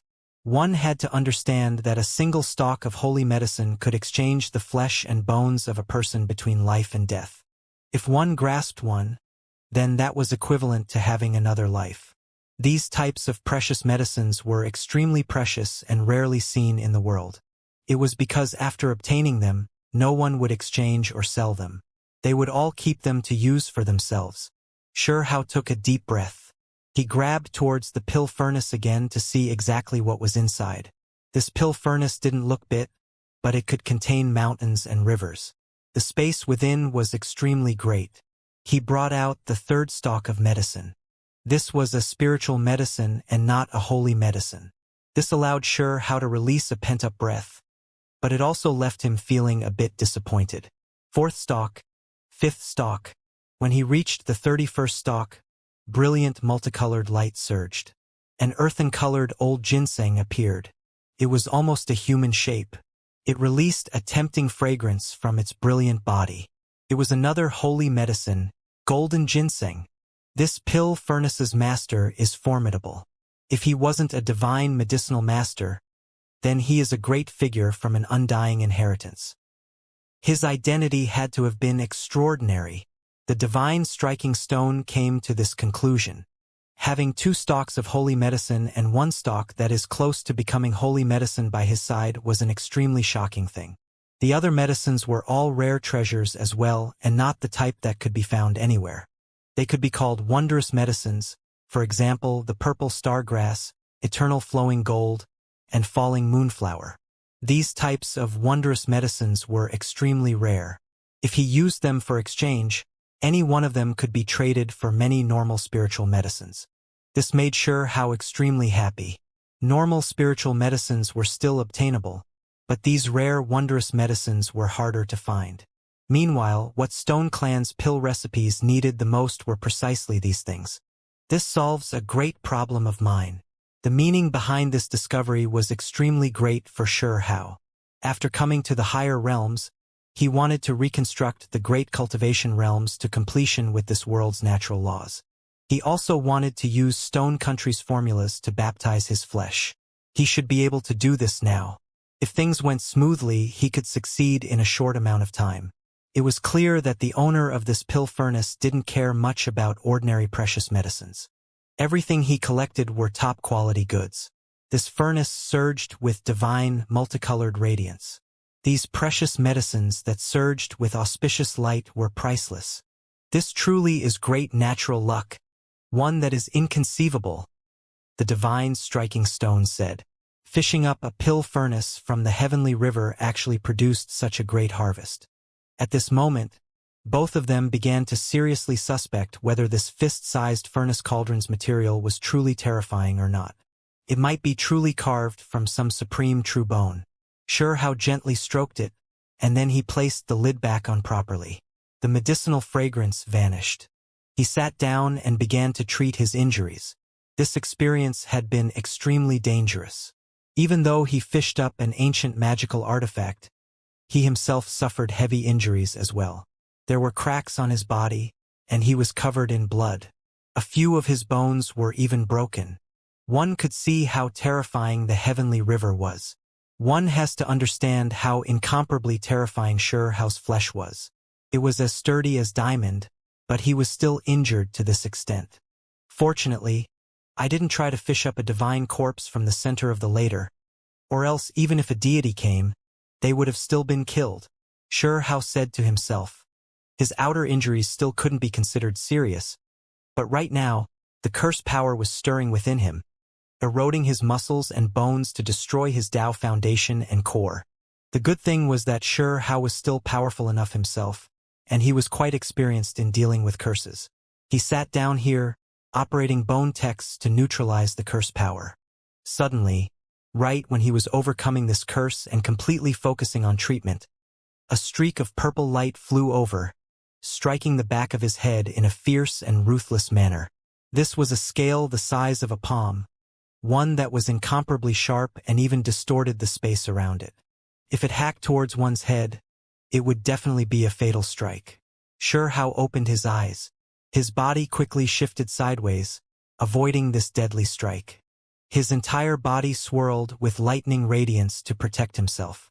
Your reaction speed is quite great, youngster isn't bad. An elder in gray clothes emerged from the riverside.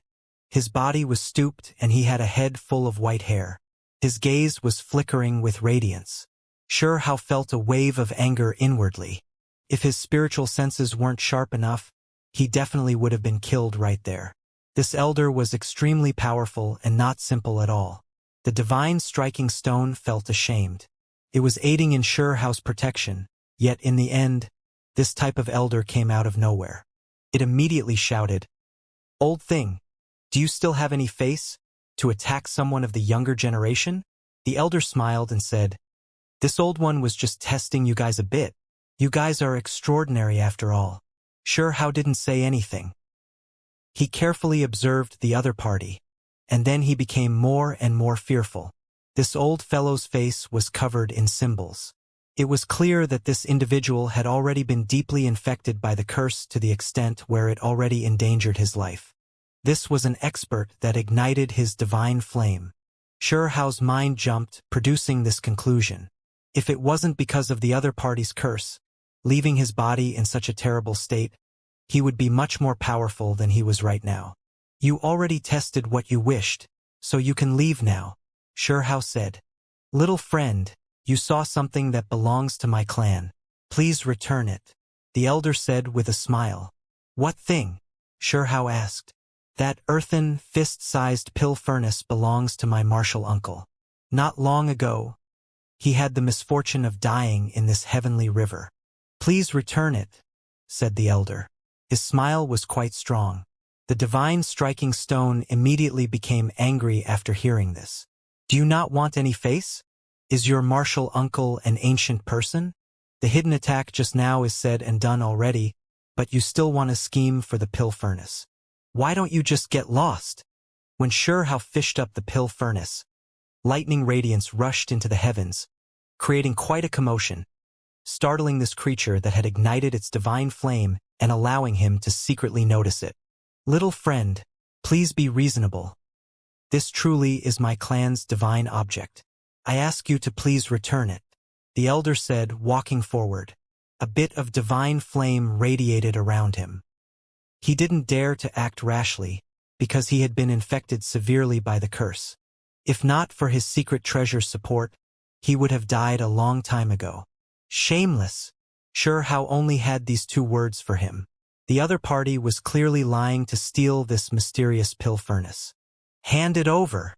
The elder reached out a hand, a cold smile appearing on his face, no longer concealing anything. He was going to take action. "Do you think this grandpa is all air? I've had enough." The divine striking stone shone, and then it turned into a streak of light. With a chi sound, it flew through the air and shouted loudly, "Lightning fist!" It released hundreds to thousands of streaks of lightning, because after it devoured that strange rock, it now grasped lightning power. In addition, this power was quite powerful. With a cry of alarm, the elder staggered backwards, revealing a look of disbelief. His cultivation was extremely great, and his reactions were fast, but he still couldn't dodge it. His head was given a firm strike, produced a huge blister there that trickled out blood. In addition, his hair began to stand up one after another, becoming a bit scorched. This was caused by the electricity. One has to understand that this was a creature that ignited his divine flame. Even though he suffered from the power of the curse, making his strength drop greatly, he still found this result hard to accept. Legendary, divine striking stone, known to never miss. Finally, he snapped back to reality, recognizing the divine striking stone's origins. His eyes immediately shone. "Leave them behind. Do not let them leave." Someone's voice sounded from the distance. A purple-robed youth walked over. There were a few others who followed him, all of their faces covered in symbols after suffering heavily from the curse. Xianxia recognized them. This was precisely the conceited Taotai clan youth he saw when they first emerged on Fiend Island. His cultivation was strong, and his goal had been to reach the immortal tomb. He held a white jade bamboo in his hand that had 13 divisions, but was only a meter in length. It was similar to the length of a finger, soft and shining. A pure white holy light was shining from it. Evil warding divine bamboo. Xianxia was shocked. This was one of the world's most precious plants. It had the power to ward off evil spirits and known to not be infected by anything vile. Could fight curses. This type of thing was extremely rare, with one stalk being found only after many years had passed. Couldn't be grown, so one could only rely on the world to naturally produce it. The evil warding divine bamboo was something that would only appear once every 500 years. The Taotai clan youth's hands had one that had 13 division. One shouldn't look down on it because it was only a meter in length, because it had already grown for 6,500 years. The reason these people could reach this place was completely because of this pure white evil warding divine bamboo. Otherwise, they would have long died from being infected by the curse. Despite this being the case, their faces were still covered in strange symbols. In addition, the bamboo was covered in cracks. The divine effects were weakening. It was going to break apart soon. These people came before Xianxia, walking in front of him to approach the immortal tomb. In the end, when they saw that the precious bamboo was damaged, they had no choice but to return. Along the way back, they just happened to see Xianxia fish up the pill furnace. This pill furnace is quite mysterious and extremely unordinary. An elder next to the purple-robed youth said, "You all are too overbearing," Xianxia coldly said. "I don't feel like wasting words on you. Hurry up and offer up the precious furnace, and then I might be able to leave you with your life." The Taotai clan youngster said coldly. His mood was utterly terrible. He used one of his clan's divine treasures, yet in the end, he couldn't reach the divine tomb. It made him incomparably angry. Now that he saw this type of natural luck on the way back, he was naturally going to seize it. "Do you not know that acting overbearing leads to death?" The divine striking stone loudly berated. It was extremely angry. "Kill him, and then bring the pill furnace and that stone back," the purple-robed Taotai youth said with a cold smile. They had 2 experts with their divine flames ignited here, and it was enough to deal with Xianxia. The elder from before smiled indifferently and said, "If little friend returned the pill furnace to my clan, we could have still talked everything through." The other old servant also walked over. His face was covered in curse symbols, making the smile on his face appear extremely strange. "Do not overestimate yourself. I never tried Taotai meat before. I wonder what it tastes like," Xianxia said to himself. "You're courting death," the purple-robed youth shouted loudly. He moved his hand, hinting for them to attack and kill Xianxia as soon as possible. He didn't want to waste any time here. However, what was unexpected was that Xianxia unexpectedly took the initiative, taking action first. However, he didn't attack their group, but instead sent a fist towards the river. Not good. The 2 old servants that ignited their divine flames were so scared their souls shook. They both shouted loudly, and then they rushed backwards, quickly heading for the distance. The purple-robed youngster and the others were horrified. Their faces all turned pale. "Did you go crazy?" Doing this was definitely looking for death. Even if they used supreme precious artifacts to defend against the lightning radiance, they still couldn't protect themselves from the curse power. It would provoke a great disaster. Xianxia laughed coldly, not replying to them. He immediately lifted the cover of the pill furnace, and then he rushed inside with the divine striking stone. Then he activated the precious furnace and ran. Hong! Lightning radiance blasted over in thousands to tens of thousands streaks, pouring down endlessly.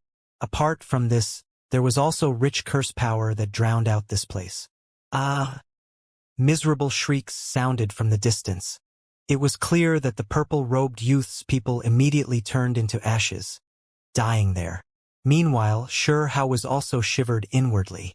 The sea of lightning outside was endless, striking the pill furnace until it trembled intensely and rumbled with noise. The inside continuously shone with endless symbols. You have to understand that he didn't act too impulsively and only sent a fist towards the river. But such a terrifying result was still produced. Even if deities came, they would still be killed. It was because this lightning contained a trace of immortal Tao aura. Fortunately, this pill furnace was incomparably mysterious, actually defending against everything. Sure Hao and the others hid inside and temporarily didn't face any dangers. Lightning radiance shone endlessly, continuing for several minutes before the lightning that covered the skies disappeared. Peace was restored to this place. Sure Hao carefully opened the furnace's lid and went outside. However, he staggered and fell onto the ground. Even though the lightning radiance was gone, the curse didn't scatter, still binding around the precious furnace, waiting for him to come out. Sure Hao immediately sat down, taking on all of the curse himself, using his body to defend against it. Blood continuously poured out from his mouth. He was about to faint several times, and his flame of life grew dim, almost going out. Only after an entire day had passed did he release a breath of air and slowly recover a bit of spirit. It had been too dangerous. His body and Tao almost scattered away here. Then, he sat down again, using 2 days and nights' time to treat his injuries, and only then did he gradually recover, his spirit taking a turn for the better. His flesh began to shine. You guys really are like roaches." Sure Hao went to search for them, and then he noticed that the purple-robed youth and the elder that plotted after the pill furnace before were still alive, each of them grabbing a piece of broken evil warding divine bamboo. The others all turned into ashes under the lightning radiance, with some falling to the curse. Apart from this, there were 6 or 7 ancient magical artifacts that were all blasted to pieces. They were originally rare secret treasures, but they were broken. "You?" The purple-robed youth and that elder looked like they saw a ghost when Sure Hao walked over. They both felt despair. The two used up all of their magical artifacts just to defend against the lightning radiance, but they were already seriously wounded. In addition, they were infected quite heavily by the curse, making it hard to even move. They were carrying out their final struggle here. Yet in the end, they saw that Sure Hao was perfectly unharmed. Chi! A streak of multicolored light shot out from Sure Hao's finger, piercing through the elder's brows and ending his life. Then he raised the purple-robed youth before saying, "I still haven't eaten Tao Tai meat yet. I'll get rid of your flesh in a bit and then have a taste. Of course, this is on the premise that hurry and show me your original form. Otherwise, I won't be able to bring myself to eat you."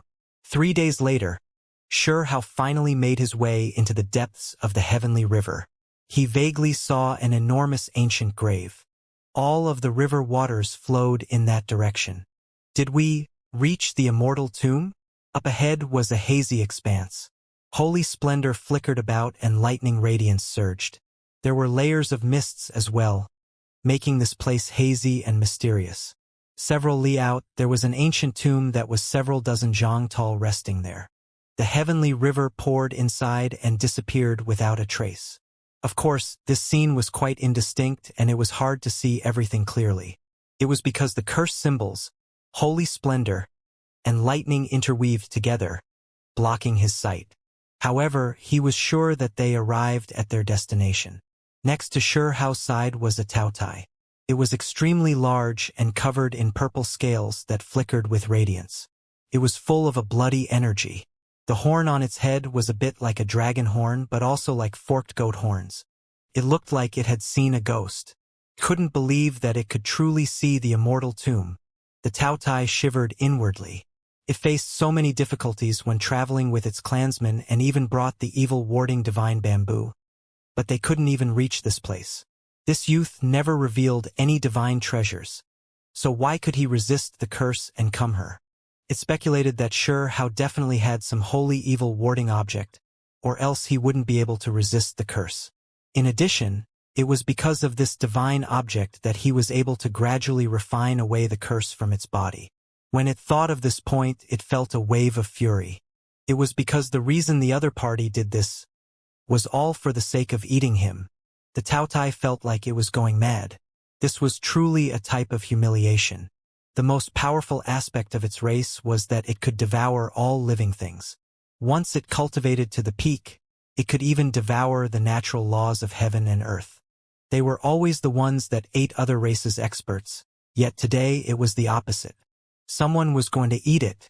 The Taotai was one of the higher realm's most powerful races. Its power was unmatched. This race made all other undying inheritances incomparably fearful, not willing to provoke them. In addition, their clan's archaic old ancestor was still alive. His power could shake all 3,000 provinces. Xianxia noticed the changes that were happening to it. He stopped and gave it a glacé. He had to make some preparations as well. The curse here was more and more powerful, so he needed to adjust himself to his optimal state. The Taotai also adjusted itself. It knew that the other party wouldn't let it go, but it still didn't want to yield. It had left its name behind on the demonic sovereign's monument, and his ranking wasn't that low. Perhaps, if it knew that Xianxia occupied the number 1 ranking for strength, it wouldn't think like this. Oh, the Taotai acted, rushing to attack. It was because it felt that Xianxia wouldn't bring it into the immortal tomb and would get rid of it here. Endless blood energy surged, pouring outwards like a sea. The Taotai was truly strong. With a swipe from this young pure-blooded creature's claws, even the void became a bit dim. Pong! Xianxia raised his hand, using his palm to directly face it head-on. The Taotai couldn't help but cry out loudly. That claw unexpectedly began to flow out blood. So powerful. The Taotai immediately felt fear inside. Their race's flesh was sturdy to the point where ordinary races couldn't compare to them. However, this was a human, yet he was so powerful. It opened its enormous bloody mouth to devour all living things. A black hole appeared in the void, surrounding Xianxia's true body. Human, you can go die. The Taotai staked it all, using its clan's great divine ability, frantically igniting its essence blood. The black hole immediately surged with divine radiance, constructing natural laws to refine Xianxia. Xianxia took a step. Lightning radiance appeared all around him. A fist blasted outwards, striking through the black hole. He walked out. The Taotai coughed out blood and staggered backwards. It revealed a look of disbelief. Was its precious technique really destroyed so easily? Just like that? I can't accept this. These 2 days were a torment for it, as well as humiliation. It was because the other party helped it refine the curse, but didn't even seal it. This was clearly because he didn't fear it trying to flee or retaliate. Its eyes revealed a vicious glare. It was known as the descendant of a heavenly ranked archaic vicious beast, so how could it become food of another creature's?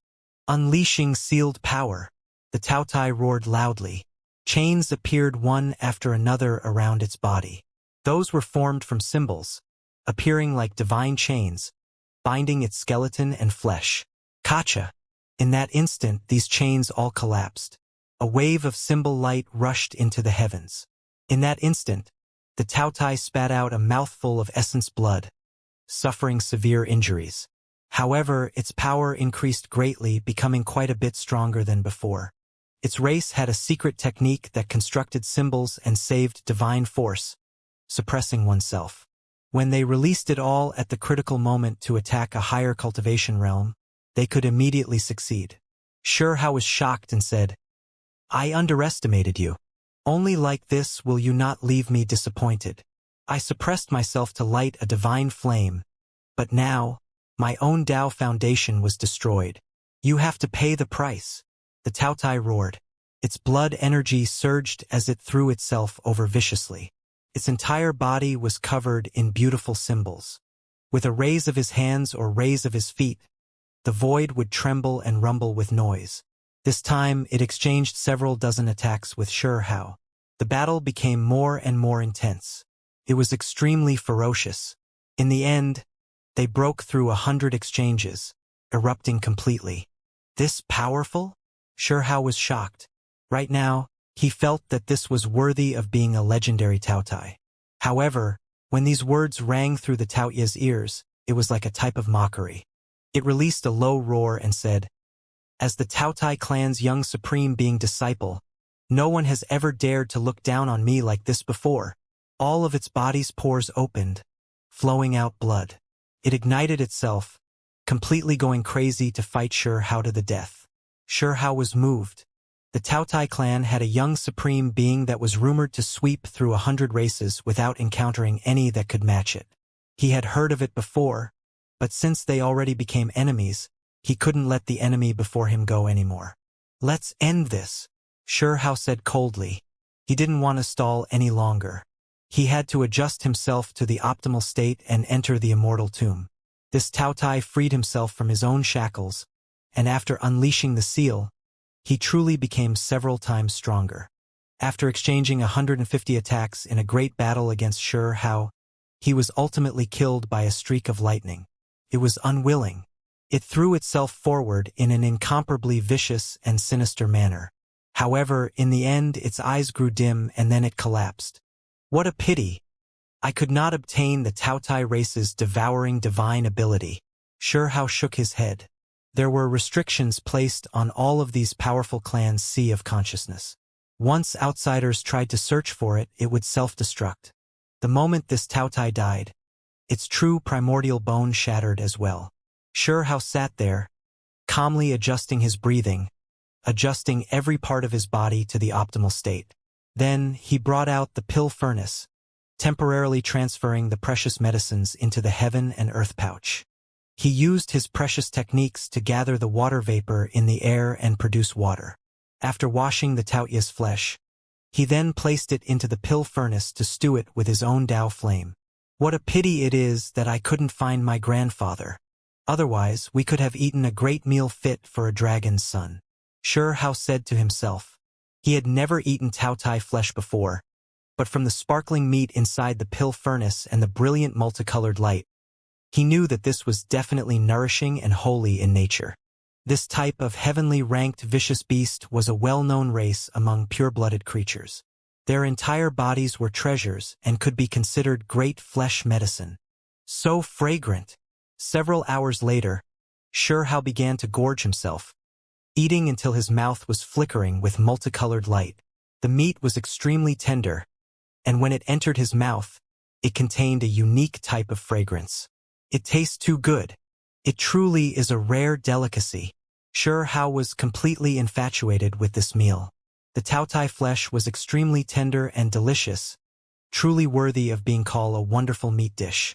What a pity it was that there wasn't any wine, or else he would have truly drank a few cups. The pill furnace didn't look large, only fist-sized in height, but it could hold the entire Taotai inside.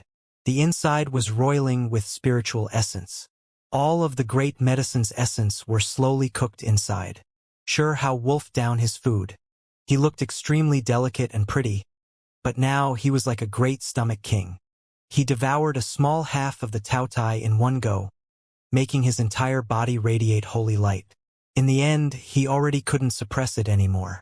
Every pore in his body surged with divine force. This was a sign that he reached his limit, but he still didn't show any sign of stopping. It was because it was extremely dangerous ahead. The curse power was exceptionally thick. He was going to make his own divine force surge to its limit, storing the power of the Taotia's flesh. Done! Shurhao said to himself after completely eating half of the Taotai. Hong! Shurhao walked forward. Divine force roiled, forming a streak of light that wrapped around him, resisting the curse power. The following few li of the road was quite unique. Each time he traveled a set amount of distance, the curse power would increase several times, making one feel suffocated. Even Shurhao was struggling. I'm almost there. There was one last li left, but the curse power rose rapidly, pouring down like a great rain, drowning him within. The source of the curse was that ancient tomb. That was why the closer he got, the harder it was to endure. It was proportionate to one's cultivation, so the higher one's cultivation realm was, the greater the pressure they felt. The divine striking stone and emperor butterfly were put inside the heaven and earth pouch and then into his heavenly passage. He now faced everything alone to close in on that great tomb. 1 step, 2 steps, 3 steps. Shurhao's body was covered in sweat. The bones in his body were cracking with sounds, as if his body was being crushed up. He ate half of the Taotai, so he was full of divine force, but he still felt exhausted. The final Li took him 3 entire days and nights. During this period of time, he had to sit down several times and remove the curse with difficulty. Kacha. During this period of time, there were still streak after streak of electricity hacking downwards. It was extremely terrifying, landing on his body from time to time. Blood splashed out from his shoulders, even injuring his body. This place was seething with spiritual essence. Lightning interweaved, and curse power covered this place densely. The electricity carried a trace of immortal Tao aura. He was only lacking the final few dozen steps, but Hao couldn't hold on any longer. The pressure was just too great, and the curse couldn't be removed. His flesh showed signs of collapsing, and his mind was completely exhausted. This is a type of cultivation, Hao said to himself, entering a state of meditation.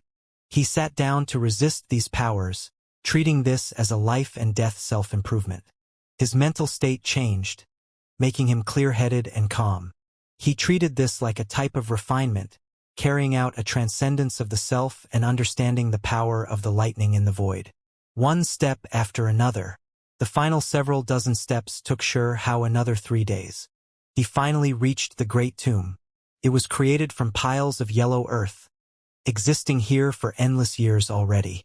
The great river was overflowing, directly pouring into the tomb.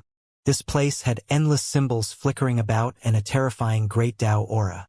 The dried-up tomb was a type of great Tao. This was what Hao felt. When he arrived, this was the thought he came to. Perhaps the true great natural opportunity was this grave. In this place, the entire ancient tomb had a type of natural law that would release symbols from time to time. In addition, it would erupt with lightning radiance that rushed into the 9th heaven. Was there truly an immortal that died here, buried in this tomb? Hao asked himself. His head was covered in sweat. He sat there with difficulty, enduring the tremendous pressure. He took out the dual pupil to see through the mist and lightning radiance, peering into everything in the immortal tomb. That is... His eyes widened, observing everything below with shock. That place was covered in an expanse of scarlet redness. There was brightly colored blood that carried an undying aura. It surged with a vitality that was red and translucent, sparkling like that of gemstones. Is this the immortal's blood, or the demonic sovereign's blood? Hao's voice was trembling. He felt a bit moved, clenching his fists tightly. However, he knew that he definitely couldn't obtain it. The ancient tomb was a type of great Tao. It might represent the immortal Tao, but it might also contain the demonic sovereign's supreme Tao natural laws. He definitely couldn't enter it just by himself. He gave it a test, bringing out a magical artifact. In the end, as soon as it approached, it was burned into ashes by those sparkling symbols. I'm not going to enter the immortal tomb and am just going to sit here to comprehend the great Tao and natural laws. Hao made this decision. He did everything he could to resist the curse while meditating, comprehending the immortal tomb's great Tao. During the first few days, Hao felt incomparable pain. This was a type of bone-crushing torment. The curse entered his body and lightning radiance hacked down, covering his body in blood. His flesh was becoming dim. In the end, he finally began to slowly adapt to this place, and things turned slightly for the better. In addition, from time to time he caught traces of the Tao, and he studied these traces. Half a month later, Hao was pleasantly surprised to find that he finally sensed it. This place contained a great amount of lightning force, and he could capture a bit of their trajectory. Immortal Tao aura. Hao studied this aura, closing his eyes and sensing these broken symbols. Then, he saw strange scenes one after another. Those were the transformations of lightning, profound and mysterious. Lightning. It has life, turning into plants that contain thriving vitality. Hao said softly. This was what he comprehended. Lightning did not only contain destructive power, but it also embodied life. He seized this insight. Then, he looked at the earth formed from lightning. There were earthen rocks resting one after another, thick and majestic. Then he saw a river. Lightning turned into liquid, becoming water that flowed between heaven and earth. Chong! A metallic sound rang through the air. All types of lightning congealed into various types of metal weapons, turning into spears, halberds, and others. Their power was heaven overflowing. Lightning could also become metal and possess great sharpness. On the immortal tomb, symbols continuously changed, revealing all types of profound mysteries. Xianxia immersed himself within this, completely throwing himself in. This was clearly lightning, but Xianxia saw the most original elements of this world. Wood, earth, water, metal, fire. Hong! Finally, several streaks of lightning with different characteristics collided. Strands of chaotic energy actually seeped out. This electricity was terrifying to the extreme and suffused with immortal Tao aura. Xianxia comprehended for an extremely long time. The lightning Tao precious technique became much more powerful. Unknowingly, a month had already passed. Just this single period of comprehension took up an entire month. If news of this got out, it would definitely leave others stupefied. All Tao comprehension states were hard to continue. They should be short moments of insight. I've seen the way. I know how I should cultivate the lightning Tao. Xianxia said softly.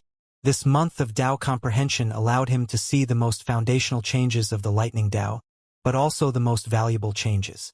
Soon after, Xianxia's body surged with flames that carried a destructive aura, blazing furiously. I already grasped one type of foundational transformation of the lightning Tao, flames. Along with destruction comes flourishing vitality, as well as light. This was precisely the case. His body looked like it was seething with fiery light, but it was lightning. This was electricity, but it was pulsing like a flame, burning with great power. The current lightning Tao he grasped was without a doubt much more powerful than that of the past. He was becoming more intimate with lightning. The electricity turned into flames, wrapping him within. Xianxia got up. After grasping this foundational and profound transformation of the lightning Tao, he seemed to form some kind of connection with the immortal Tao lightning here. The curse's effect on him became much weaker as well. He moved around this great tomb to see what other areas might contain. There are priceless plants that contain lightning symbols. Xianxia was shocked. At the other side of the great tomb were a few plants. There were strange grass, shrubs, and tender flower buds. They all carried electrical radiance and contained mysterious symbols. These plants took root in the immortal tomb, some fresh and green, others flickering with silver light, surging with purple energy like clouds, or resplendent golden. Their colors shone brilliant as lightning interwove. Xianxia's breathing was rushed. These plants were all too precious. Every single stalk had different patterns engraved on them. They contained the power of lightning, as well as a trace of immortal Tao energy. Lightning radiance flickered about. For those that cultivated lightning precious techniques, they were priceless treasures. One stalk, two stalks. Xianxia's eyes stared blankly.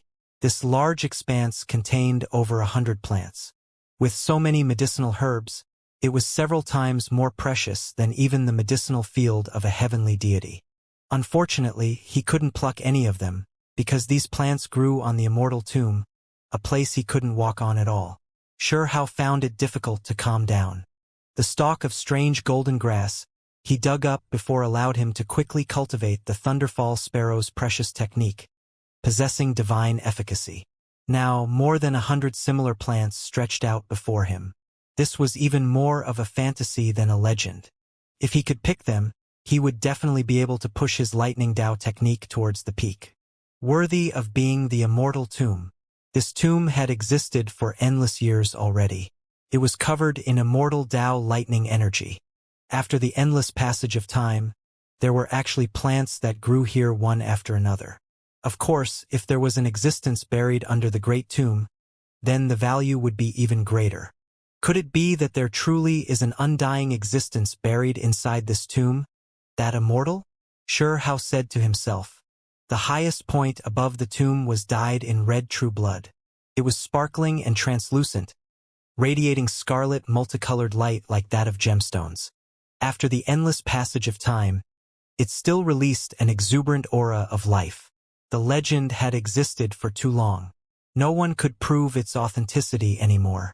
After seeing this expanse of rarely seen grass that all grew on top of the tomb, with every stalk being so precious, Xianxia was unwilling to pass up this chance just like that.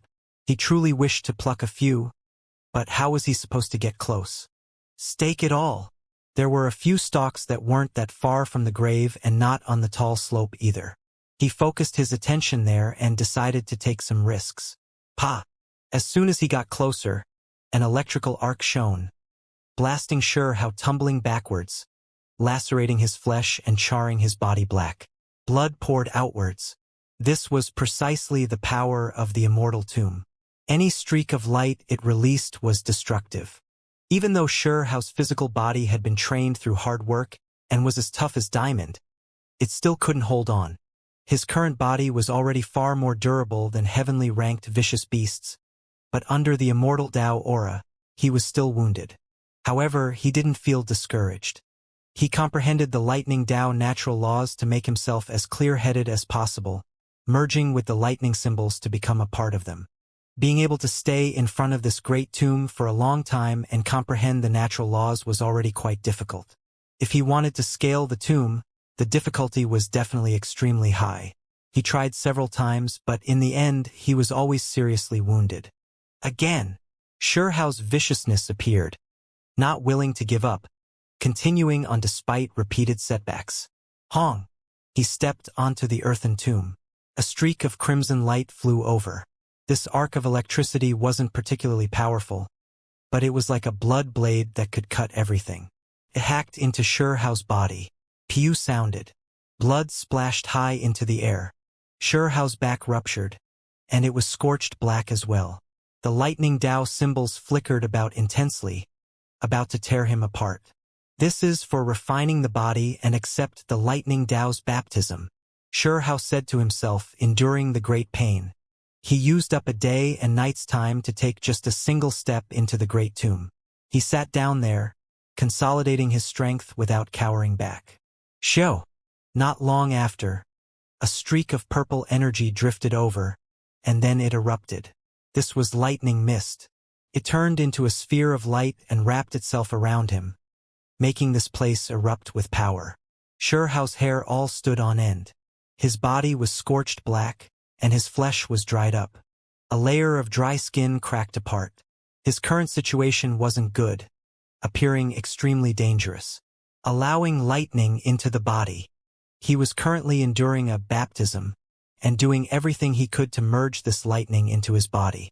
He was trying to harmonize with the aura to prevent more injuries. After using up 2 more days and nights worth of time, he finally stabilized. He sat at the base of the grave. The wounds covering his body closed. Black and gray old skin separated, revealing fair and glossy skin again. After all of this, I only made it a single step. Xianxia sighed in amazement. The closest plant to him was a ruby-like small tree. It was still several tens of steps away. Wishing to dig it out was just too difficult. However, he also understood well that his type of battering of electricity and continuous injuries was also a way of refining his own body. It continuously strengthened his resistance to electricity. The most important thing was that he was becoming more intimate with lightning, making it easier to control. Only, when he thought of the several tens of steps left, Xianxia's scalp also felt a wave of numbness. He still had to risk danger and endure the most terrifying attacks just to get closer. Chi! He formed a large hand made of bone text and reached out. However, it was immediately blasted apart by an electrical arc, unable to approach the plant at all. The symbols were useless as well. For the last several tens of steps, Xianxia took 8 entire days before finally approaching. Every day, his body would be blasted until blood flew everywhere and his body was scorched black. This was a type of suffering, as if he had descended into the underworld. However, this was much faster than what he had expected. During this process, he also had to defend himself against the curse. Fortunately, after studying the Lightning Tao profound mysteries, the power of the curse weakened by quite a bit. On the 9th day, Xianxia arrived in front of a small scarlet tree. He felt like crying. This had truly been a difficult process. Stupid grave. He was furious. During these few days, his hair stood on end, and when he breathed, his nose and mouth spray out electrical radiance. His entire body was almost blasted into coal. He was finally about to succeed. This entirely red little tree was enough to make up for the losses. Even though it's only a foot tall, it's covered in patterns and had scarlet electricity coiling about it that released waves of cries. This could, without a doubt, aid Xianxia in his lightning precious technique cultivation. Just like how he was able to smoothly break through after studying the Thundersky Sparrow's divine ability. He could use this to grasp even more lightning profound mysteries. Xianxia carefully dug it out. During this process, his entire body was cracking apart from the lightning, and his pores were also gushing out electricity. I finally obtained one. He was satisfied. After cultivating for 2 hours, he targeted another stalk. It was suffused with purple energy and appeared rather hazy. It was 6 or 7 steps away from him. This time, he used up 3 days and nights to reach it. His entire body turned purple from the lightning radiance. He couldn't help but release a grunt. Xianxia cursed outwards. This was just too painful. For the sake of picking a stalk of medicine, he was beaten like a sandbag, beaten here to an inch of his life. A golden mushroom. The next target was a human head-sized golden mushroom. Lightning radiance crackled about with pili-pala sounds. He used 2 days and nights before successfully harvesting it. Then, Xianxia walked towards a green jade bamboo. It was only the thickness of a chopstick. It was 2 feet tall and dark green in color. There was green radiance around it. Just like that, Xianxia continuously dug out 5 of them. Every single stalk contained rich lightning and had mysterious patterns engraved on them and a strand of immortal Tao lightning aura. When he wanted to dig more out, there were already no more near him. He raised his head, discovering that the closest one was 20-something zhang away. They were all on the back of this great grave. For him, this was an astronomical distance. It was because he had to pay a huge price for every few steps he took on this grave. In addition, when he carefully observed that area, he discovered with shock that on the back of the great tomb, apart from lightning radiance, there were also strands of chaotic energy that seeped out from the earth. This was definitely not something he could get close to. If he truly touched it, he would definitely be blasted into ashes. The true immortal Tao lightning is buried in the tomb? Xianxia knew that he could only go this far. He couldn't continue. He backed out from the immortal tomb step after step, feeling a sense of relief. When he got back down, the load on his body became much lighter. He had experienced too much pressure during these past few days. Going to leave just like that? Xianxia shook his head. He walked a circle around the great tomb, feeling that it was a bit of a pity. Then, after thinking for a bit, he decisively took out a magical artifact to try and collect the earth here. The divine striking stone was startled, looking stupefied as he watched him. His mouth widened, but it really didn't know what to say. This really was a bit like angering man and God alike. He didn't even let the tomb's earth go. You really are a freak. Aren't you scared of offending the deceased? The divine striking stone said. What do you understand? This earth contains lightning, so it is definitely a priceless precious material. It is a great killing weapon too, Xianxia said. Hong. Unfortunately, the magical artifact shattered, blasted to pieces by the tomb's lightning on the spot. Xianxia blinked his eyes.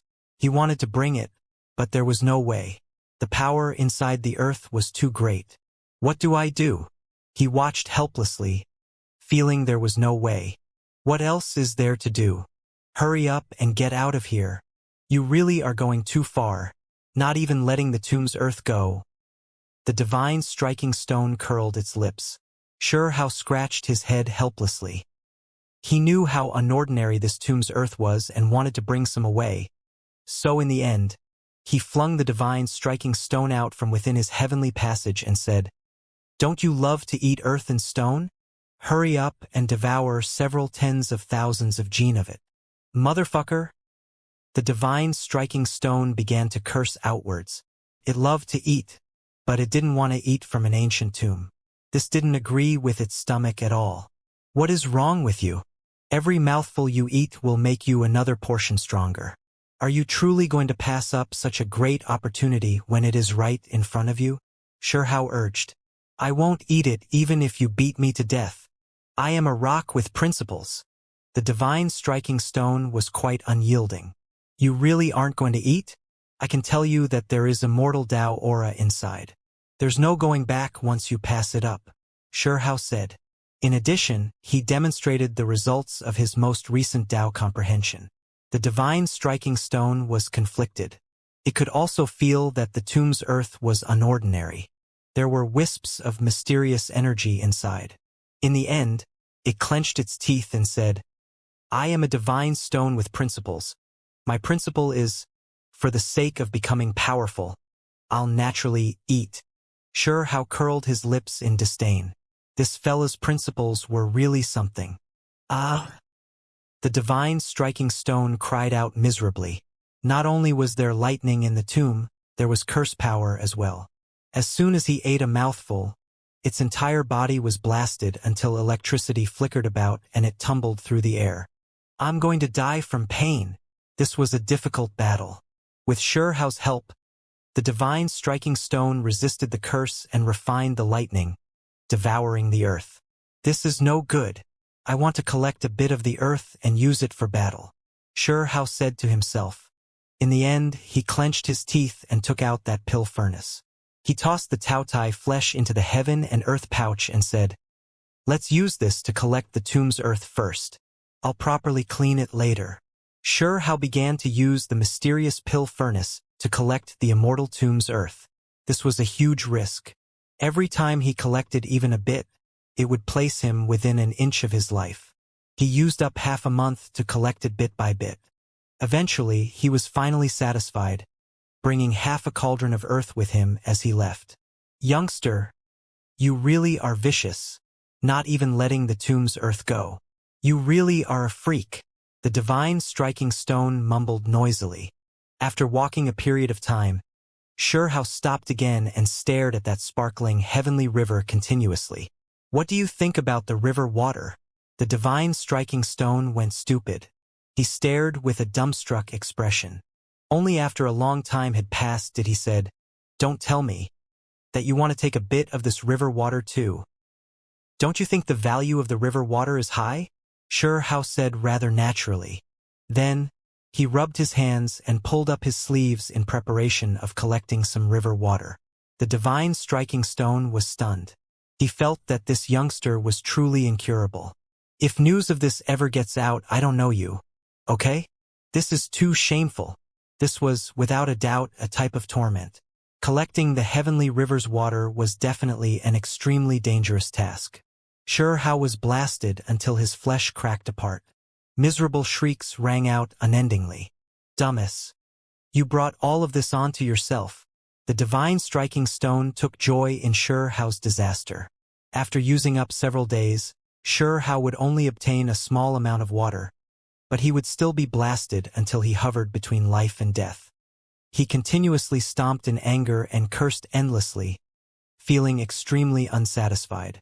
However, in the end, he still succeeded, leaving with large amounts of water from the river and a body full of wounds. Shameful guy. Too lacking in integrity. Along the way, the divine striking stone muttered endlessly. Li Yunzong felt a bit suspicious. During the past few days, he was always gazing towards the end of the heavenly river, always feeling like something had happened there. Symbols flickered about and lightning radiance would suddenly erupt. Unfortunately, when he was still 100 or so li from the immortal tomb, he couldn't continue any further. He suffered extremely severely from the curse power, and with a light sigh he turned around. He had only emerged from isolation recently, cultivating the Swan and I precious technique near the heavenly river. He successfully refined that piece of lightning divine wood that he fished up from the river as well, which resulted in great benefits. I wonder how Brother Huang is doing. Could it be that he truly did close in on the immortal tomb? He turned around to leave, following the same way back. Soon after, He returned to those ruins and saw the 3,000 zhang tall brilliant monument. Even though a long time had passed, there were still many people here. In addition, there were experts who came here to look at it. Li Yunzong heard everyone's discussions and felt quite shocked. He said to himself, "Someone ended up changing the power rankings?" He walked up and raised his head, and then he immediately became petrified. He saw the seated figure carved at the very top of the divine monument. Even though the Huang character was a bit hard to make out, it was still quite eye-catching. Brother Huang. Huang. He immediately understood that it was the youth he met who established this impressive feat. This left him greatly shocked. He already knew that youth was extremely unordinary, but he never expected him to be this terrifying. Sitting above Qin Chongqing's head, the so-called power ranking considered one's age, cultivation realm, and various other factors. It represented a ranking of individuals when under similar conditions. How formidable! Even though he was an exceptional talent himself and had once been known as unmatched in a province, Li Yunzong had never thought of himself as someone who could overlook the 10 provinces. He didn't test himself here, because he didn't want others to learn about his whereabouts. Li Yunzong knew that a formidable young supreme being had risen up and was about to leave the higher realms shaken. Meanwhile, he had the fortune of swapping pointers with him, even exchanging lightning precious techniques.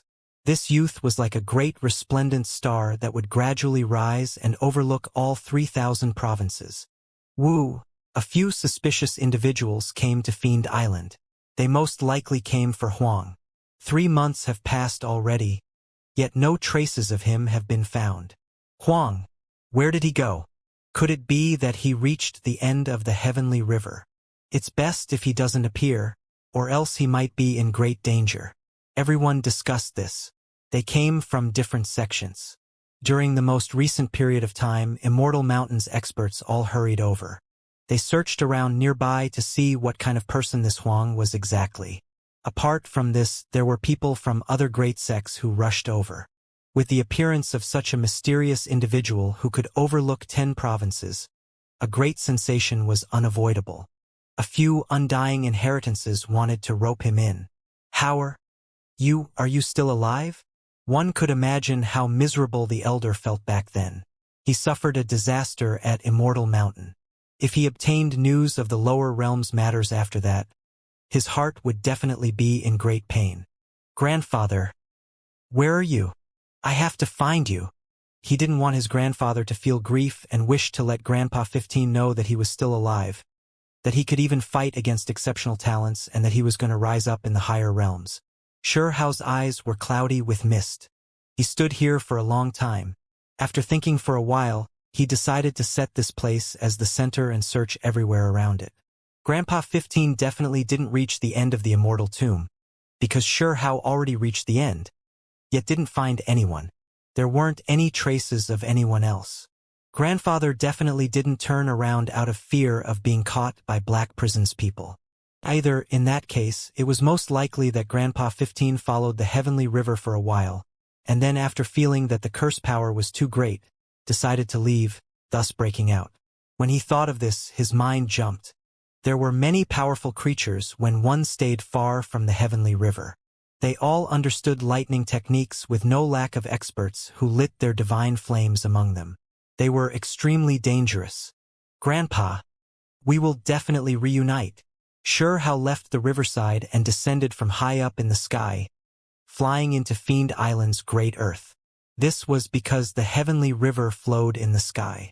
He called out the divine striking stone and Emperor Butterfly to have them help him search for clues. Fiend Island originally suspended itself in midair. There were all types of electrical mists everywhere, and it was incredibly dusky.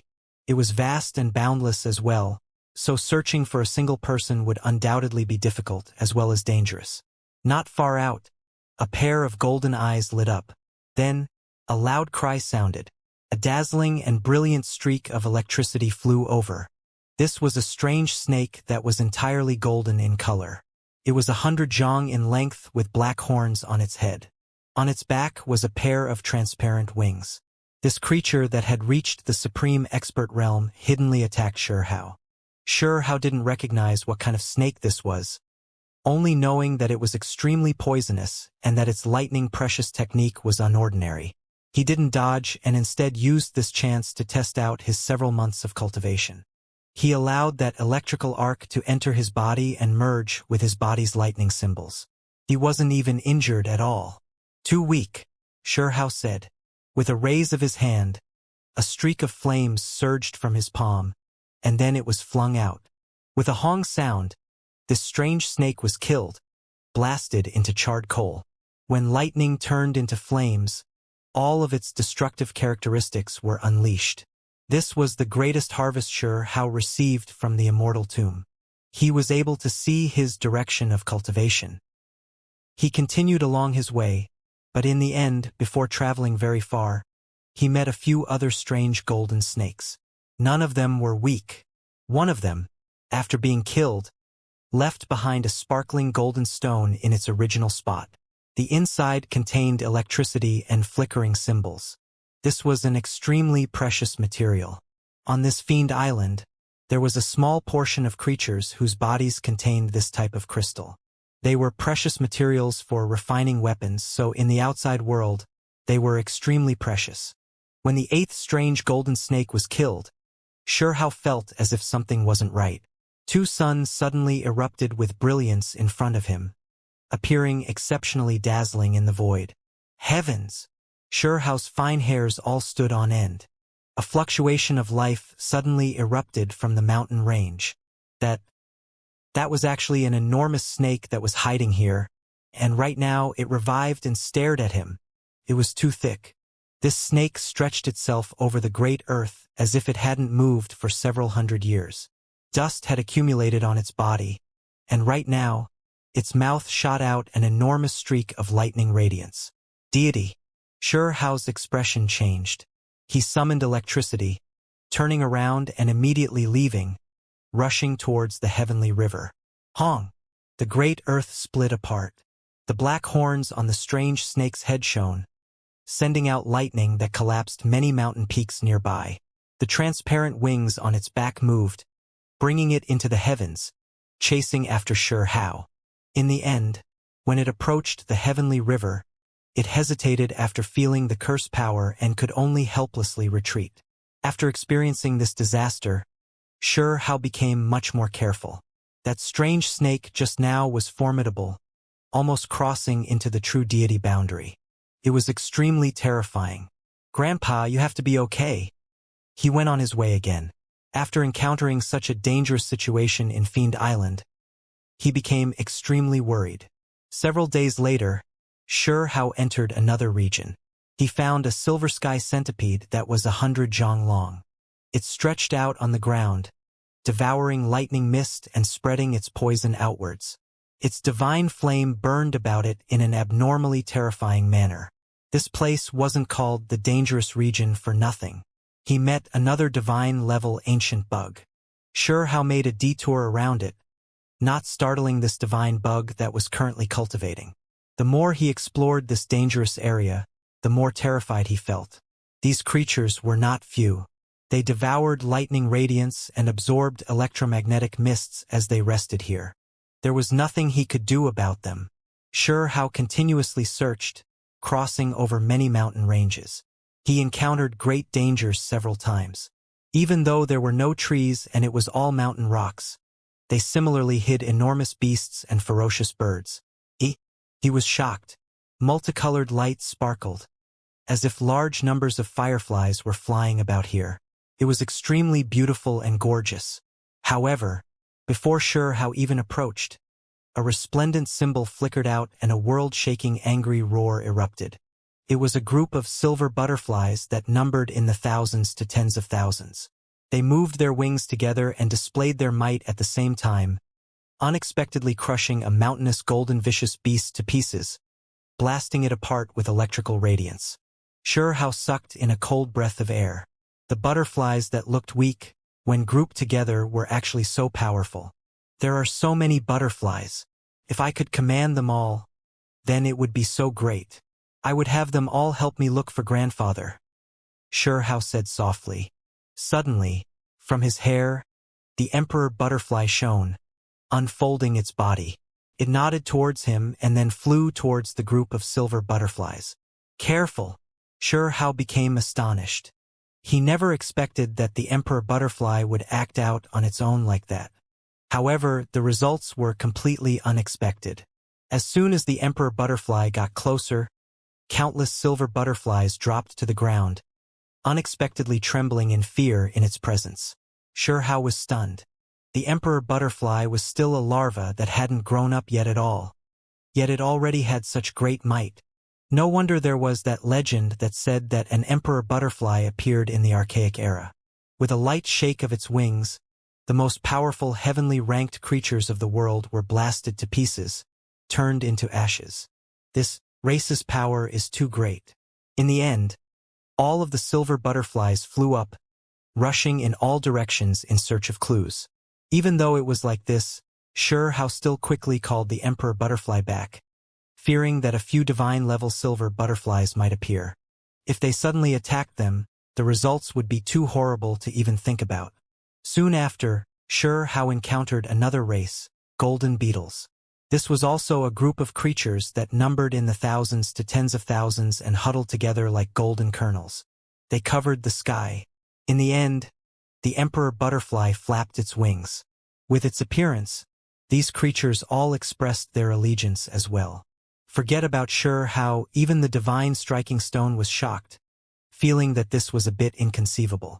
The emperor butterfly was actually this formidable. What a pity! Back then, it had only appeared once, and that was in the archaic era as well. The world only knows so much about it. The divine striking stone said. It only made a single appearance, but that appearance alone was enough to be recorded, because its feats that day were too heavy defying. With just a shake from its wings, several extremely powerful creatures were eliminated. Soon after, a few populations of creatures began to move about Fiend Island in search of Grandpa 15. Several days later, a silver butterfly flew over, releasing spiritual fluctuations to tell Xianxia how that it had once seen that single-armed individual.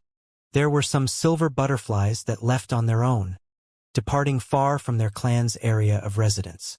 This butterfly was precisely like this, one that had roamed about outside for a long time. It had just returned. What? When Xianxia obtained the news, he was immediately greatly shaken. He never expected to see hope so quickly. He hurriedly urged it and said, "Where?"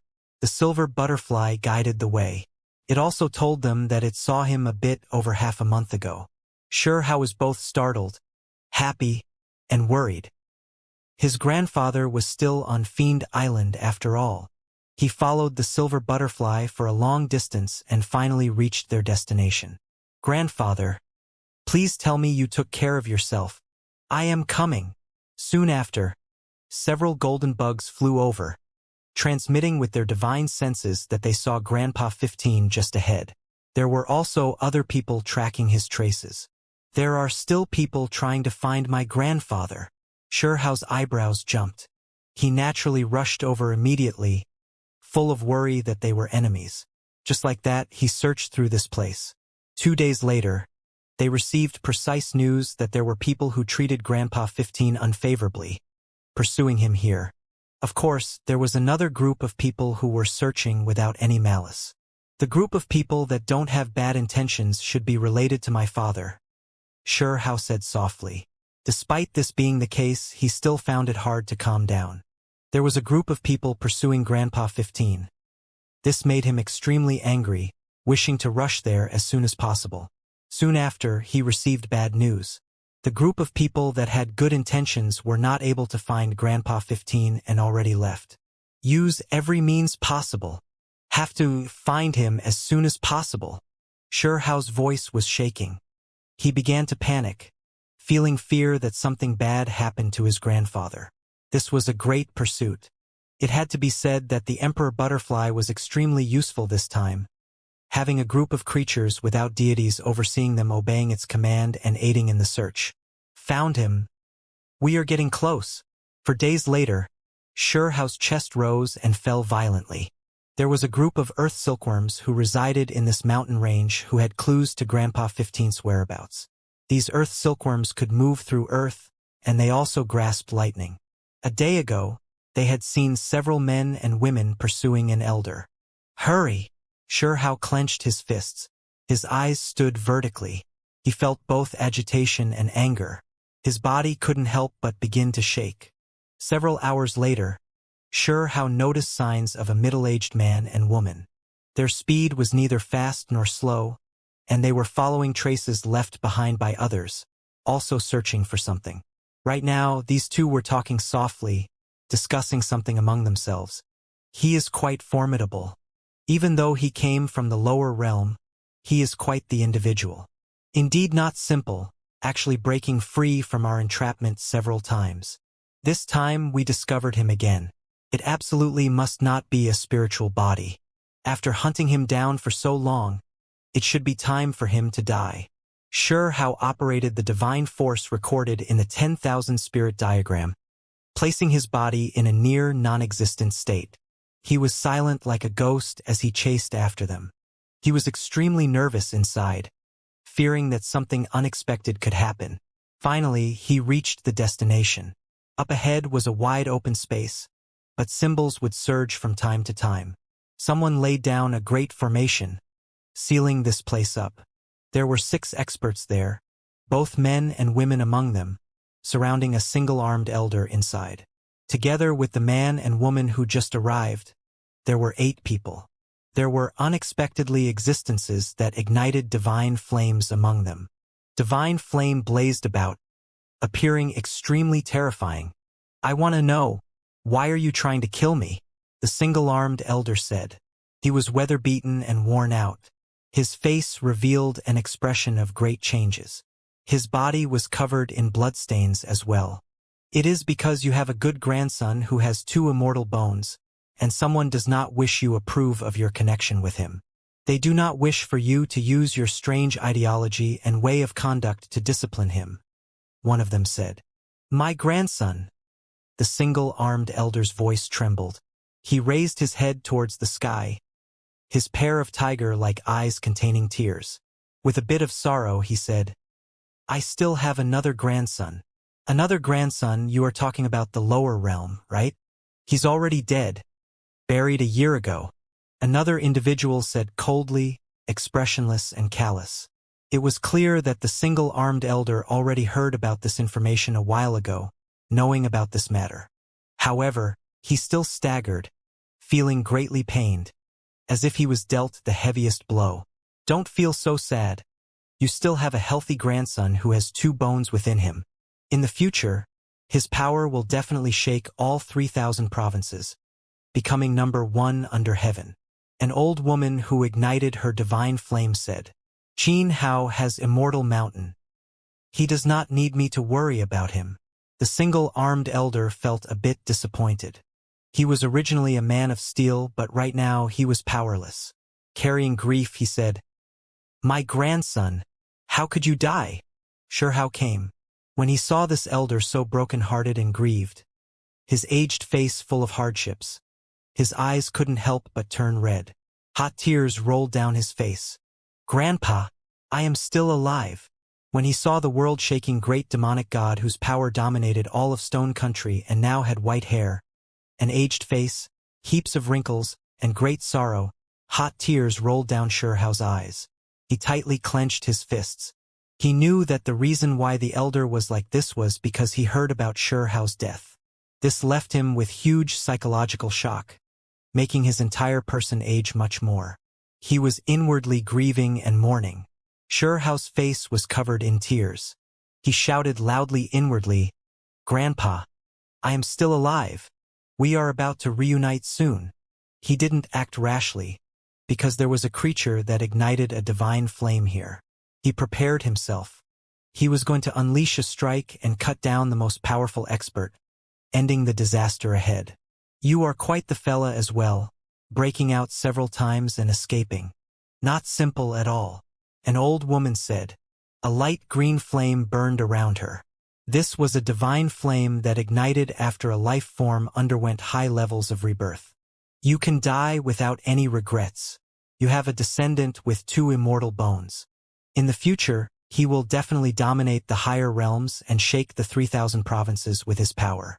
Only, for the sake of his growth, it is best if you two do not meet. Just peacefully go on your way. Another elder said. He wore a purple robe, and the flame around him was a hazy purple as well. The divine flame appeared noble and intense. Two experts that ignited their divine flames. This was enough to control the situation. Ever since I was sent to Fiend Island as a prisoner, I never had the intention of returning to Immortal Mountain. You all are overthinking things. Grandpa 15 said. What if the day comes when you start feeling emotional and want to meet your grandson? This is no good. It's still better if you go on your way earlier, said the old woman indifferently. With pity and arrogance, she said, even though Qin Clan's young supreme being does not need your fostering, that is still your blood grandson after all. In the future, even underground, you will still feel proud of his great accomplishments. Rotten bitch. Are those even the words of a human anymore? Grandpa 15 had always been unyielding. Even if he had sand in his eyes, he wouldn't rub it. He didn't feel apprehensive even with a divine-level figure in front of him and instead loudly berated. The words rotten bitch immediately made her look like a cat that had its tail stepped on. The old woman immediately revealed great displeasure and bewilderment. Once one ignited their divine flame, their identity and status became extremely high. In all these years, no one had dared to treat her rudely or berated her like this before. The one surnamed Sure, you really don't know how to appreciate others' kindness. We were going to leave you with a whole corpse before and let you end yourself. But now, you can forget about such a thing. The old woman's face fell. Do not take offense, instead, just eliminate him. It's just a dead person, not worth getting angry over. Beside her, the purple-robed elder said. The divine flame around him jumped, shining brilliantly. He had ignited it for many years now, so he was extremely powerful. You all really are disgraceful. Grandpa 15 recovered from his brokenheartedness and spoke like this. Even though he was trapped, he was still unyielding. We really are sick of your Stone Clan, sending people up unnecessarily into the higher realms to disturb Qin Hao's growth. If not for your Sure Xilinx identity being too special, it would be best if both of you were killed, said the purple-robed elder. When these words were spoken, Grandpa 15's expression changed. Even Sure Hao felt an anger surging within him, the symbols within his body continuously flaring. You all still wish to harm Xiling? Grandpa 15's hair flew about chaotically. His eyes widened in fury. He is Qin Hao's father, so I do not think anyone wants to act rashly, so I do not believe you need to worry about these things. You can go on and be a ghost now, said the purple-robed elder. He had his hands around his back. There was purple radiance surging around his body. He was about to take action. Heaven and earth foundational energy surged. Electromagnetic mists rushed outwards, terrifying to the extreme. I had been hunted by Apiccio and trapped in the Black Forest's forbidden land for more than 10 years. After finally breaking out to see my grandson, I never expected that not even this wish could be carried out. This is the greatest regret of my life, Grandpa 15 calmly said. In the distance, Sure Hao's nose felt sour. His grandfather went out to find vicious beast true blood for him, but in the end, he fell to such an extent. What supported his grandfather all this time was the wish to see him too. Even now, while trapped in this predicament, his grandfather still spoke about this regret, feeling grieved that he couldn't satisfy this desire. At this moment, the stream of heat within Sure Hao's body was surging. He almost couldn't stop himself from roaring out. He reached his hand outwards. However, he knew that he had to endure it.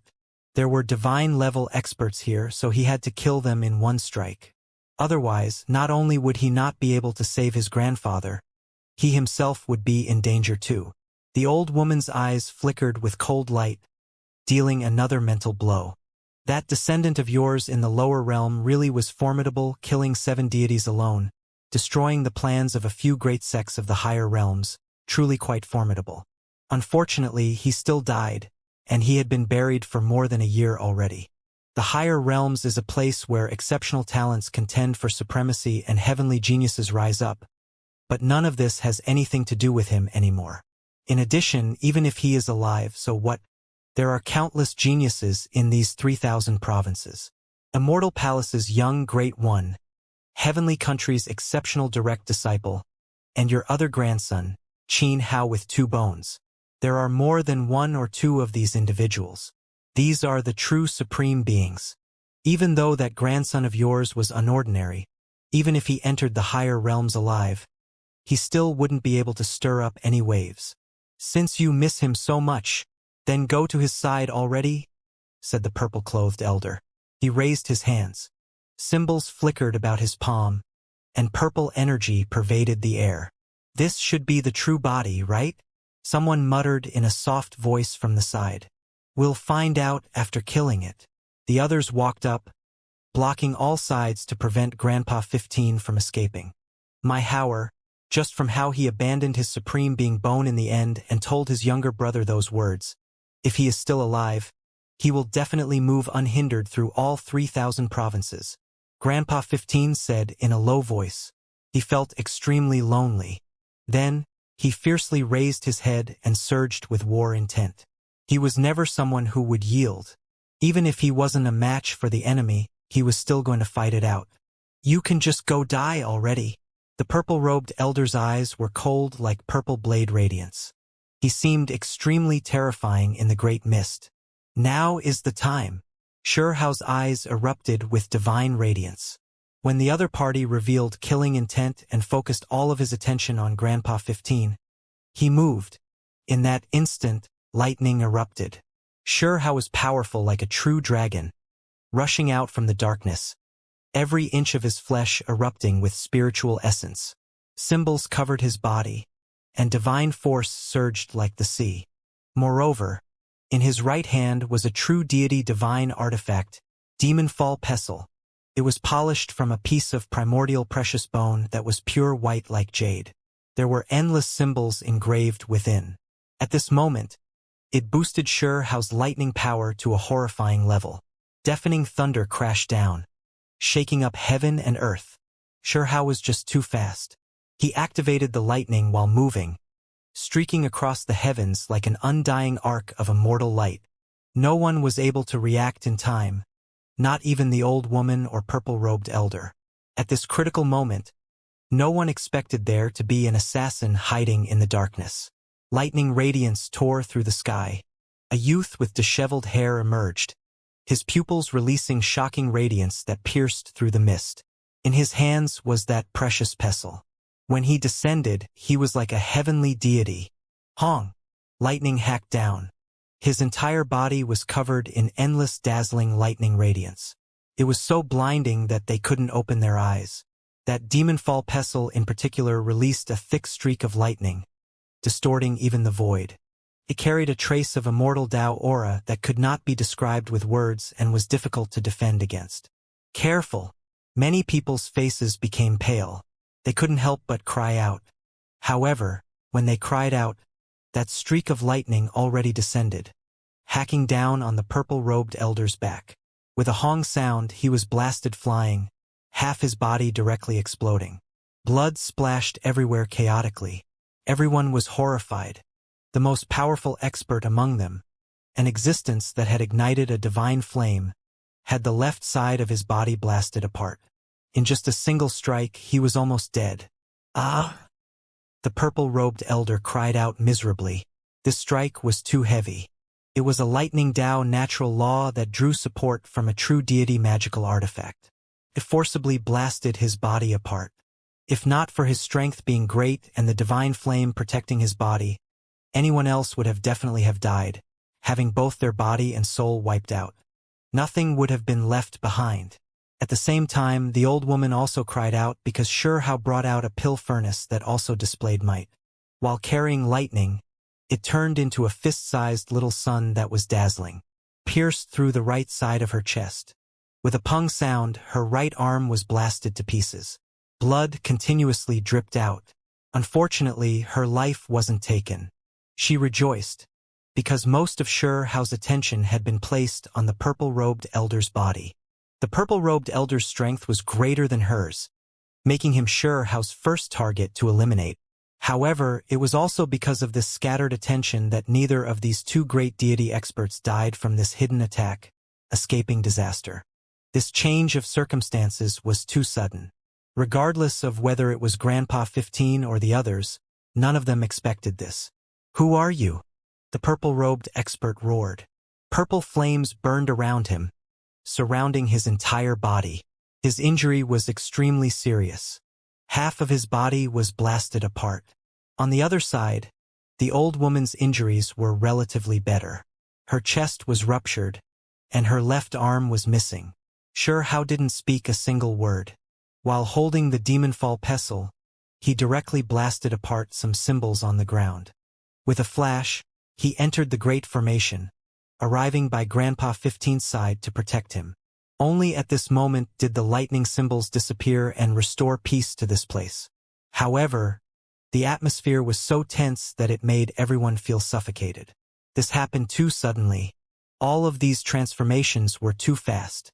The two great deity-level experts were seriously injured, almost killed, making those 6 supreme experts break out in cold sweat. All of their fine hairs stood on end. If it was them that was attacked, there was no way they would be alive right now. "Child, who are you?" Grandpa 15 looked at him. He could feel this child's goodwill, and even more so from the tears that were flowing from his face. The most sincere type of emotion. "Grandpa, I am your Hauer," Xiao cried out loudly. Tears rolled down his face. After being separated for more than 10 years, his grandfather already grew old. His hair was white, and his face was covered in wrinkles. He had experienced the great changes of time. It was different from that grand and heroic, tall and big grandfather whose black hair scattered about behind him. The difference was just too great. He knew that during these 2 years, his grandfather had heard the news of his death, leaving him broken-hearted again and again, and that was what triggered these effects. His appearance was now old, and his body and mind were both beaten. "Qin Hao, don't look like that." Grandpa 15 was bewildered. He had met his grandson in the lower realm before, and this was not the person in front of him. Suddenly, Grandpa 15 thought of something. His eyes immediately widened, and old tears poured out from his tiger-like eyes. He asked with a trembling voice, "You are my Hauer?" Xiao immediately restored his true appearance, revealing his original face. He grabbed his grandfather's arm and said, "Grandfather, I didn't die. I am still alive. I also came to the higher realms, and I've been looking for you this entire time." Xiao shouted loudly, pouring out his heart that was full of longing and emotions. Grandpa 15 was an unyielding man of steel, one called the Great Demonic God, but right now his body shook and he almost fell. He was incomparably shaken as he stared at Xiao. Back then, Xiao was still extremely small, so now that he grew up, he looked different. However, there were distinctive traits that he shared with Grandpa 15. The two were quite alike. At the same time, with their bloodlines linked, when Xiao revealed his true appearance, it immediately convinced him that this was his grandfather. He appeared, alive, here, reuniting together. "Ha ha!" Grandpa 15 roared with laughter, his eyes carrying tears. His entire body radiated brilliant splendor. This was a type of joy brought forth from a type of excitement, a happiness of having his cherished desire satisfied. In the distance, those individuals all became incomparably shocked. From their discussion, they learned that this youth might very well be that Xiao from the lower realm. "My Hauer is still alive. After losing his supreme being bone twice, he can still make it through. What else is there that can stop him?" Grandpa 15's tears flew everywhere as he laughed loudly. He trembled as he rubbed Xiao's hair and face. His entire body released astonishing radiance, carrying great joy within his sorrow. When the people around them heard this, they all felt horrified. The heavens wasn't able to take this young supreme being's life. In the future, there will definitely be a great storm sweeping through all 3,000 provinces.